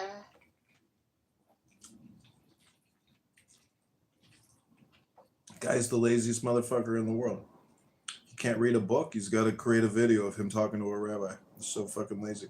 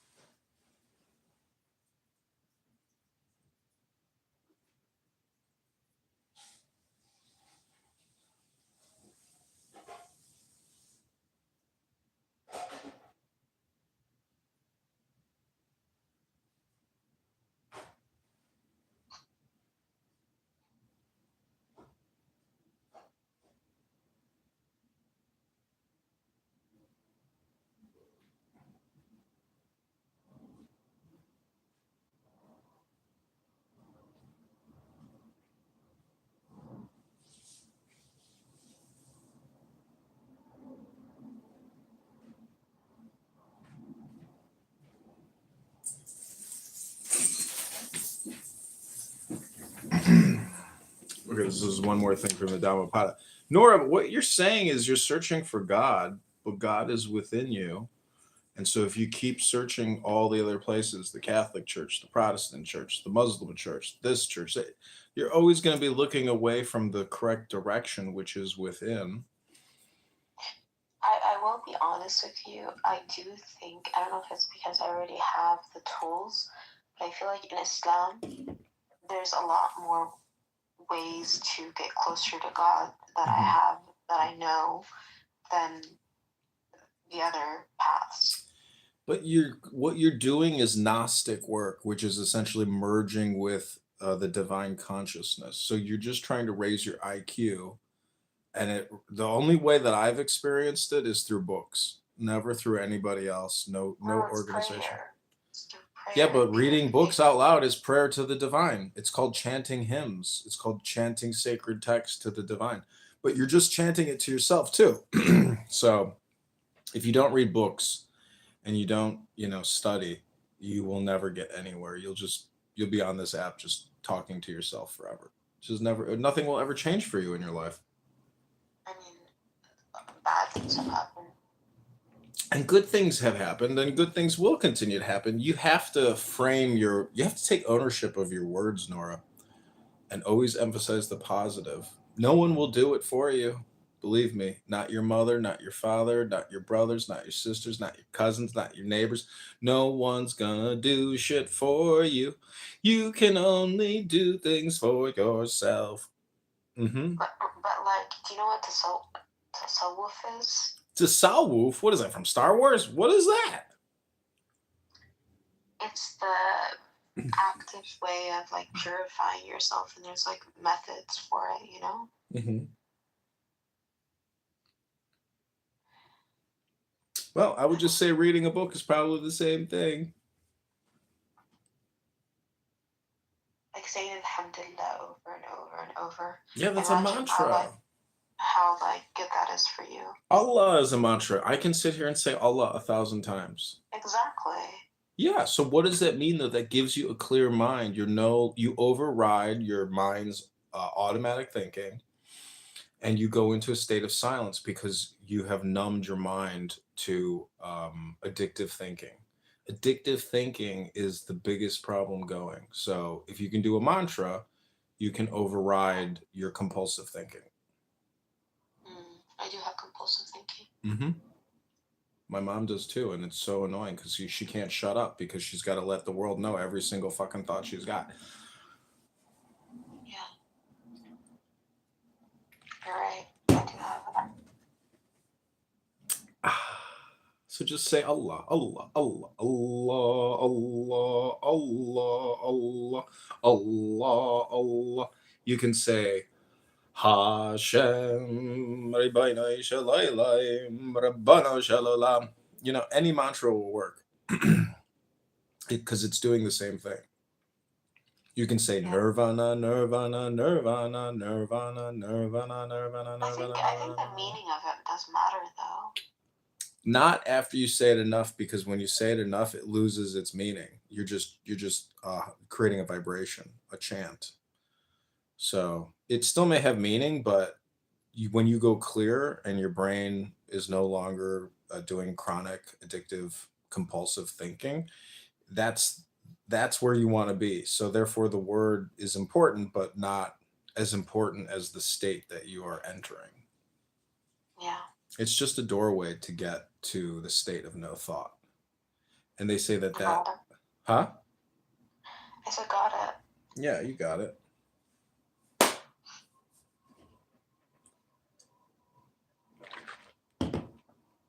But what's cool about reading a book out loud is you're doing the same thing, but it's much more complicated. And you can access real intelligence. And hopefully when you read out loud, you have comprehension. If you have comprehension, then you become the Skywalker, and you have the power of the Force. So everybody on this app is just addicted to talking, addicted to thinking, but no one is exchanging real high value information like they are in the official John Kitover birthday party room. Victory! Victory! Alhamdulillah!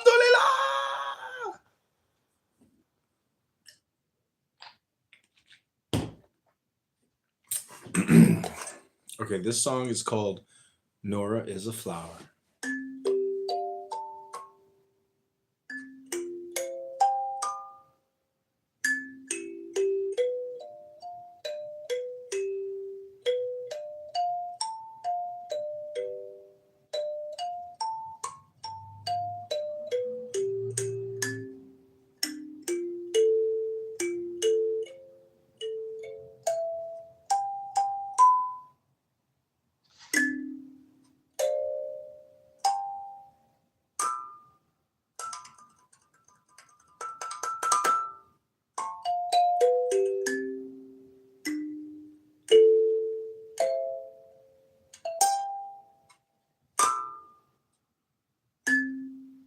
Nora is a Flower, performed by candidate Congressman John Kitover of the 16th District in Illinois.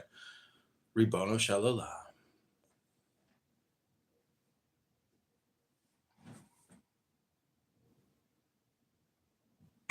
Okay, we only got 27 more minutes till my birthday party ends.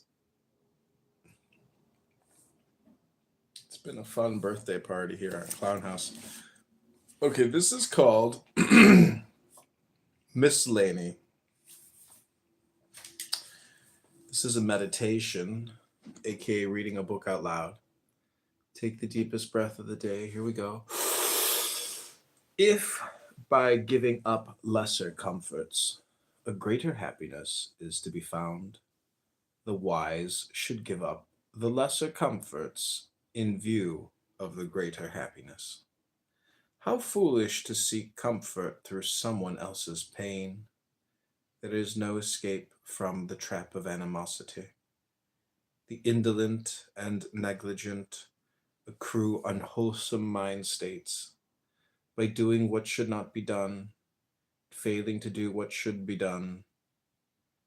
Unwholesome mind states disappear among those who are mindful of the nature of the body and who stop doing what is right not to be done and fulfill what needs to be done. Having killed the mother craving and father conceit, having killed two priestly kings, two wrong views. Subnote, this refers to eternalism, the notion that a self or soul endures forever, and nihilism, the notion that there is nothing that transcends this mundane life and no karmic repercussions from one's actions. Having destroyed the tiger-infested road, doubt, the fifth one, the noble one, proceeds from free of dangers. He has vanquished the hindrances, lust, anger, sloth, and torpor, skepticism and distraction of mind, and he emerges the noble one, unscathed. The disciples of Gautama are truly awake, day and night, focusing on the Buddha. The disciples of Gautama are truly awake, day and night, thinking of the Dhamma. The disciples of Gautama are truly awake, day and night, meditating on the specific virtues of the members of the Sangha. The disciples of Gautama are truly awake, day and night, concentrating on the nature of their physical bodies. The disciples of Gautama are truly awake, day and night, joyfully practicing non-violence. The disciples of Gautama are truly awake day and night, setting their minds joyfully on meditation. It is hard to renounce the world. It is hard and troublesome to live the household life. It is painful to live with those who are in a different way of life. In these ways is the wayfarer beset with troubles. End your suffering. Cease being a wayfarer, person devoted to his faith, disciplined, illustrious, and prosperous, is honored wherever he chooses to live. Good people are visible from the distance, like the Himalaya mountains. Bad people become invisible, like an arrow shot in the night. Sit alone and sleep alone. Walk alone enthusiastically. Tame yourself alone. Enjoy the life of seclusion in the forest.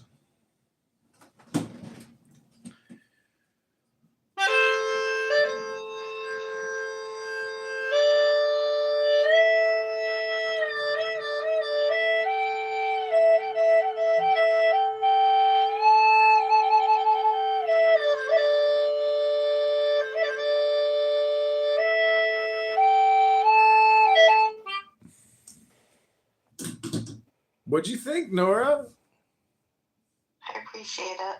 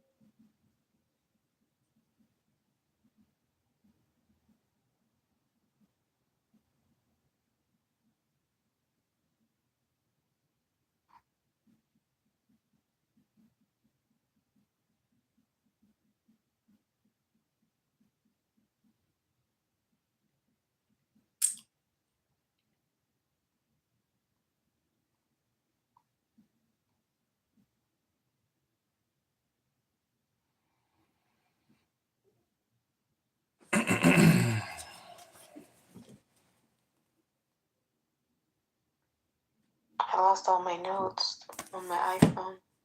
Oh no. How will you live without your notes? It had like my poems and stuff.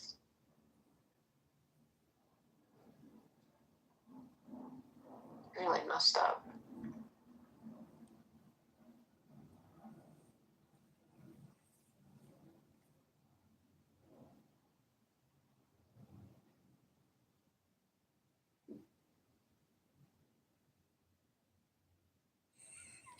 I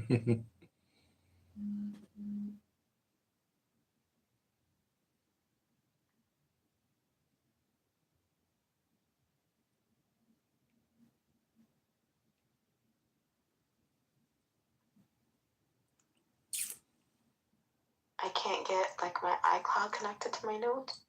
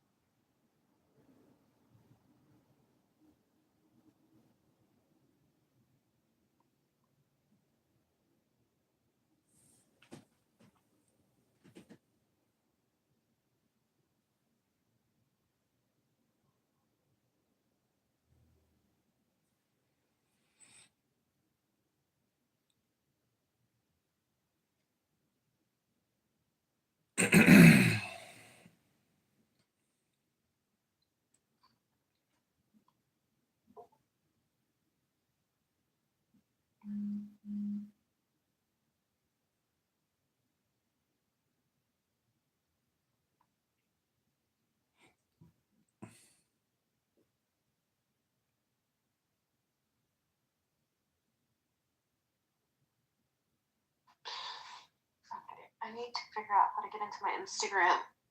The one that I didn't use. Just try the password reset.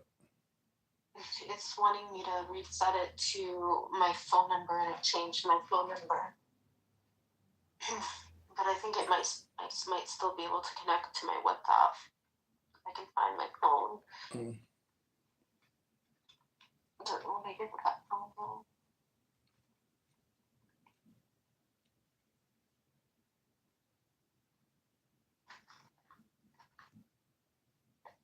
I should not have destroyed my phone. See if I take this phone. Charge it.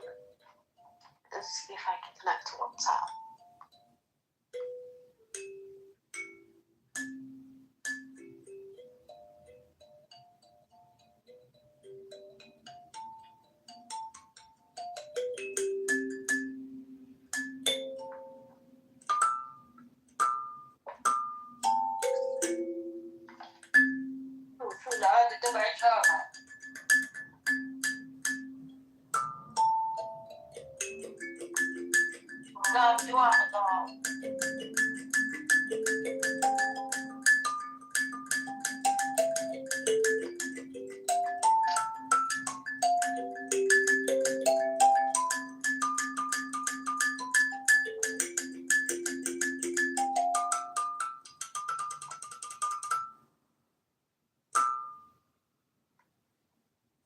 If I go around here,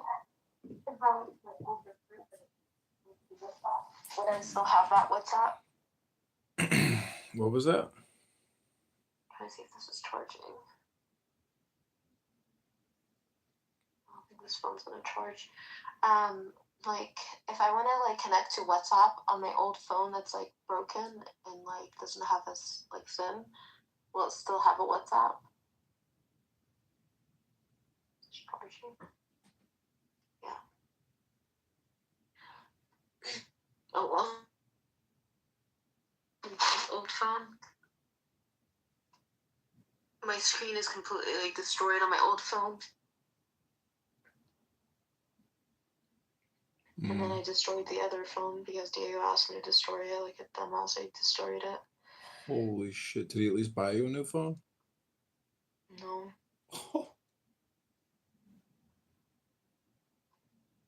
Yeah. Just like you don't need a second phone. And then I broke my old phone.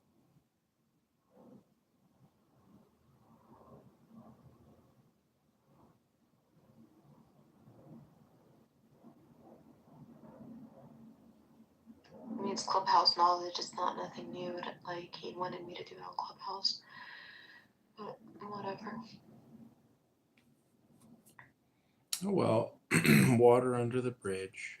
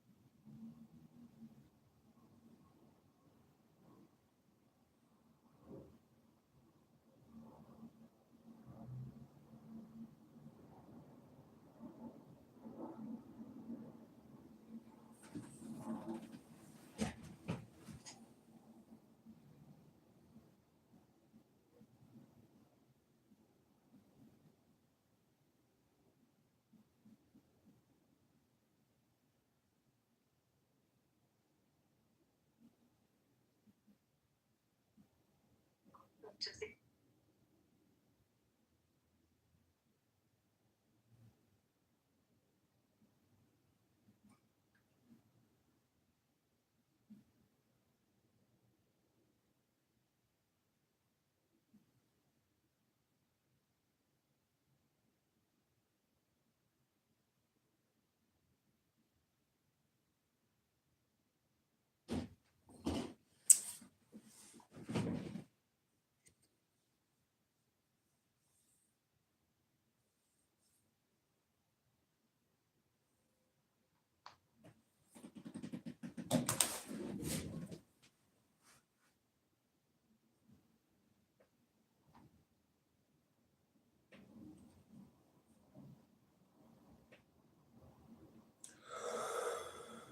Connect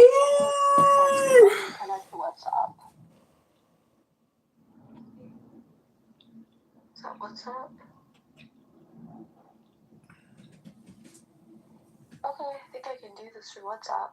Okay, I think I can connect to my Instagram through WhatsApp. You got this, girl. Let's see. Where there's a will, there's a way. Log into existing account. Because I lost my Nuda Banuda account. It's permanently banned.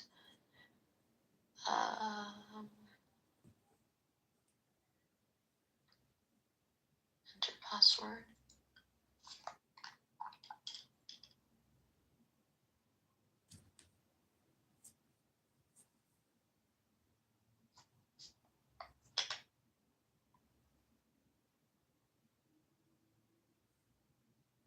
Oh, not now. Login. Hopefully it asks me for the WhatsApp.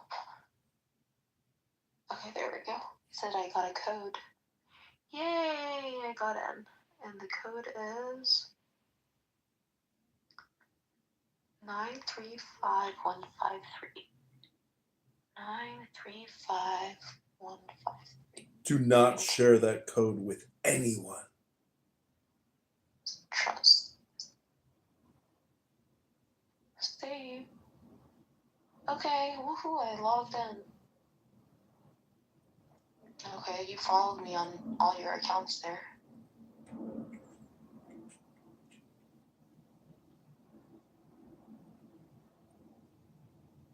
I guess I have to use this account since I don't have access to the other one.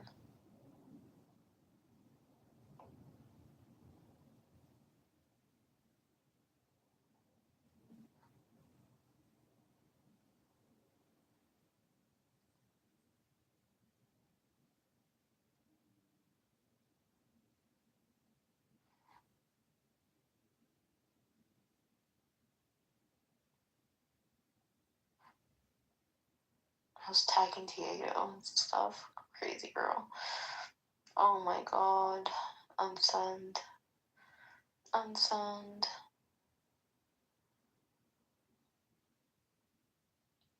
Unsend.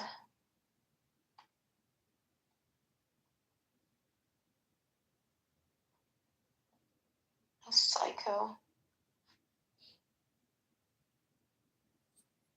People do crazy things when they fall in love. The prisons are full of crimes of passion. I don't think it had anything to do with Diego. What happened to me?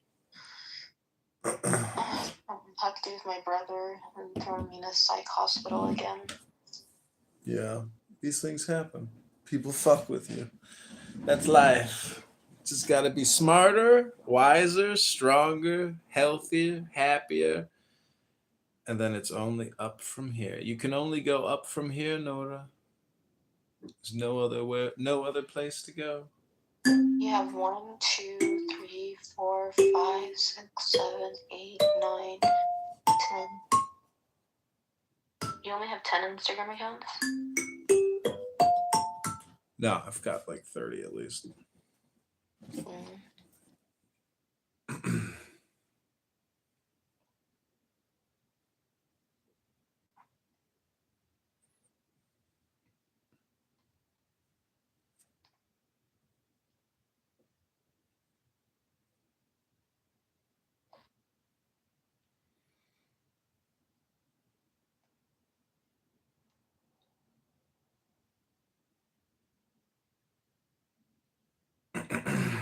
I got a lot of work to do. I have recorded, Clubhouse for like 4 weeks now, and recorded a lot of books, but a lot of the videos are on private, so I have to find some time to go through like 20 YouTube accounts and turn thousands of You do videos make public. your videos on private after you have them on live for a while. Why do you do that? I don't. It's just the way that YouTube works. It automatically sets it to private. Oh, I see. Not always, not all of my accounts do that, but I don't know why. I just have to. It could be because of the subscribers are low. It forces me to do that, and my biggest account doesn't make me do that. So my big account only has 1,700 subscribers, so it's not huge, but compared to my other accounts, I got like 700, 800, 400.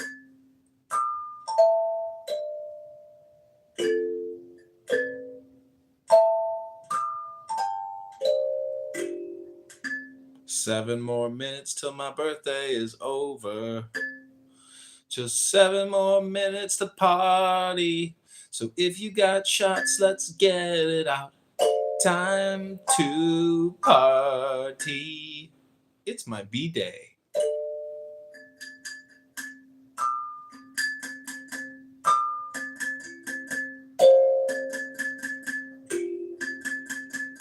Nora is here partying at my birthday party.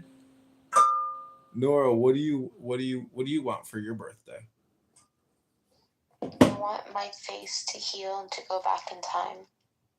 Oh, so one thing is real and the other thing is imaginative. There you go. Well, unfortunately, Nora, you do know there's no such thing as the past, right?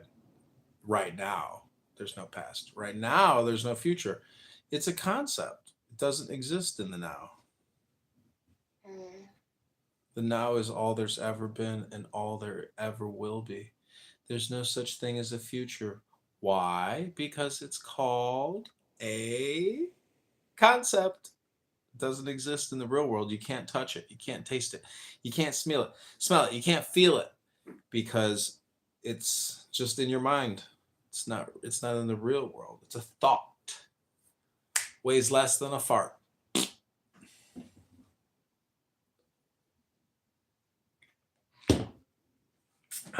Well, we got 5 more minutes. 5 more minutes.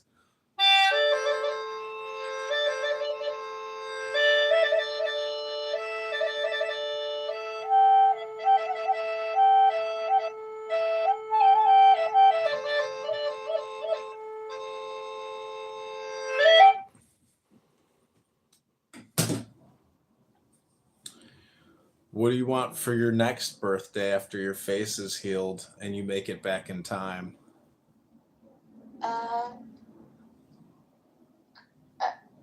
just want to fix all the damage I've done the last 2 years, or last maybe 40 years. But really, the last 2 years, I've done a lot of damage. Done a lot of damage to my credit cards, my finances. I'm not really worried about the relationships that I created damage, because I feel like if people are so quick to discard you, then they're not people that really cared about you, you know? Mm-hmm. I don't really celebrate birthdays. Yeah, that's what my dad texted me. He's like, have you given up celebrating birthdays?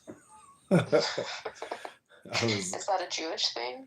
No, he was saying like it's a horrible reminder, about how old you're getting. Yeah. I mean, what do you want for your birthday? Peace, stillness, Do you equilibrium, not have that? love, joy, harmony, peace, happiness. Oh my God, Ted Cruz is here. Hey, Ted, did you come to wish me a happy birthday? Yes, he did. This fucking guy. He's on this app talking all the time, and he wants to come to my birthday party. Hey, Ted! AKA Brock. Welcome to my official birthday party. We got 3 minutes left. You made it. You made it, buddy. Let me get you a beer. You want to join? Or you want a blunt? Or you want a bowl? Or you want a bong? What do you want, Ted? Tell me what you want. Hello? Hello? All right, this next song is dedicated to Brock. I hope it brings him more peace.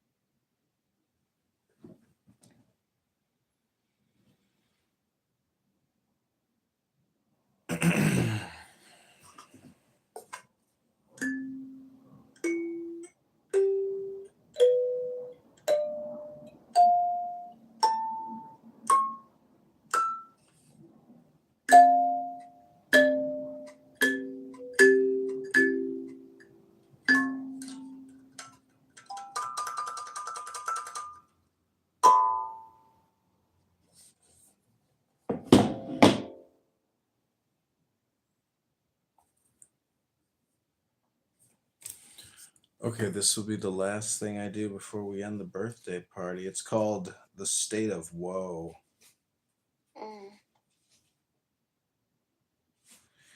This is a meditation. Take the deepest breath of the day. The liar is headed for sorrow. The man who denies what he has done is headed for sorrow. Both doers of evil deeds are in the same state after death. Many, though wearing the saffron robe, are mean and undisciplined. Being that way, they are headed for sorrow. It is better for an immoral person to swallow a red-hot ball fully ablaze than to eat the food provided by pious people. 4 misfortunes befall the careless person who pursues other wives: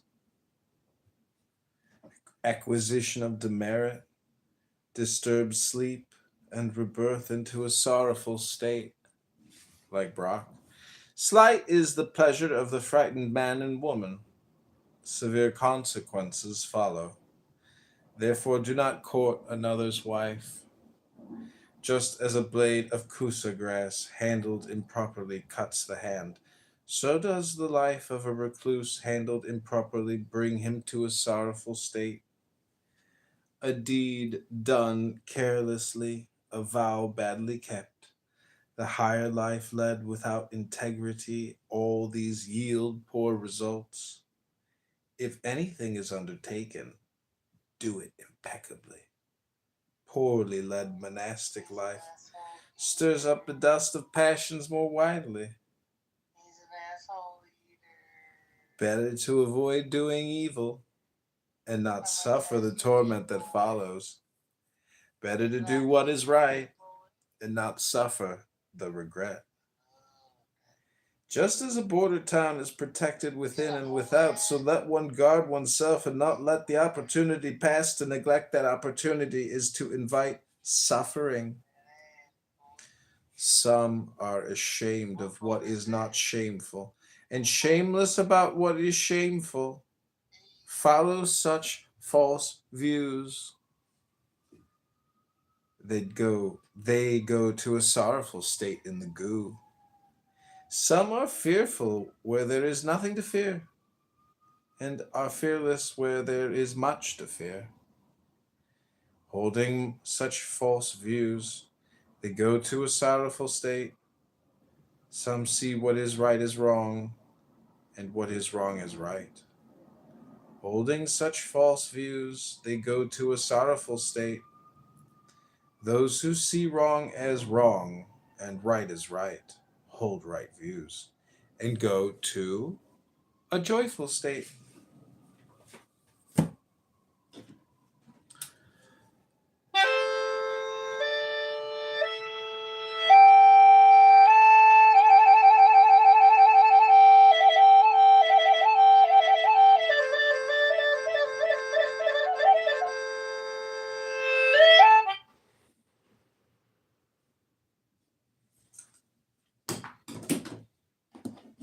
Yeah, I think a woman who nipple.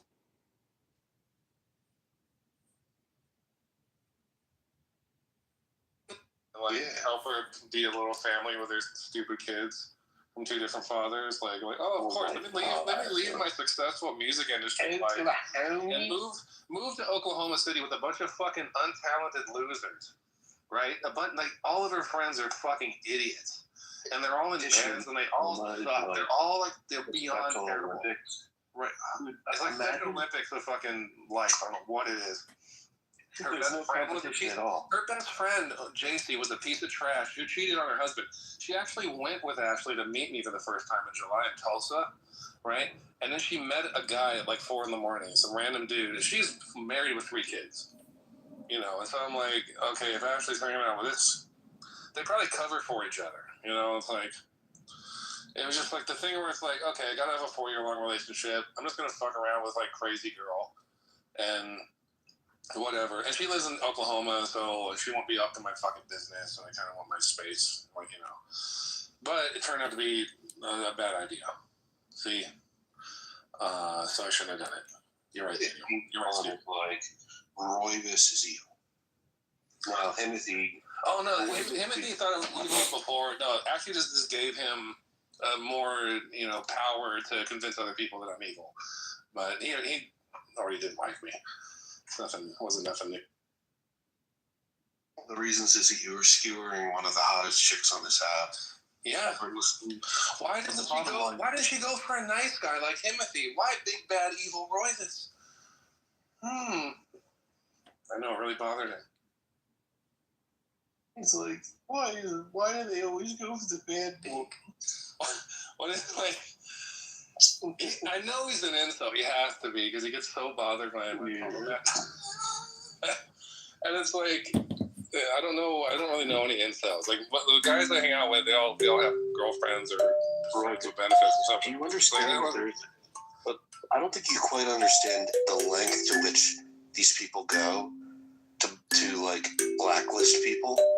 They open chat rooms, private rooms that are locked, and they bring people in, and they're like, "Oh, so how about that Royvis?" And I was like, "Well, dude, I talked to Cora." I was like, "Cora, you know, gave the thumbs up, and I like Royvis." And he's like, "Dude, like putting pressure on me, like social pressure, so that you get ostracized in the community.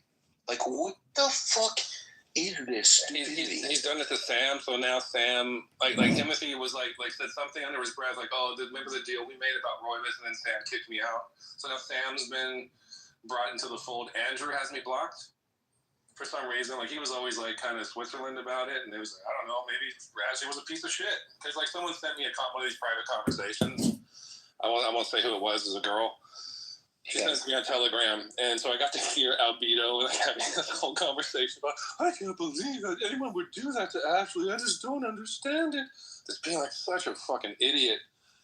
And I'm just like, you have no idea who the fuck you're talking to and what you're dealing with. Like, you know, she deserved everything I fucking did to her.